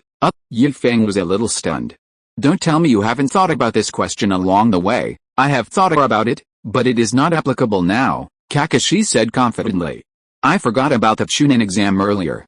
Although the Chunin exam will lead to a mixture of mermaids in the village's defenses will also be upgraded. The inspection intensity at this time will be more stringent than usual. Speaking of this, it suddenly occurred to me, how are you going to go back?" Kakashi asked with a frown. "I can just walk in normally." Yifeng didn't understand why Kakashi asked this. "I am from the village and grew up in the village. Why can't I go back?" "You didn't report it." Kakashi explained the reason. "We need to report when we enter and leave. Every ninja village has such regulations." "No, I know that." Yifeng was a little puzzled. "But isn't the same to you ninjas? You need to report your entry and exit because it is convenient for the village leaders to track your movements, so as to avoid wasting time looking for someone who is not in the village when something happens in the village. Ordinary people shouldn't need it, right? If something really happens in the village, an ordinary person won't be of any use, right? I'm just an ordinary person, not a ninja. Why should I follow your ninja rules? Maybe not in normal times, but now is a special period." Kakashi shrugged helplessly. "Damn it," Yifeng cursed inwardly. He really hadn't thought about this, but it didn't bother him. "I just know how I got here and how I'll go back. When we get to the village, you go and hand over the mission first. Naruto and the other two go back to the store and summon me back. Hey, we can do it without anyone noticing. By the way, the problem of how Zabuza and Haku get in is also solved." "Alright," Yifeng suddenly instructed Naruto. "Naruto, before you go back to the store, go buy a few quilts and mattresses, and 2 pillows. We don't have many rooms in the store, and Zabuza and Bai need to sleep on the floor. Let Zabuza pay for it." Naruto had no objection. He admired Haku very much. Apart from Zabuza, he was the happiest person who could wake up. Kakashi had no objection. This was indeed a good idea, but, are you sure that when you are summoned, you can bring others with you? "Not sure," Yifeng said calmly. "Let's give it a try. There's nothing to lose anyway. At worst, you can come out again and pick them up." Kakashi snorted and said, You make it sound easy. Why don't you come out and answer it? If a ninja went out frequently except for taking missions, it would easily lead to investigation by the village, and he was unwilling to take such a risk. I'll take it if I want, Yi Feng said indifferently. I can fly out and take them both in when the time comes. Then why not just fly in with both of them? Naruto was a little curious. I don't know the way, Yi Feng explained. It's easier to get lost in the air. If you fly too high, there will be no reference points. If you fly too low, you will be easily discovered. Besides, my flying skills are not perfect. The first time I flew, I took Cardo with me. You all know what happened to him. He was not exaggerating. Taking Cardo into the sky was indeed his first flight, and it was a straight up and down flight. It would be different if he took Zabuza and Haku. He had to identify the direction in advance, otherwise what if he flew off the track, or if you run out of energy while flying and fall from a high altitude? That's no joke unless it was absolutely necessary. Yi Feng really didn't want to fly with Zabuza and Bai. At least he had to wait until he had mastered the flying skills. Wait, the shop owner can actually fly. Sakura seemed very unconvinced. How rare. I'm not the only one in the ninja world who can fly, Yi Feng teased. Before, you just cried on Sasuke, and you didn't even know how Cardo died, right? Sakura was a little embarrassed. She really didn't know. She just heard a loud noise at that time, as if something hit the water. Okay, it's getting late. We can still catch up with dinner if we go back now, so let's make it this way. Yi Feng made the final decision and reminded, and everyone, please remember my identity. I'm just a convenience store owner, an ordinary person. I don't know ninjutsu, I can't fly, and I don't know many secrets of the ninja world. I don't want to get involved in the current mess in the village, so please keep my secret, especially you, Naruto. You are such a big mouth. Don't go around telling people how awesome I am. If I find out, you will have to think about the consequences. I wouldn't do that, shop owner uncle. Naruto was very dissatisfied with Yi Feng's distrust. When did I ever say anything nonsense? When have you ever said anything nonsense? Yi Feng was stunned by Naruto's confidence. How dare you, a guy who speaks without thinking, say such things? Naruto was even more dissatisfied. When did I speak without thinking? Ask them if this situation has happened. Yi Feng pointed at Kakashi and the others. Zabuza and Haku didn't know much about Naruto's situation and didn't participate in this topic, but looking at Kakashi, Sakura and the other two, they knew it. Kakashi looked up at the sky, Sakura looked around, and Sasuke opened his mouth and silently said idiot, the meaning of which was already very clear. Naruto was silent and began to reflect. Naruto soon cheered up because Kakashi and the other two had already set off. Naruto returned the beheading sword to Zabuza, took the money from Zabuza to buy a quilt and other things, and trotted to catch up with Kakashi and the other two. Yi Feng watched the four people jumping away on the tree, and only withdrew his gaze when he could no longer see them. Zabuza, tell me, why do you ninjas like to jump around on trees? Yi Feng was a little confused, because doing so can reduce unnecessary traces, Zabuza said, carrying the beheading sword on his back. When walking on the ground, there may be some soft places that may leave footprints. And footprints will make it easy for people to track you. You don't have to worry about this problem when you're in a tree. Although you'll leave traces when you're in a tree, they're few and hard to track. Oh, Yi Feng suddenly realized, but he still had a question. Then why do you ninjas swing your arms backwards when you run fast? Zabuza also gave an answer. This way of running is faster than the normal running posture. The disadvantage is that when faced with unexpected situations, it may be difficult to react in time. Yi Feng shook his head and said disdainfully, don't ask me to run in this posture. It looks awkward. Can't you fly? Why do you need to run? Zabuza wondered why Yi Feng was so concerned about the running posture. In his opinion, as long as it was useful, it didn't matter if it was awkward or not. Being able to fly and being able to run are two different things. I can't stay in the sky 24 hours a day. Besides, I can't fly in all situations. As a human being, I have to keep a hands in hand at all times. Time passed as the two of them chatted, and not long after, Yi Feng received a call. Standing up from the ground, Yi Feng patted the dirt off his pants, put his hands on Zabuza and Bai's shoulders respectively, and said, you two, let's go. As soon as the words fell, the three figures disappeared from the spot, leaving only a few stupid birds on the tree, chirping. The scene changed, and when the three people appeared again, they had arrived at the second floor of Yi Feng's store. There were only Sasuke and Sakura in the living room, and it was Sasuke who summoned Yi Feng. Looking around, Yi Feng didn't see Naruto, So he breathed a sigh of relief and ran downstairs. But he didn't see number 1, so his heart skipped a beat and he breathed a sigh of relief again. Time was running out, so Feng took a few packs of cigarettes from the counter and ran back to the second floor without stopping. Facing the confused looks of Zabuza and the others, Feng only had time to say, "Zabuza, you and Bai should live in the storage room first.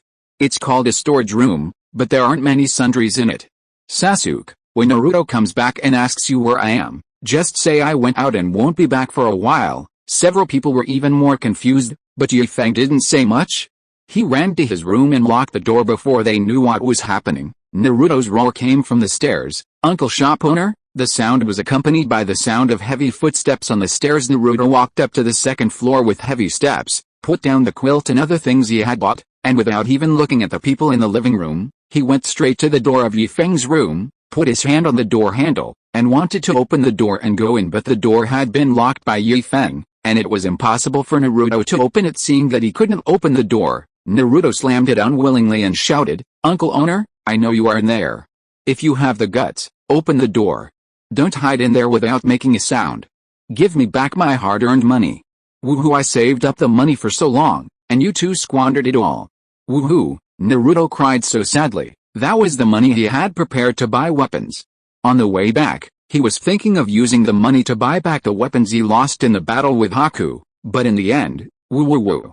If you're listening to this novel on a channel other than Fanfic World, it means they downloaded and uploaded it without effort. We cordially invite you to visit our channel, Mundo Fanfic Novelis. There you'll find the original version of this story and you can explore many other novels of various genres. We're waiting for you to immerse yourself in a world of incredible novels. Chapter 69, Non-Stop Excitement. As the night grew darker and the moon rose above the branches, Kakashi finished handing over the task and went straight to Feng's convenience store, ready to have a long talk with Feng. As a result, as soon as he went up to the second floor, he saw Naruto standing at Feng's door, crying and shouting, while the others were sitting in a row on the sofa, watching TV for a while and glancing at Naruto from time to time. "What's going on?" Kakashi asked in surprise. "Is Feng not here?" "Hey," Sakura pointed at Feng's room, "the owner is in the room. He is blocked by Naruto and doesn't dare to come out." "What's the matter?" Kakashi put the bag in his hand in the kitchen, sat on the sofa, and prepared to listen to the details of what happened. He knew that Feng often played with Naruto, but Feng always had the upper hand and was blocked by Naruto at the door and dared not come out. This was the first time he had seen this, and he couldn't help but want to watch the fun. Others were also watching the fun. During the few days in Wave Country and on the way back, Feng always relied on his knowledge to preach to them. Although what Feng said made sense, their heads were buzzing after hearing it so much. Now, they finally had a moment of peace and were ready to watch Feng's show. Sakura handed a piece of fruit to Kakashi, took a piece herself, took a bite and said, "It seems that the store owner spent Naruto's money without Naruto's knowledge." Kakashi took the fruit and was a little surprised. "Doesn't Feng often spend Naruto's money? Isn't Naruto used to it? Why is he reacting so strongly this time?" This time, the store owner spent Naruto's private money. After listening for a while, Sakura roughly understood the reason from Naruto's intermittent crying. Kakashi shook his head speechlessly. "As a boss and an elder at the same time, it's okay for you to spend the junior's money, but you also spend the junior's private money? Too much.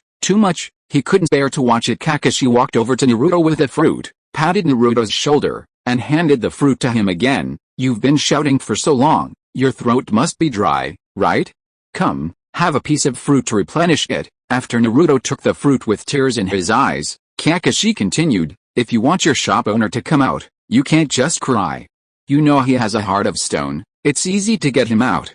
Take the money from the cash box on the first floor and see if he comes out." Naruto shook his head with tears in his eyes and said, "I can't open the cash box." He tried everything, excluding violence, and tried every possible method. Several people sitting on the sofa also tried to open it, but they couldn't do it either. Use violent means, but Naruto can't bear to give it up when he thinks that it's his own stuff. "Ahem, you tried it." Kakashi was a little embarrassed, but soon he came up with an idea, knocked on the door and shouted, "I have brought a barbecue. Whether you come out or not, I have already treated you once. You can't blame me if you don't want to eat." As soon as he finished speaking, the door opened suddenly.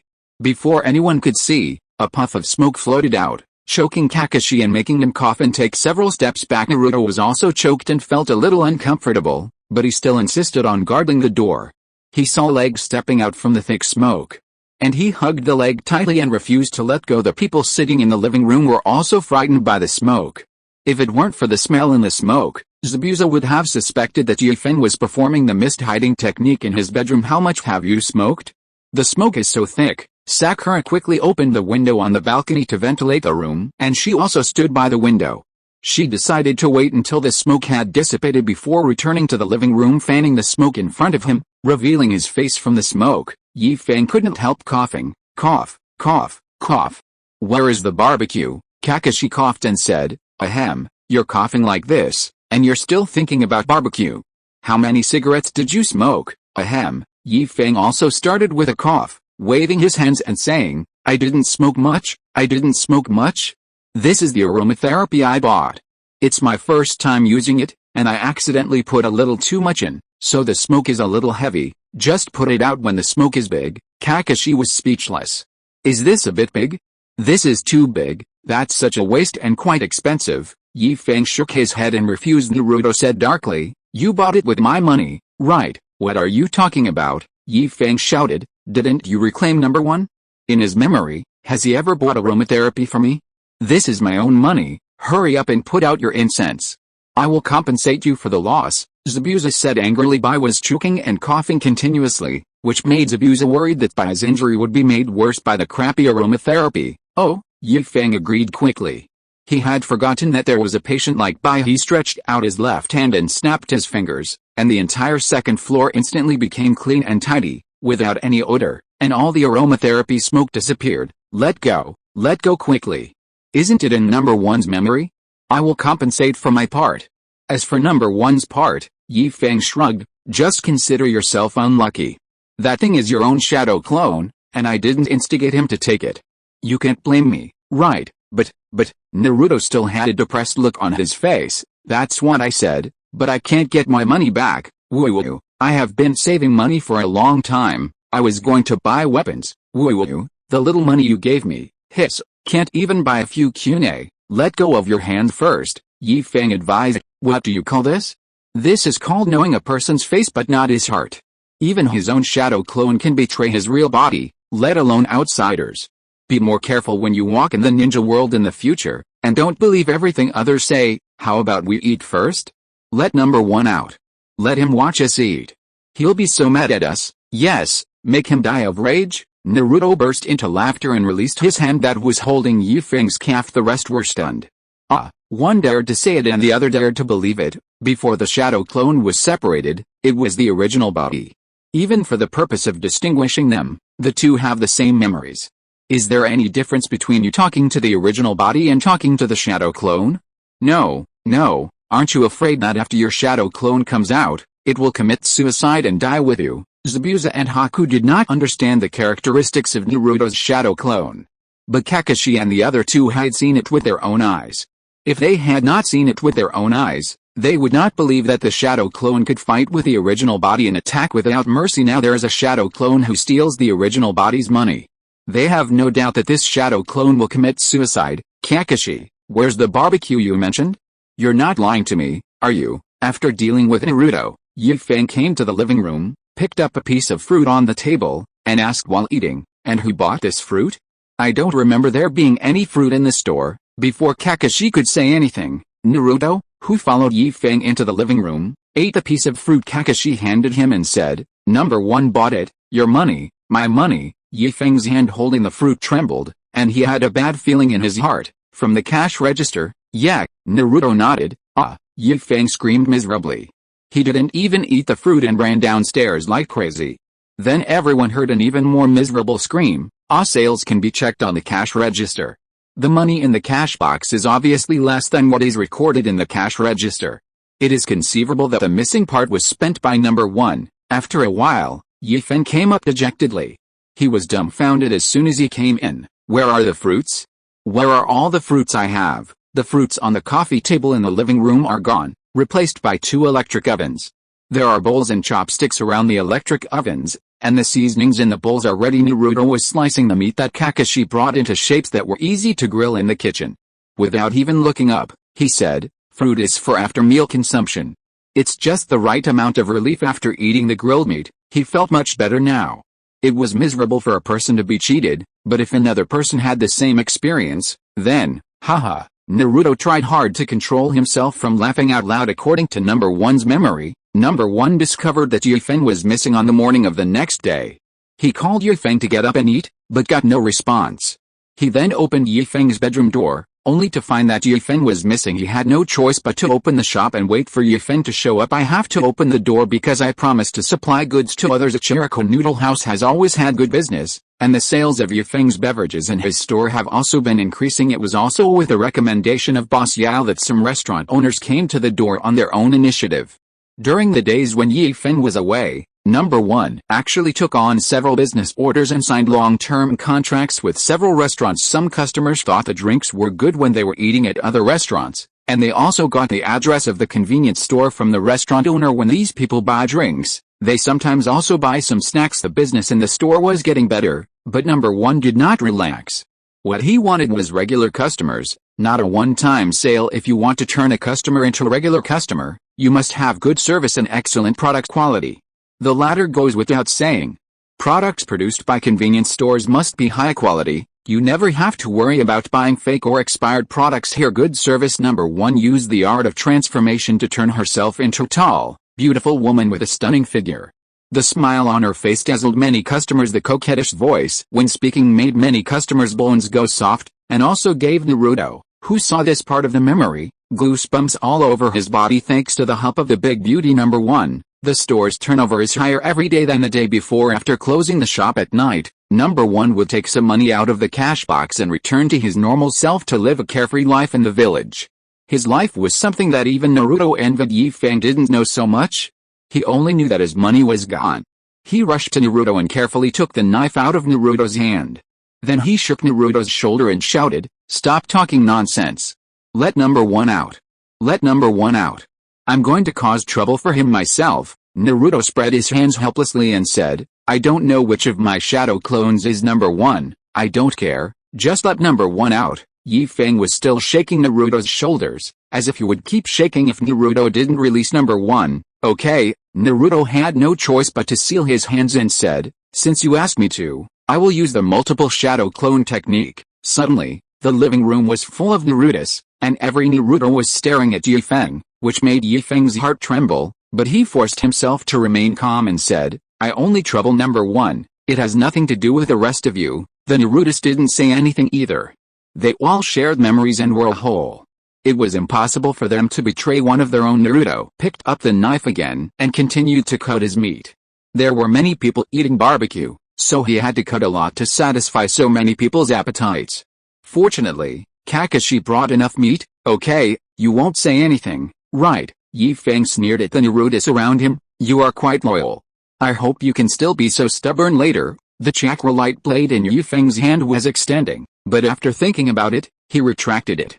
Even Naruto's original body could not bear to disperse so many of Naruto's shadow clones at once. He still needed Naruto to cut meat, so he could not use this trick. With a roll of his eyes, Feng came up with a plan.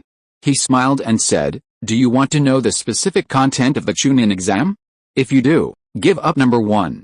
Otherwise, I'm afraid your true form won't even make it through the first level." Naruto's hand that was cutting meat paused. "Is it so horrible?" The Naruto friends looked at each other, as if they had reached some agreement in silence, and then they all pointed their fingers at a Naruto hiding in the corner among them. Seeing that he was exposed, number one stood up with a flattering smile. Uncle, you can't blame me. You have been gone for so many days, and I also need to eat." Other Naruto, disperse. Feng cracked his fingers and walked towards number one step by step. When he got in front of number one, he slapped number one on the head. "Eat, huh? Eat, tell me, what did you eat? Can it eat up half of my sales?" Chapter 70 Big Brother and Little Brother Gossip. "Isn't it okay if I eat? Well, you're still talking back." Feng became even angrier. "That was half of the turnover. I didn't talk back," number one said with a sense of grievance, explaining, "It's not all about eating. Some restaurant owners haven't paid for the goods after receiving them. They follow the same model as Uncle Ichiraku, using the goods first and paying later. You know this. Hey, Yi Feng's attitude changed instantly, and he gently rubbed the place where number 1 was hit. How many new deals have you signed? Number 1 nodded.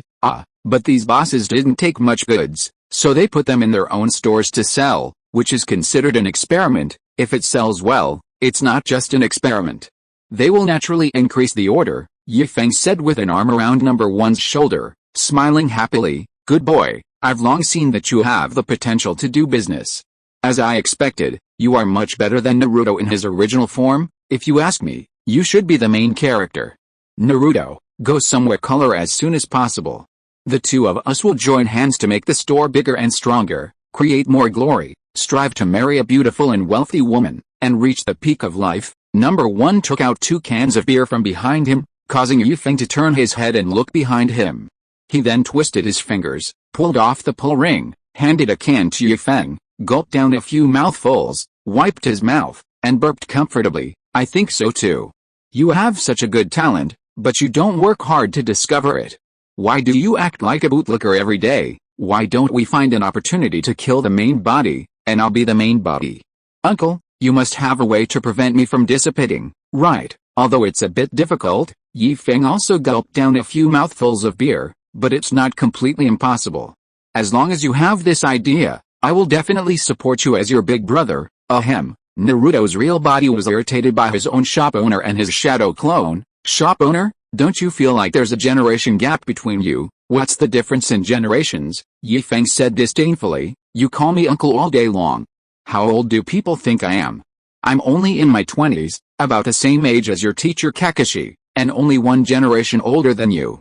Let alone not being married. Even if you are married, it's totally fine for you to call me big brother, right, brother? The last words were said to number 1, who tactfully agreed. I think that's right, big brother, brother, big brother. The 2 cans of beer clinked together, and the owner of the beer put his other hand, which was not holding the beer, on the other's shoulder.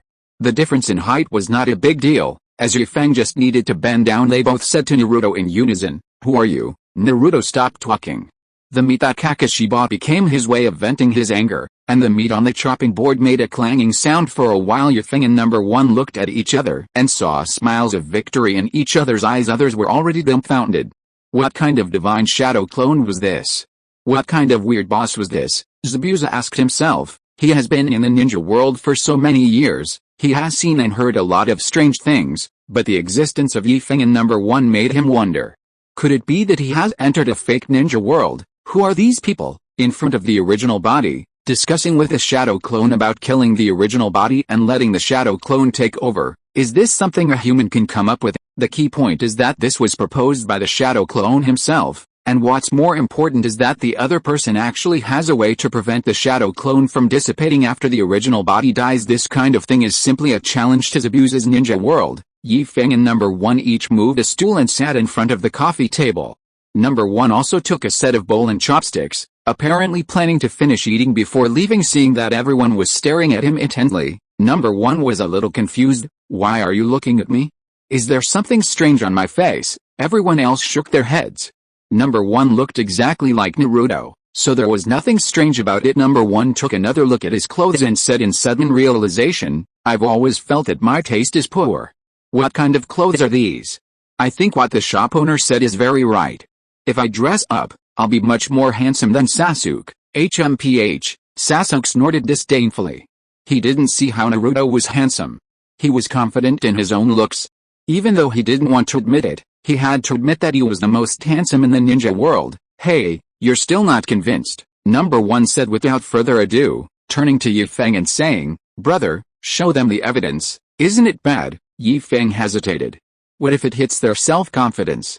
What if Xiaoying falls in love with you? PFFT. Seeing that everyone else's eyes had shifted to him, Kakashi covered his mouth to prevent himself from laughing, and waved his hand to signal, you guys continue, you guys continue. From the movement of his shoulders, it was obvious that he was enduring it with great difficulty. Brother, you see, Mr. Kakashi is not laughing at me, he is slapping you in the face.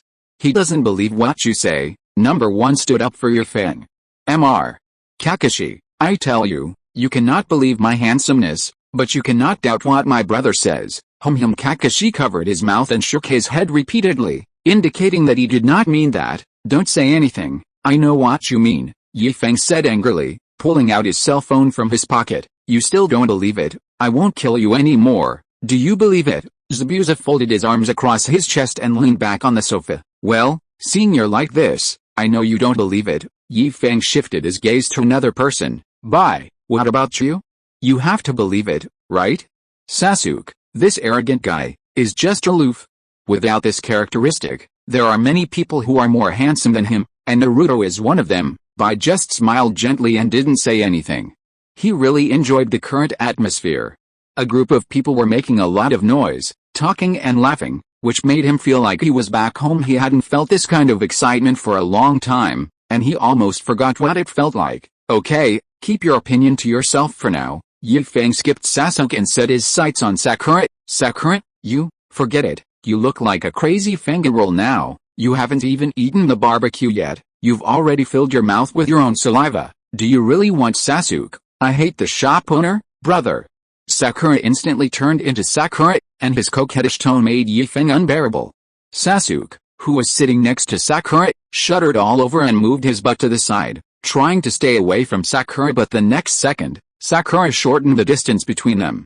Not only that, the distance between them was even shorter than before, almost touching each other. Sasuke wanted to move to the side, but there was no room left. Zabuza's tall body sitting there was like a wall compared to being next to Zabuza. Sasuke would rather be next to Sakura. Feng lowered his head and fiddled with his phone for a few times. He used the screen projection function to project the image on the phone onto the TV behind him. Everyone, look, this is Naruto's handsome photo. A photo suddenly appeared on TV that was not himself. Naruto, who was cutting meat and watching the TV screen at the same time, shook his head. He couldn't remember when he had taken such a photo. Judging from the back, it was taken in the store. Could it be that someone transformed himself into his appearance and took a photo of him? Naruto frowned and thought he doesn't think the photo was taken by number one. Number one is his shadow clone.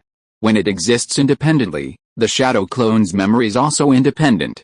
But after the shadow clone is released, the memory will be synchronized with the original body's memory. Naruto didn't find the memory of taking this photo in number one's memory, which is why he suspected that someone turned into his appearance and took the photo. Although he didn't know what that person's motives were, Naruto admitted that the photo on TV was quite handsome. He never thought that he could be so handsome. The Naruto in the photo on TV is wearing a black short-sleeved shirt, knee-length shorts, and flip-flops. Although his hairstyle is still the same, he no longer has a forehead protector to cover his forehead, giving people a casual and lazy feeling. Feng introduced the origin of this photo and gave his own opinion. This is a photo of number one when he got up. I took it casually. It doesn't represent his peak appearance. I personally think that if number one's hair is shorter, he will look more energetic, and this one, he slid his finger across the phone, and the photo on TV changed to another one. In the photo, number one had just put down the things he was moving and was fiddling with his hairstyle. Feng introduced, this photo was taken when number one was moving things. He was shirtless because it was very hot that day. Number one was sweating a lot and his clothes were soaked with sweat. It was inconvenient for him to work, so he did this. Look at the sweat running down his body, and the way he smooths his wet hair. Both of them show a kind of healthy beauty. If number one could be a little taller, a little stronger, and have such a good-looking face, I wonder how many girls would be fascinated by him when he stood on the street. Speaking of this, Zabuza, you have great conditions, Feng suggested. If you are short of money in the future, you can try this method. You are tall enough, strong, and good-looking. You can walk around the street shirtless, and there will be rich women who will contact you without you even asking. Let's find a chance to practice. Even if I can't kill you, I will bite you a few times, Zabuza said, baring his fangs. His fangs were like the teeth on a gear, sharp and dense. When he bit him, the doctor would have to wonder if he was bitten by some animal.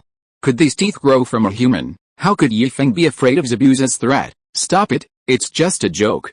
Feng changed the subject. From the two photos above, you can see that Naruto has the foundation. My kid doesn't look bad, he just doesn't like to dress up. Once he dresses up, he can charm thousands of girls. He tapped the phone screen with his fingers. The screen projection was cut off, and the TV continued to play a movie from the ninja world that Feng couldn't name. Sakura admitted that Naruto in the photo was handsome, but she was different from those nymphomaniacs who had never seen a handsome guy. Her goal had never changed. I still think my Sasuke is more handsome. Watch your words. Who is your family? Sasuke said coldly. Yi Feng assisted by saying, it's only a matter of time. Don't you plan to never get married in this lifetime?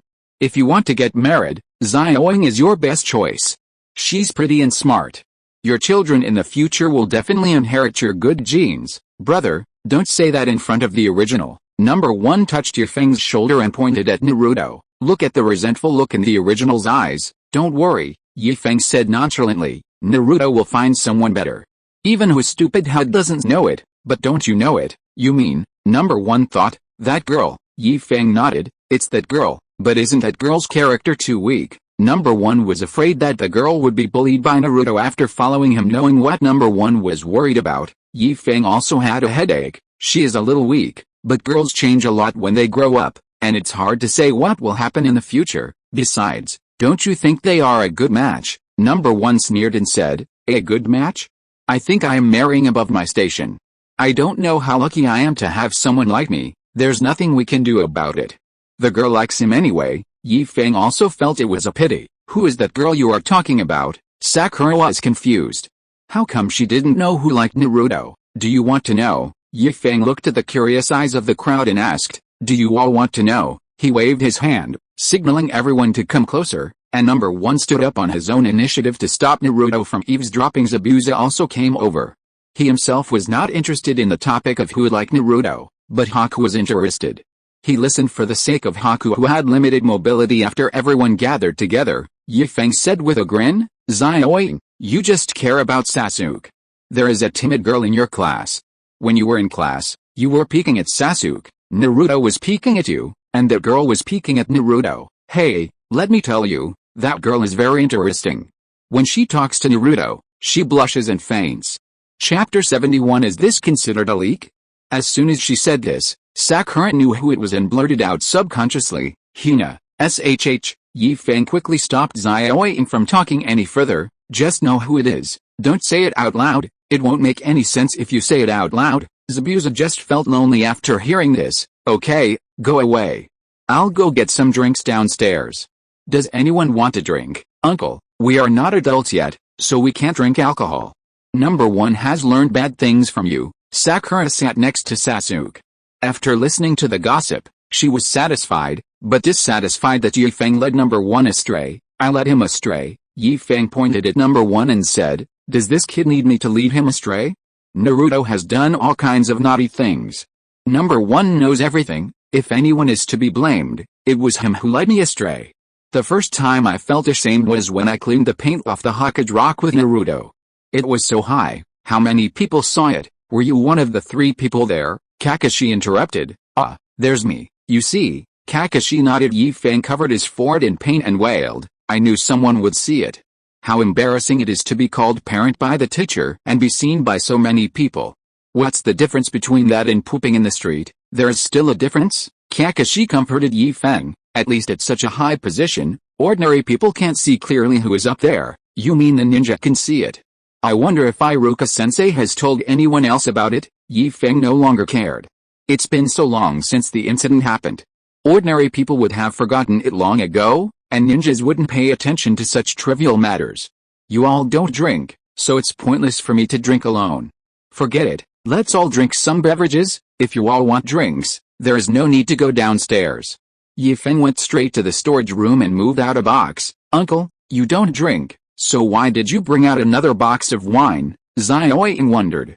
The box that Yi Feng brought out and the wine that Number 1 drank were obviously packaged the same. I didn't drink alcohol, Number 1 explained for Yi Feng. I drank pineapple beer, a non-alcoholic drink that just tastes like beer. You weren't here these days, so you didn't know. This drink in the store is loved by many customers, especially ninjas. They can't drink alcohol while performing missions, so drinking this can satisfy their cravings. Among the orders placed by restaurant owners, this beverage is also the most requested. Really? Yi Feng really didn't know this. He hadn't been here these few days. Before you left, didn't we sign a contract with Yalboss? Number 1 also liked to drink pineapple beer. Besides Coke, this was his favorite drink. At that time, Yalboss placed an order for this drink. After you left, Yalboss found that this drink sold the fastest, so he added another batch. Other restaurant owners were also attracted by this drink. After all, not all the people who come to the restaurant to eat are adults. Children can also drink this drink, so it's no wonder that it sells well. Hey, that's what I thought. There are so many of these drinks in the storage room. I thought I accidentally placed the wrong order. Feng scratched his head. When he placed the order, he always ordered 1 or 2 boxes at a time. Suddenly, there were dozens of boxes more. It turned out that it was because of this reason. By the way, Uncle, said number 1 after taking a sip of pineapple beer, those dozens of boxes of goods have to be delivered tomorrow.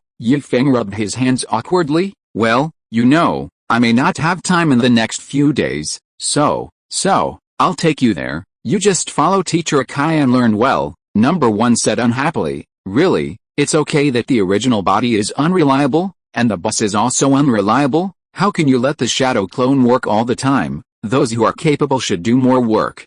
Naruto, I don't count on you anymore, but I count on you to take care of me in my old age. Come, let me toast you.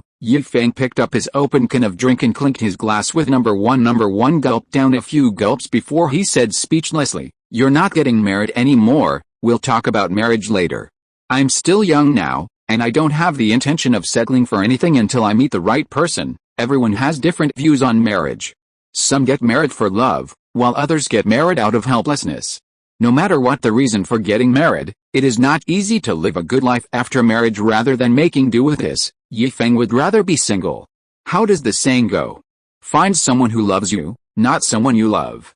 Everyone has their own opinions on this saying. The meat is here. Naruto was carrying several plates and shouting for everyone to make room. The meat on each plate is piled high, and if it were sold in some ramen restaurants, they might not use up that much meat in a month. Of course, it's your own home, so you don't have to worry about so many things. Just eat however you like. Naruto couldn't finish the meal in one trip, so he ran again. He didn't sit down until there was a plate in front of everyone. After sitting down, he thought again, what should we do with Vi? With his current injuries, he can't eat barbecue, right? Does he have to eat liquid food? I'll go make some porridge. As he said this, he was about to stand up again. Okay, no need to bother. Feng pushed Naruto back to his seat. He can eat. Just a snap of the fingers. Feng snapped his fingers, and a magical scene happened. Bai actually sat up. You should know that when he was on the road before, Bai was lying on the chakra bed made by Feng. After arriving at the store, even if the bed was changed into a recliner, he was still in a half-lying posture. Now the recliner has disappeared, and Bai is sitting on the sofa as if nothing happened. Bai was a little at a loss. He just felt an irresistible force that changed his posture to a sitting position.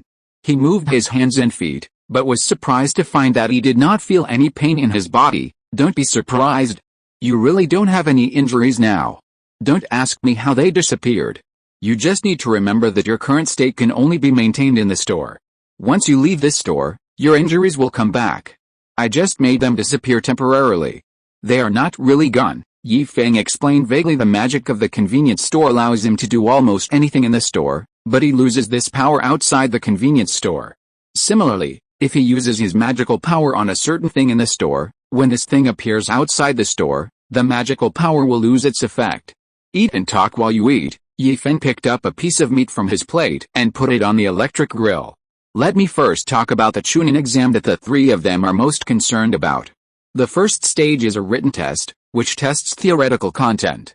That's why I said just now that Naruto might not even be able to pass the first stage. Then, what should I do? Naruto trembled a little.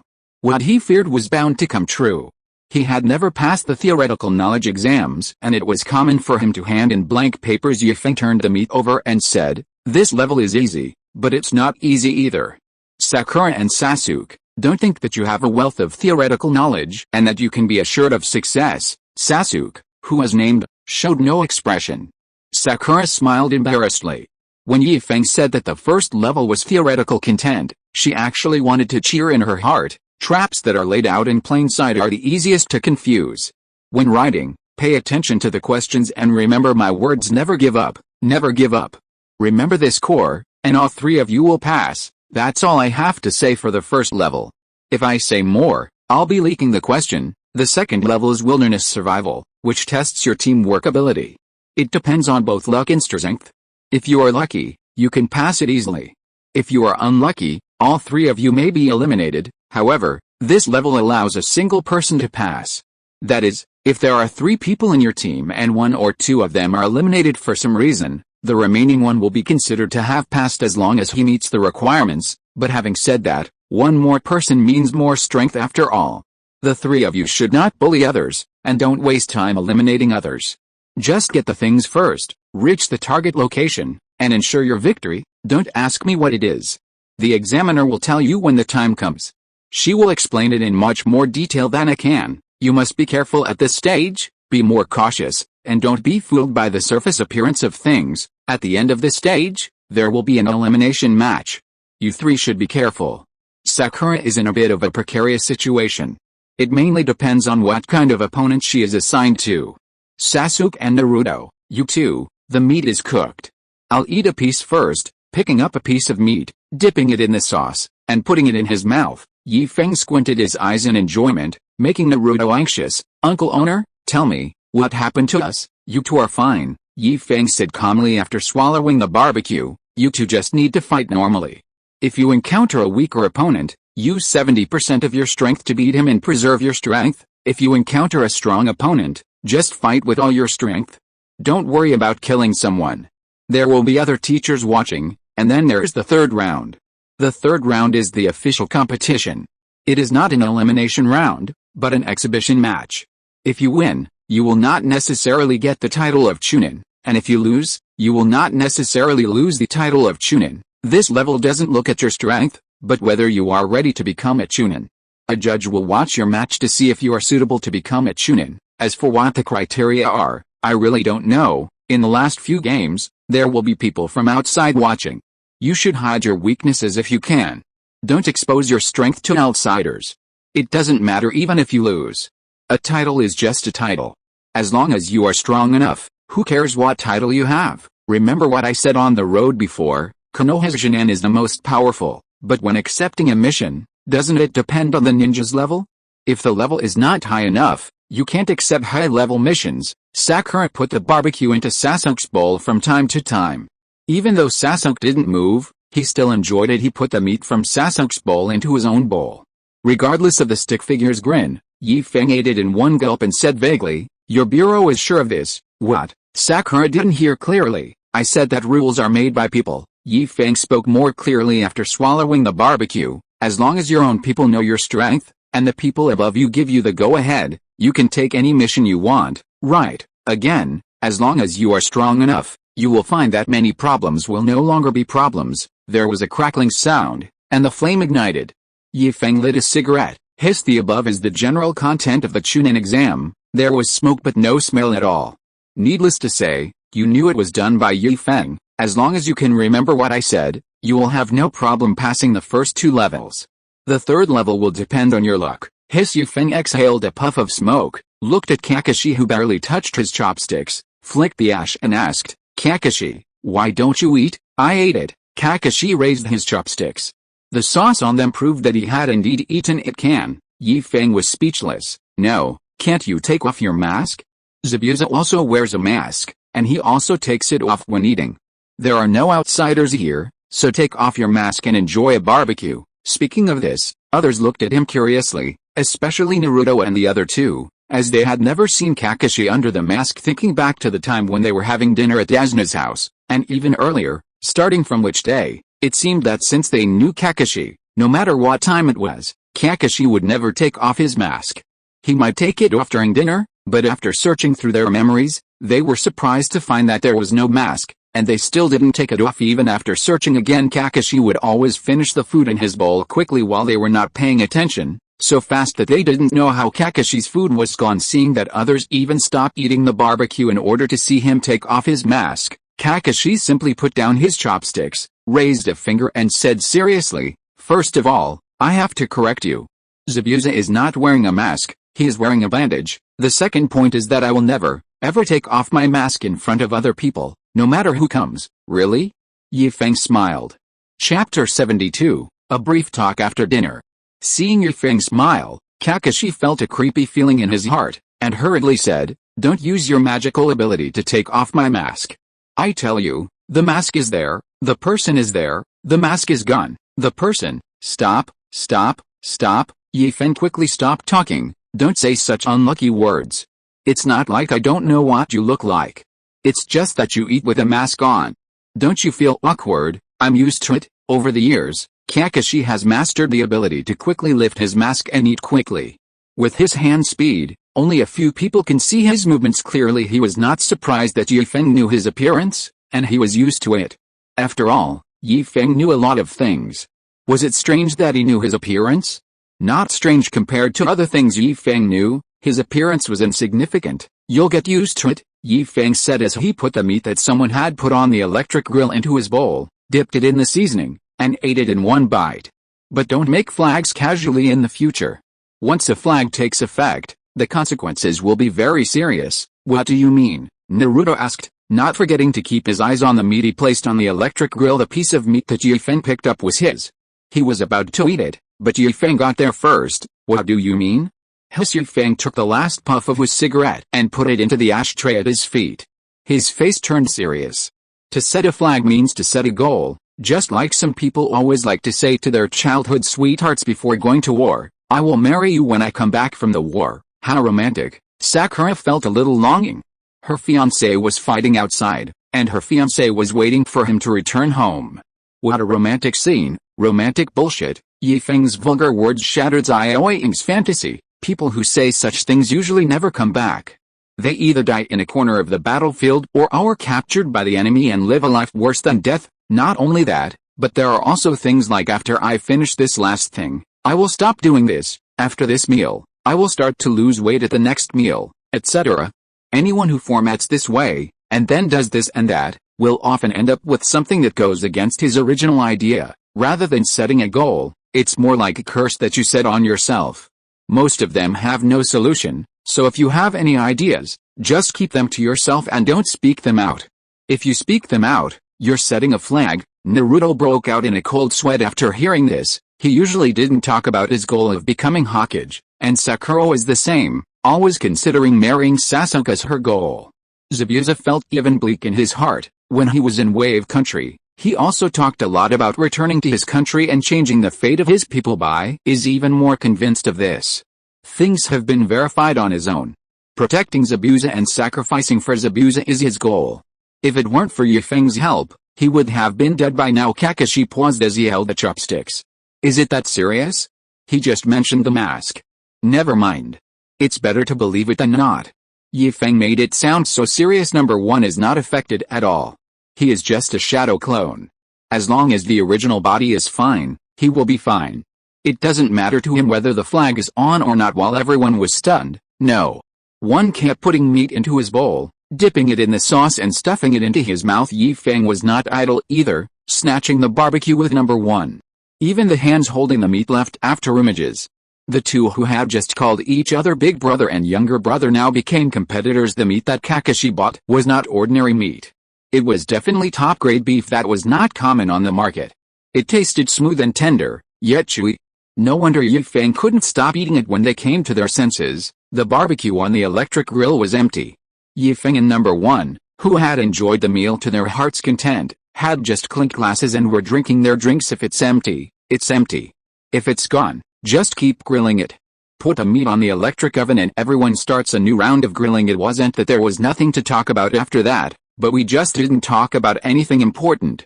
As we chatted, the amount of meat kept decreasing. After eating and cleaning up, Sakura prepared to leave. After returning to the village, she had not returned to her home yet. Now it was getting late, and she had to go home to report her safety and take a rest to prepare for the upcoming Chunin exam. She also took to heart Yi Feng's suggestion that she should become a disciple of Tsunade, one of the three ninjas. She planned to study hard on medical books after returning, so as to leave a good impression when she met Tsunade for the first time. Sakura, in the next few days, we will be training with Kaban. If you are interested, you can join us. You don't have to participate in the training, you can just read your medical books on the side, but you definitely don't want to miss the scene of Sasuke's wet body. Yi Feng smiled evilly and gave Sakura another idea. Sakura waved her hand without even turning her head, but everyone could hear the continuous slurping sound. Yi Feng's idea was naturally met with Sasuke's cold snort, but after hearing it so many times, Yi Feng had long become immune to Sasuke's cold snorts. Putting the ashtray at his feet on the coffee table, Yi Feng lit a cigarette and said between puffs of smoke, "Everyone, I'm going to get down to business next." Zabuza sat upright. "Here it comes, this is what he was waiting for." Kakashi's expression changed and he became serious. Click, Yi Feng snapped his fingers, and the rolling shutter door on the first floor automatically fell down and locked. The windows on the balcony on the second floor also closed silently, and the entire convenience store became completely closed. This story started a long time ago, Yi Feng said. At that time, the Third Ninja World War was coming to an end. In order to save the situation, or to take a gamble at the last chance, the third Mizukage of the Hidden Mist village turned Rin into Jinchuriki. Rin knew very well that she could not return to Konoha, otherwise it would cause unimaginable disaster to the village.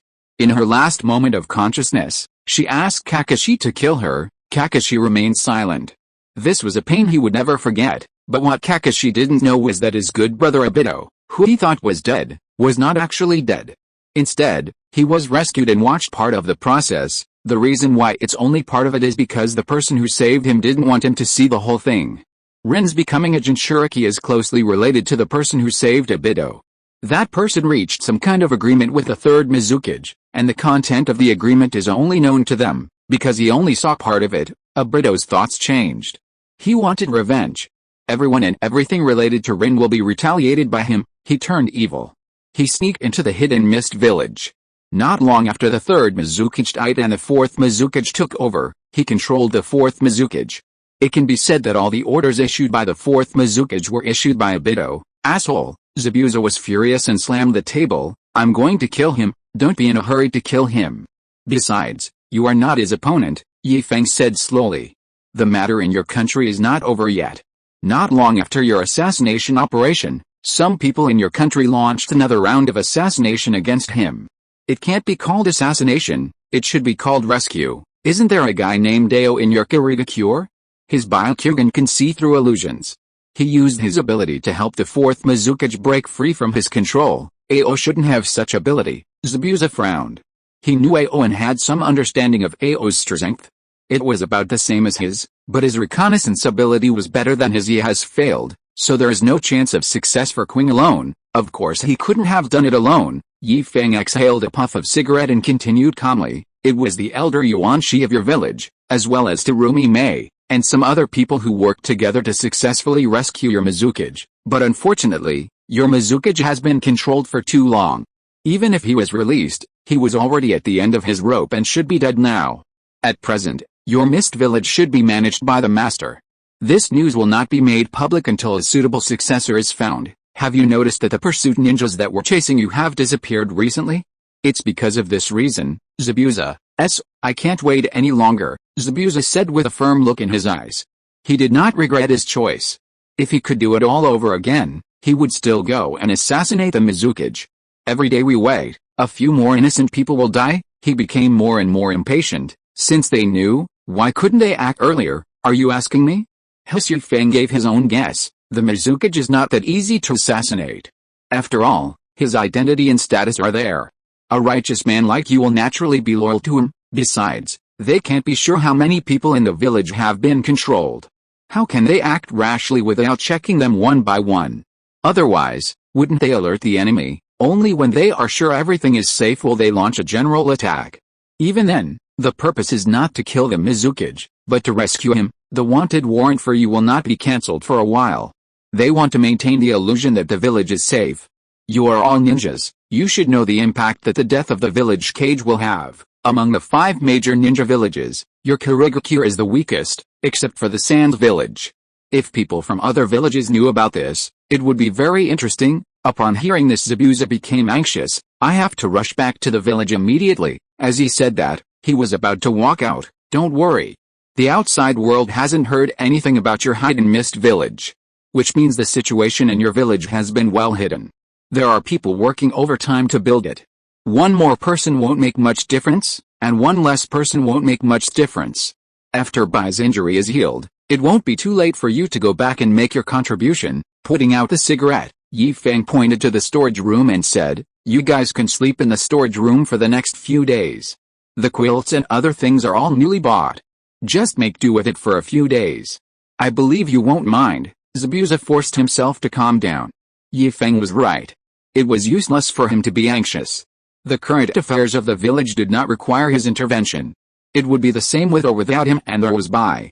He was worried about leaving Bai here alone, so he left first. He also understood the meaning of Yi Feng's words. He had finished talking about his business, but not about other people's business. He and Bai needed to step aside for a while, holding quilts, bedding and pillows. Zabuza and Bai came to the door of the storage room. As soon as Zabuza opened the door, he was stunned. This, he stuttered and looked at Yi Feng, then looked inside the storage room, not knowing what to say. Why does the storage room look small from the outside but has such a large space inside? Don't make a fuss, Yi Feng said nonchalantly. The ninja world is so vast that there are all kinds of wonders. Some places are even more magical than where I am. Zabuza walked into the storage room in doubt, and Bai followed closely behind him. After they both went in, the door closed by itself with a click. Hey, come back to your senses, Kakashi. Yi Feng patted Kakashi's shoulder and turned his gaze to him, and said, let's go to Sasuke's bedroom to discuss the matter between you and Sasuke about your Sharingan. Kakashi was curious about why Zabuza had such a big reaction. It was just a storage room, filled with just some sundries and some goods. What was there to be surprised about? However, he didn't know how much shock the two different spaces and areas separated by a door would bring to people who saw it for the first time. Hearing that Yi Feng was going to his bedroom, Sasuke stood up and prepared to lead the way. Compared with the secret of obtaining the Sharingan, what was the big deal about revealing his own bedroom? Where are you going? Yi Feng grabbed Sasuke's clothes. This way. The others followed behind Yi Feng. The further Naruto walked, the more he felt something was wrong. When Yi Feng put his hand on the door handle, Naruto panicked. No, uncle, this is my bedroom. This is the only place I live. If you give it to Sasuke, where will I live? Yi Feng and everyone else stood at the door of Naruto's room. Opposite him was Yi Feng's own room. Chapter 73 Different Sharingan. What do you mean your room? Is your name written on it? Hey, Naruto pointed to a board hanging at the door of the room, and on the board was written Uzumaki Naruto. I would have almost forgotten if you hadn't mentioned it. Yi Feng took out a pen from somewhere and quickly wrote a name on the board. After thinking for a while, he wrote another one.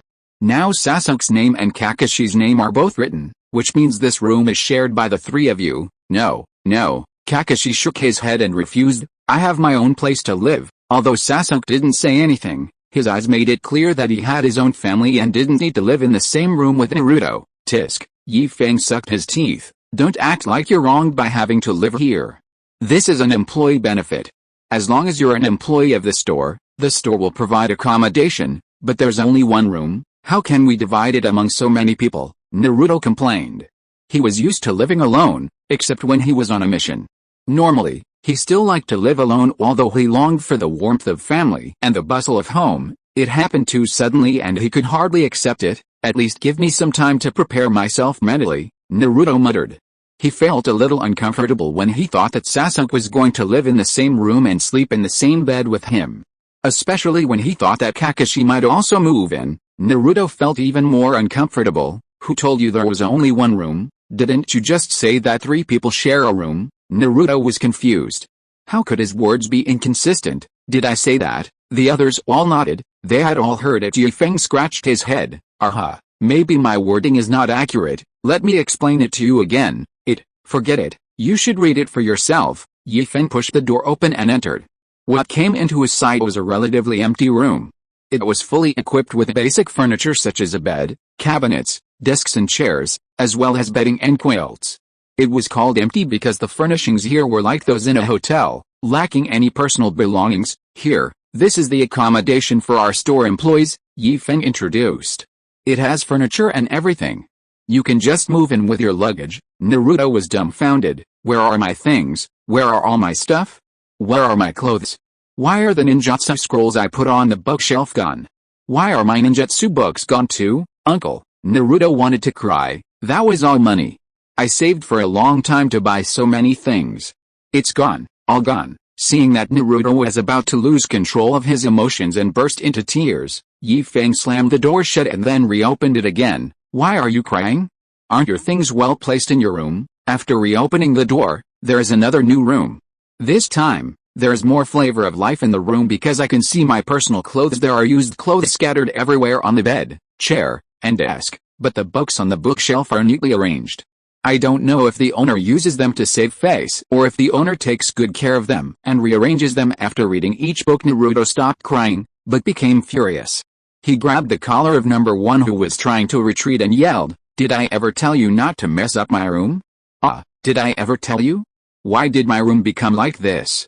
Explain it to me, you idiot." With spit almost spraying on his face, number 1 still defended himself. "I didn't expect you to come so soon. I wanted to clean it up tonight." His explanation was not satisfactory to Naruto. Naruto dragged number 1 into the room, pointed at the mess in the room and asked, "Why can't you clean up every morning? Why do you have to clean up everything together? And that dress, I don't remember when I bought it. Did you buy it? Where did you get the money? Did you buy it with my money?" Kakashi and Sasuke didn't know what to say.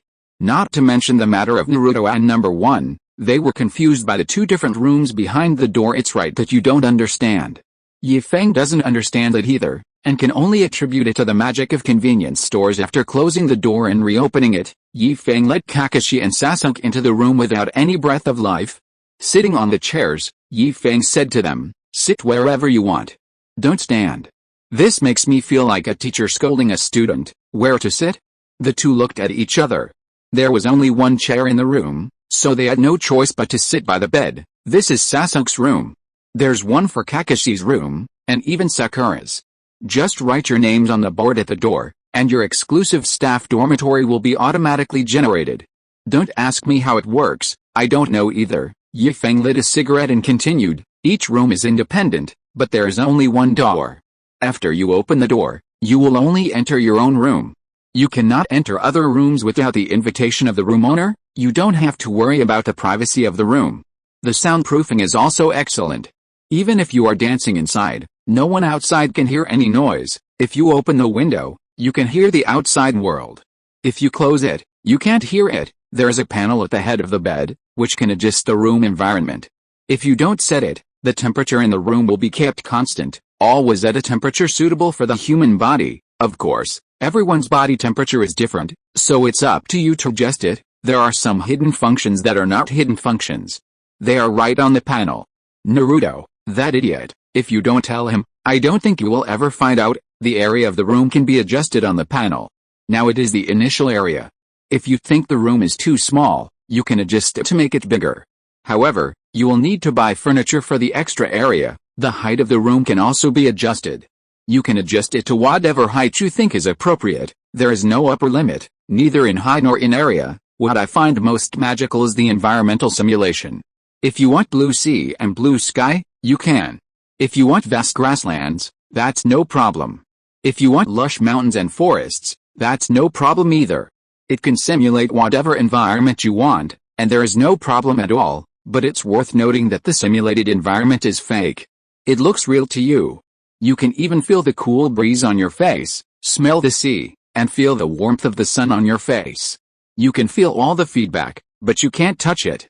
So don't get too obsessed, or I'm afraid you won't be able to tell the difference between reality and illusion. But this environment simulation has an advantage, which is that it can train your illusion skills. It's up to you how to choose. There is one more thing I need to make clear to you in advance. It's not that you can't practice ninjutsu in your room, but the things in the store are indestructible, and your own things are not. If they are broken, they are broken. Don't expect me to restore them for you. I'm not your babysitter. What you said is true. Kakashi couldn't believe it. What Feng said was really too unbelievable and beyond his understanding. What's true about this? You'll know after you experience it yourself later. Feng flicked the ash in his hand, but the ash did not fall to the ground, but disappeared directly. As I said before, the ninja world is so big that there is nothing strange, impossible, Kakashi said with great determination. He had been in the ninja world for so many years and had been to many places and heard many stories. Although he did not know as much as Feng, he asked himself, if there was such a magical place somewhere in the ninja world, it would be impossible to hide it. Other ninjas would definitely flock to it. Not to mention taking it for themselves, they would at least want to witness its magic. Then let me put it another way. The world is so big that nothing is impossible. Feng smiled mysteriously and said, Kakashi, there are always people who are better than you. You don't even understand the affairs of the ninja world, so don't worry about this or that. If there is a chance in the future, I will take you to see what the outside world is like. When you know how big the outside world is, you will understand why I don't care about the ninja world. To be honest, there are really not many things in the ninja world that I can appreciate. Let's talk about the Sharingan. Sasuke was still most concerned about this. Although he was shocked by the magic of the room, the functions of the room could be explored slowly. With such a good thing in front of him, opportunities to improve his strength were rare. Who knows whether Yi Feng will continue to talk in the future? In order to prevent himself from forgetting what Yi Feng said or not remembering it all, Sasuke took out a notebook and a pen, ready to write it down. You've prepared quite a lot. In that case, I won't waste any more words. Yi Feng snapped his fingers, and the surrounding environment changed instantly. When I looked up, I couldn't see the roof, and there were no walls around me. The furniture had also disappeared, and there was no end to the entire room, only a blank space. Let me start with the basics. In the vast empty room, a pair of eyes appeared. They were no different from those of an ordinary person, except that they were very big, so big that a single eye was taller than a person. His eyes floated in the air and changed as Yi Feng explained. This is the state of the Sharingan when it is not activated. There is nothing much to say. It is similar to the eyes of ordinary people, but the vision is better than that of ordinary people, and the perception of things is also more sensitive. This is a Magatama Sharingan.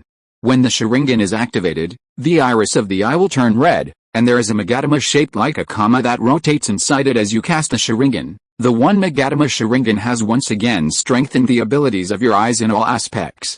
Whether it is your vision or your observation of things, it will be taken to a higher level. This is a 2 Magatama Sharingan. It has an extra Magatama that allows its owner to gain the ability to copy. That is, you can see the movements of others casting spells and imitate them. This is a 3 Magatama Sharingan, with an additional Magatama. On top of the previous ones, its owner will also gain illusion abilities. Even if you haven't learned illusions before, you will naturally understand some illusion knowledge, allowing you to learn illusions with less effort than others. At this stage, even if the conventional power of the Sharingan is brought to its limit, there are very few ninjas of the same level who can defeat the 3 Magatama Sharingan, because your movements and ninjutsu can be seen through by the Sharingan. But it is worth mentioning that the Sharingan's ability to copy other people's ninjutsu also depends on whether your own attributes and chakra amount match. If the attributes do not match, even if you can learn other people's movements, you cannot release other people's ninjutsu. That's why among all the Uchiha clan members, only Kakashi, an outsider, has the title of copy ninja for so many years. Most of you Uchiha clan members are fire attributed and use fire jutsu mostly. Plus, some of you are born arrogant and would not bother to learn it even if you could. Kakashi was lucky enough to have found an opportunity. Also, the Sharingan cannot copy bloodline limits, bloodline elimination, bloodline nets, etc. These ninjutsu that require bloodline, the essence of copying is nothing more than imitation, but the power of bloodline inheritance is something you cannot imitate, and therefore you cannot copy it either. Some secret techniques passed down in the family cannot be copied by the Sharingan. Even if these secret techniques are performed in front of you, you cannot use them without the supporting items. For example, the secret techniques of the Aburim clan, without the cooperation of the insects, how can you use your HUD to perform them? The above are the conventional powers of the Sharingan. If that's all, then the Sharingan wouldn't be worthy of the title of the strongest eye technique. What I'm going to talk about next is the real power of the Sharingan. The Sharingan floating in the air changed again. The 3 Magatama slowly disappeared, forming 3 patterns like sickle HUDs. The sickle HUDs are connected to each other at the tail and the head, and they are slowly rotating around the pupil. At this time, the iris and pupil of the eye have turned red, and only the 3 sickle HUDs are black. Chapter 74 Upgraded Sharingan. This is called the Mangekyou Sharingan, an upgraded version of the Magatama Sharingan. This is the true power of the Sharingan. At this point, the Sharingan is known as the most powerful eye technique. The Mangekyou Sharingan has the power to control the tailed beasts. Kakashi, do you remember the 9 tails incident in the village more than a decade ago? That was controlled by the Uchiha clan who possessed the Mangekyou Sharingan. Of course, it had nothing to do with the Uchiha clan in the village. There were other people named Uchiha outside the village. Is it Obito? Kakashi asked in a deep voice, his clenched fists showing that he didn't want to hear that answer, but Yi Feng's nod disappointed him. Yi Feng nodded and said, "It's Obito." Didn't I say it before? Because of Rin's death, Obito turned evil. He wants to take revenge on everyone and everything related to Rin. Isn't your teacher known as the fastest in the ninja world? He blames your teacher for not arriving in time when Rin died, So he wants revenge. He wants your teacher to taste the pain of losing a loved one. Your teacher's wife died not long after giving birth to Naruto. Your teacher is dead too. He shouldn't have died. With his speed, if you were to leave, no one would be able to stop him. But he didn't dare to leave. Once he left, no one in the village would be able to deal with the nine-tailed fox. Once he left, his wife and children would die. Do you know how he felt at that time? Answer me, Kakashi. Do you know what your teacher felt at that time? Kakashi fell to the ground. Facing Feng's questioning, he couldn't say anything. His heart was in a mess. On the one hand, he didn't believe that the once cheerful Obito could do such a thing as killing his master. On the other hand, he didn't know what kind of mentality he should have when facing Naruto in the future. Just face it as you should. Seeing Kakashi's expression, Feng knew what he was thinking. Your teacher didn't recognize at the time that the person wearing the mask and controlling the nine tails to cause damage in the village was Obito. He just figured out a lot of things at the time and made some choices. Although he doesn't know who the masked man is, there is a precedent for the nine tails being controlled. In the previous battle between Uchiha Madara and Senju Hashirama, Uchiha Madara once controlled the nine tails. When the nine tails is controlled, its eyes will take on the appearance of the main Gekkai Sharingan, and will look the same as the eyes of the person controlling it. This laid the seeds for the Uchiha clan's demise. Who wouldn't want to have the power to control the tailed beasts? What is the nine tails? What are the tailed beasts? Sasuke wanted to figure out why the ability to control the tailed beasts became the bane of their family. The tailed beasts are the most powerful in the ninja world. Summoning beasts. You can understand it this way, Feng explained. He was afraid that Sasuke wouldn't understand what he was saying because it was too profound. There are 9 tailed beasts in total. They are called the one tail, the two tail, to the 9 tail. According to the number of tails, they are powerful and have self-awareness.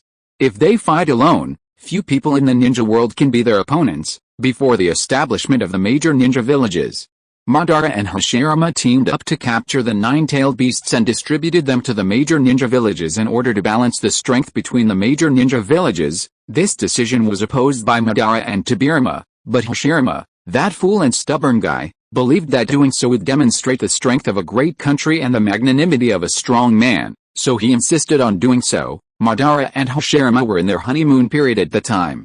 Seeing Hashirama's insistence, Madara stopped objecting. I guess he was thinking at the time that since he could catch the tailed beast once, he could catch it a second time. With his strength, dealing with a tailed beast would be as easy as dealing with a chicken. It would be a piece of cake. It was useless for Tobirama to object. Hashirama simply didn't listen to him on this matter. In the end, the 9-tailed beasts were still assigned to various ninja villages, but the 3 of them forgot one thing. Just because they can easily deal with the tailed beasts doesn't mean others can. The powerful strength of the tailed beasts is simply not something that ordinary people can use. If they use it by force, there is a risk of them going berserk, but human hearts are greedy. Who wouldn't want to possess such a powerful force? In order to use the power of the tailed beasts, they also came up with corresponding methods, and the Jinchuriki was born. By sealing the tailed beast inside their bodies and leaving a hole in the seal, the power of the tailed beast can leak out. Even if only a portion of it is available, it will be enough for them to stand at the top of the ninja world. Among all the tailed beasts, the 9 tails is the most powerful. It can be said that the 9 tails alone can suppress the other 8-tailed beasts. Think about it again. How awesome does it have to be able to control the 9-tailed fox's eye technique? So many people are envious and jealous because of this. Kakashi, do you know why I don't want to care about the lives of some people in the village? Kakashi had some guesses in his mind, but he was not quite sure. On the way back to the village, Feng also mentioned this issue, but it was obvious that he did not say everything because someone was present. Hey, Feng sighed and said, before, Naruto was here, so I didn't explain it clearly. Now that he is not here, I can talk to you in detail. Naruto, the son of Minato Namikaze. Minato Namikaze is the 4th Hokage. No matter what his reputation was before or after he became Hokage, Kakashi, you know better than me that Minato Namikaze is a well-deserved hero, but after he died, how was his son treated in the village? The son of a fox demon or the reincarnation of a fox demon? The villagers' ignorance is understandable, as they don't know the facts of the matter, but don't the village leaders know? Look at Naruto. His father is a hero, but he knows nothing. He doesn't even know who his parents are. There is such a big head portrait on the Hokage rock, but no one dares to tell him, look, that person is your father. What a bullshit third Hokage, playing the role of a kindly grandfather, giving Naruto living expenses every month and renting a house for him to live in, under the pretext of taking care of orphans. Then I can't help but ask, where's Minato Namake's house? Where did his savings from so many years of missions go, with your master's wife Uzumaki Kushina's temper? If she knew that her son Naruto would be treated like this after her death, do you believe she would kill the third Hokage with a knife? Kakashi smiled bitterly. He believed that, based on his understanding, Kushina could really do such a thing. He was a little puzzled. Why don't you tell Naruto the truth? What should I tell him?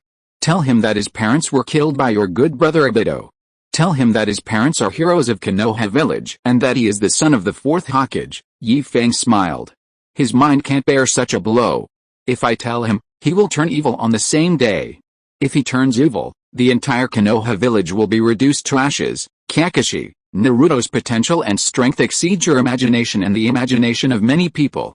If he turns evil, even without the Nine Tails, almost no one in the entire ninja world can be his opponent. Besides, there are some things that are better for his parents to tell him in person. Teacher and his wife are not dead. Kakashi was surprised. Died. How can he talk when he's dead? Kakashi was even more surprised.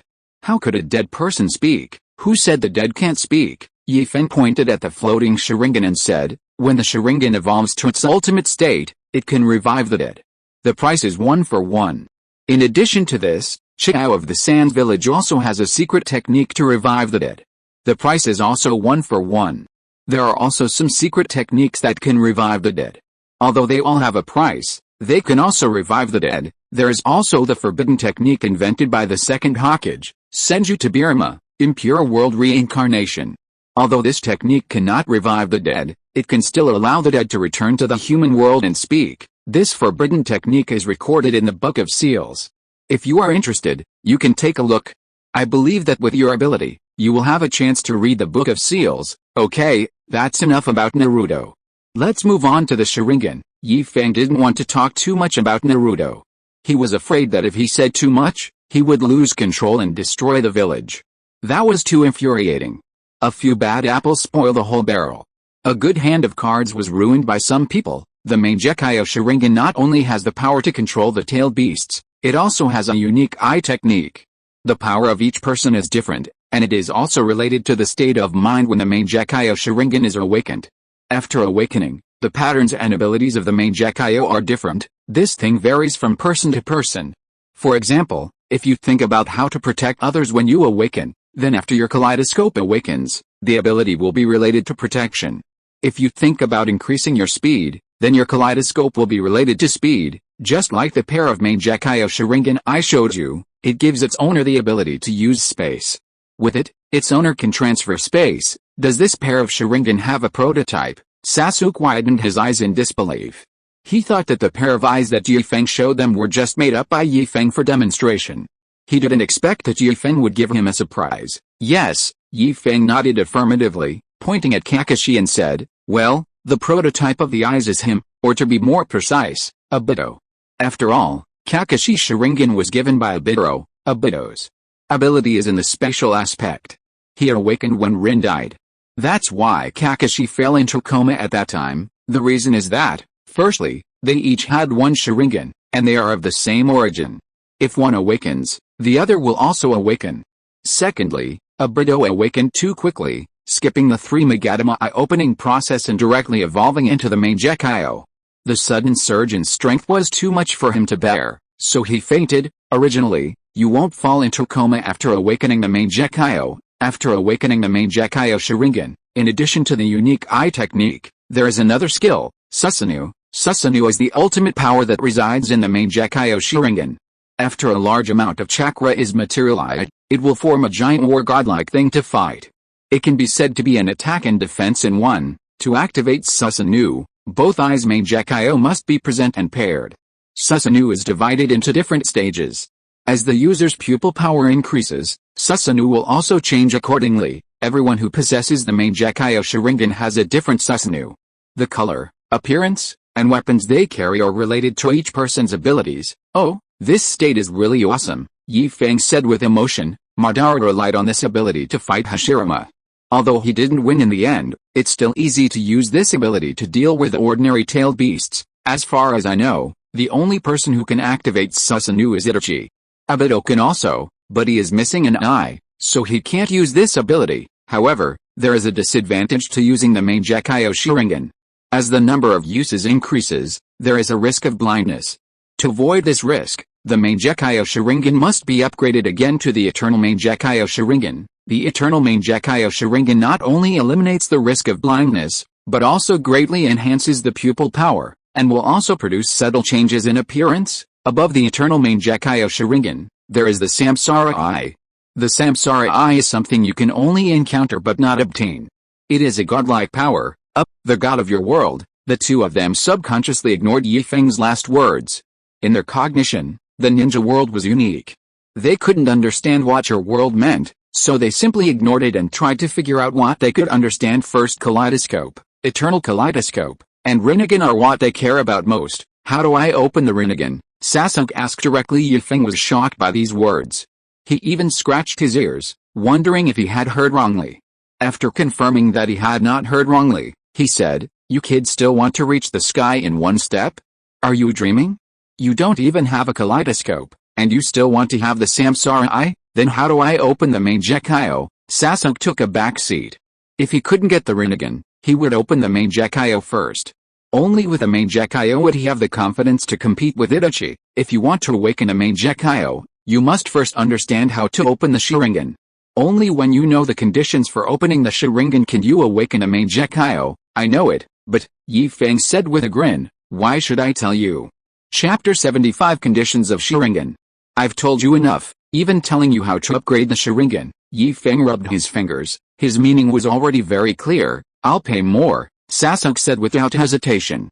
Compared with the powerful strength he could gain, the loss of some money was not worth mentioning at all. Good, that's generous, Yi Feng praised him. His intelligence couldn't be denied for nothing. He had to get some benefits, right? He asked for money just to satisfy his bad taste, and also because he really needed money. Kakashi, Sasuke has already opened his chips, and now only Kakashi is left. Kakashi is also very tactful. Before Yi Feng finished speaking, he took the lead and said, I can't compete with Sasuke in terms of money, but you want to ask Kai to be your physical training coach, right? I can help you introduce him and save you some mission fees. This hit Yi Feng's soft spot. He didn't have to pay for the mission, which was equivalent to getting it for free. For Yi Feng, getting it for free was a huge blessing. He stopped talking nonsense and directly told him the method to upgrade the Sharingan. The conditions for opening the Sharingan are very strict. If it is really that easy to open the eye, then all the people of the Uchiha clan must have Sharingan, right? In fact, within the Uchiha clan, there are very few people who can open their eyes. Every member of the clan who can open his eyes can be regarded as the backbone of the clan. The more Magatama you have, the higher your status in the family. Age is not a factor in opening your eyes. Some people can open their eyes at a very young age, while others may not open one Magatama until they reach adulthood, but in general, the earlier the eyes open, the greater the potential of the person. The opening of the Sharingan does not necessarily follow the order of 1 Magatama, 2 Magatama, 3 Magatama, and Mangekyo. Some people can skip some processes and open their eyes at a higher level. Obito is a typical example. He first opened the 2nd Magatama directly, then skipped the 3rd Magatama and opened the Mangekyo directly. So I said it before, don't underestimate the Jinan of Konoha village, especially the Jinan with the title of the last. Although this kind of person has a low title, his strength should not be underestimated. He is often a hidden master, the kind that will make a big splash once he makes a name for himself. Does this have anything to do with the Sharingan upgrade? Don't be impatient, Yi Feng said hurriedly, seeing the impatient looks on Sasuke and Kakashi's faces. I was just about to say it. Sasuke made a recording gesture with a hand holding the pen, and Kakashi also held his breath, ready to listen carefully to Yi Feng's next words. Yi Feng cleared his throat and this time he really got to the point. In order to open the Sharingan, you must be strongly stimulated. What I am going to say next is not to deliberately bring up your sad story. If I don't explain it clearly, I'm afraid you won't understand. Seeing that the two were mentally prepared, Yi Feng continued, in the understanding of outsiders, or in your Uchiha clan, this is also the view. They believe that in order to open the Sharingan, you must witness the death of a loved one, or the person you care about most must die, or be about to die in front of you, before it can be opened. Itachi opened his eyes because he witnessed his companions sacrifice themselves to protect him. Obito opened his eyes to protect you, Kakashi. Sasuke opened his eyes because he witnessed the death of his clan members and parents. I gave these 3 examples because you all know them, or you are the ones involved. You can understand better. There are also some other Uchiha clan members who have opened their eyes, and they all have similar reasons. With so many examples gathered together, people have formed a consensus. They believe that in order to open the Sharingan, strong external stimulation is required, and the deeper the person's feelings, the greater the power of the Sharingan. You can imagine how high your status is in Obito's heart, Kakashi. When he saw you injured, he immediately opened the 2 Magatama Sharingan. This kind of talent is rare even in the Uchiha clan. Later, he witnessed Lin's death and opened the kaleidoscope directly, which further demonstrated his extraordinary talent. According to what you said, Obito's Sharingan is a Mangekyo, so my Sharingan should also be a Mangekyo. Why? Kakashi asked with a frown. Although he didn't finish his words, Yi Feng already understood what he meant. You want to ask why your Sharingan is not a Mangekyo, right? The answer is very simple. Yi Feng snapped his fingers, and the Mangekyo Sharingan floating in the air returned to the 3 Magatama state. If you have that talent, it is not impossible for you to open the Mangekyo directly, but unlike the level jump when you open the eyes, when your Sharingan is the Mangekyo, you will naturally have the previous 3 Magatama form. You can open 1 Magatama, 2 Magatama, 3 Magatama, or directly open the Mangekyo Sharingan. It's up to you. The higher the level of the Sharingan, the more chakra it consumes when it is activated. Sometimes, when dealing with small soldiers and generals, it is a bit of a waste to use the Mangekyo directly. There is no need to activate the Mangekyo when 2 Magatama can deal with them. It was completely unexpected that you, an outsider, could possess the Sharingan. At that time, the Uchiha clan had not yet been exterminated. They would not have told an outsider their family secrets. Most of the information you know is circulated by the outside world, and the secret of the Mangekyo Sharingan is a secret among secrets, even within the Uchiha clan. There are very few people in their clan who can open the Mangekyo, and even fewer people in the outside world know about it. Before I told you, did you know there was a Mangekyo above the Magatama? You didn't even know how to open it. Then how do I open the Mangekyo? Kakashi's determination to become stronger is no less than Sasuke's. Perhaps he didn't have this idea before, but when he learned from Yi Feng that the chaotic world was about to come, Kakashi had it. He didn't ask for his own strength to increase to a great extent, but at least he wanted to have the power to protect the people he cared about.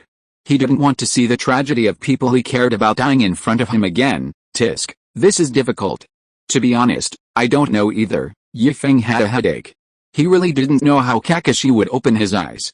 He could only suggest, it's easier for you to open the Mangekyo Sharingan than Sasuke, because your Sharingan is originally the Mangekyo Sharingan. The reason why you can't open it is because you don't know there is a Mangekyo Sharingan. Now that you know, why not try to practice it yourself? Itachi will appear in the village in the next few days. You will definitely run into him then. Itachi will definitely use the Mangekyo Sharingan against you. Remember that feeling and keep practicing on your own. You have a great chance of opening the Mangekyo. As for Sasuke, why don't you try stimulation therapy? After giving Kakashi some advice, Yi Feng gave Sasuke another idea. Doesn't the opening of the Sharingan require stimulation? Then give it stimulation. It's easy for you to say. Sasuke smiled bitterly. For some reason, he let down his mental guard in front of Yi Feng. Perhaps Yi Feng told him a lot about the Sharingan, or maybe Yi Feng knew too much? Even though Yi Feng didn't say much about him, Sasuke knew that Yi Feng must know a lot about him, and his understanding of him was probably even deeper than Sasuke himself. For people who know him well, they will either be more defensive or be honest with him, and Sasuke is clearly the latter. In short, Sasuke, who had never revealed his feelings in front of others, showed a bitter smile for the first time, and Kakashi was stunned. It's not like he had never seen Sasuke smile before, but they were all sneers or disdainful smiles. This was the first time he saw a bitter smile. Sasuke didn't know what Kakashi was thinking. He was still pondering Yi Feng's words. Excitement is not something that can be achieved just by saying it. Excessive stimulation will turn into shock, and shock often occurs inadvertently. If people are mentally prepared, it will be difficult for them to be frightened. How can there be excitement without shock? If only you didn't say it. Sasuke regretted asking too early. If he could have resisted the urge to ask, he believed that with Yi Feng's ability, he would have many ways to stimulate him. Now that he said it, it would be equivalent to making all these methods invalid. Oh, Sasuke sighed. Now he was in trouble. Why are you sighing? Yi Feng dispersed his Sharingan for display, restoring the room to its original state. Sitting on a chair, he lit a cigarette, took a puff, and said slowly, "Do you think excitement is frightening? Otherwise, excitement includes frightening, but it is more than just frightening. To put it bluntly, it is using excitement to stir up your emotions. I can tell from my previous comments that you didn't listen carefully. I said outsiders understand, outsiders understand. This outsider also includes you, the Uchiha clan. Why do you have a bad reputation? It's because you are so stubborn and can't think flexibly. Once you decide on something, you have to go all the way to the end. You are a bunch of people who won't turn back until you hide a wall. Everyone thinks that negative emotions are needed to activate the Sharingan. Does that mean that negative emotions must include seeing loved ones die? Does it mean that it must include seeing companions or people you care about die or are about to die in front of you? Can't you think of another way? Negative emotions can be created by humans. Rage, frustration, low mood, feeling uncomfortable and wanting to cry, etc. Do these negative emotions require people to die? No, it's just a matter of words. You do not believe. Sasuke nodded, then shook his head. He didn't know whether to believe it or not. It was true that a word from others could make you feel uncomfortable for the whole day, but if the negative emotions caused by Yi Feng's provocative words could open the Sharingan, Sasuke didn't believe it. The force is obviously not enough. Everyone has times when they feel bad. If they could open their eyes just because they were in a bad mood, all members of the Uchiha clan would have opened their eyes long ago. Oh, Yi Feng also sighed and took 2 deep puffs of the cigarette in his hand. The smoke he exhaled spread out and blocked his face. The flame of the cigarette butt flickered, illuminating the darkness in the room. He put out the cigarette butt and threw it away. The butt disappeared and appeared in the trash can in the living room without the only source of light. The entire room suddenly fell into darkness. Yi Feng's face could not be seen in the darkness, only his voice could be heard. Sasuke, everyone says you're a genius, but in my opinion, you're only slightly better than your blind clansman. Any Uchiha with open eyes is more talented than you. How can you, such a useless person, call yourself a genius? Others can activate the Tumagatama when they see their companions are injured but not dead yet. What about you? Do you still want to surpass your brother? Forget it. It's color on the street. Why don't you sleep on the street for a night to calm down? Although I don't know much about your brother, I know that your brother opened the Sharingan much earlier than you did. Your brother opened his eyes when he was 8 years old, and when he was 12 or 13 years old, he opened the main Gekyo Sharingan. What are you doing now? Are you playing house? You can't even beat Haku, and you still have the nerve to call yourself a genius. Obito's talent is not bad either. He opened the main Gekyo when he was 14. Just because he saw the girl he liked died in front of him, he didn't even open the 3 Magatama, but directly opened the main Gekyo. What about you? In 2 years, you will be this age, right? Let me think, what will you do by then? Take on missions. Yes, definitely take on missions. After 2 years of hard work, you are finally qualified to take B-level missions. No, B-level is not good. B-level is not worthy of your status as a genius. You have to take A-level missions.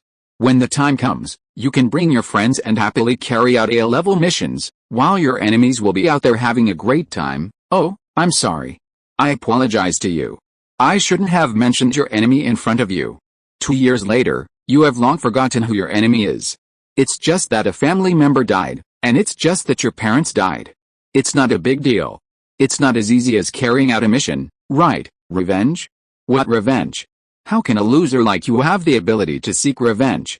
Tell me, everyone in your clan is dead, your parents are dead too. Is this enough stimulation? It's enough, right? It can even allow you to open your Sharingan, one of which has 2 Magatama. What a genius. Look, all my clan members are dead, my parents are dead too, and I can open the Sharingan. Am I a genius? I am definitely a genius. I have the Sharingan. If I'm not a genius, who is? Itachi? Itachi is only a few years older than me. When I was his age, I must have surpassed him in strength. It's not for anything else, just because I'm a genius. My classmates all say I'm a genius. Do they need to say it? Don't I know that I'm a genius? End of this chapter. Thank you very much for reaching the end. Don't forget to like. Looking for more exclusive content and immediate access? Subscribe to our Patreon. Remember, every like, subscription, or donation encourages us to continue. Thanks to everyone. See you in the next video.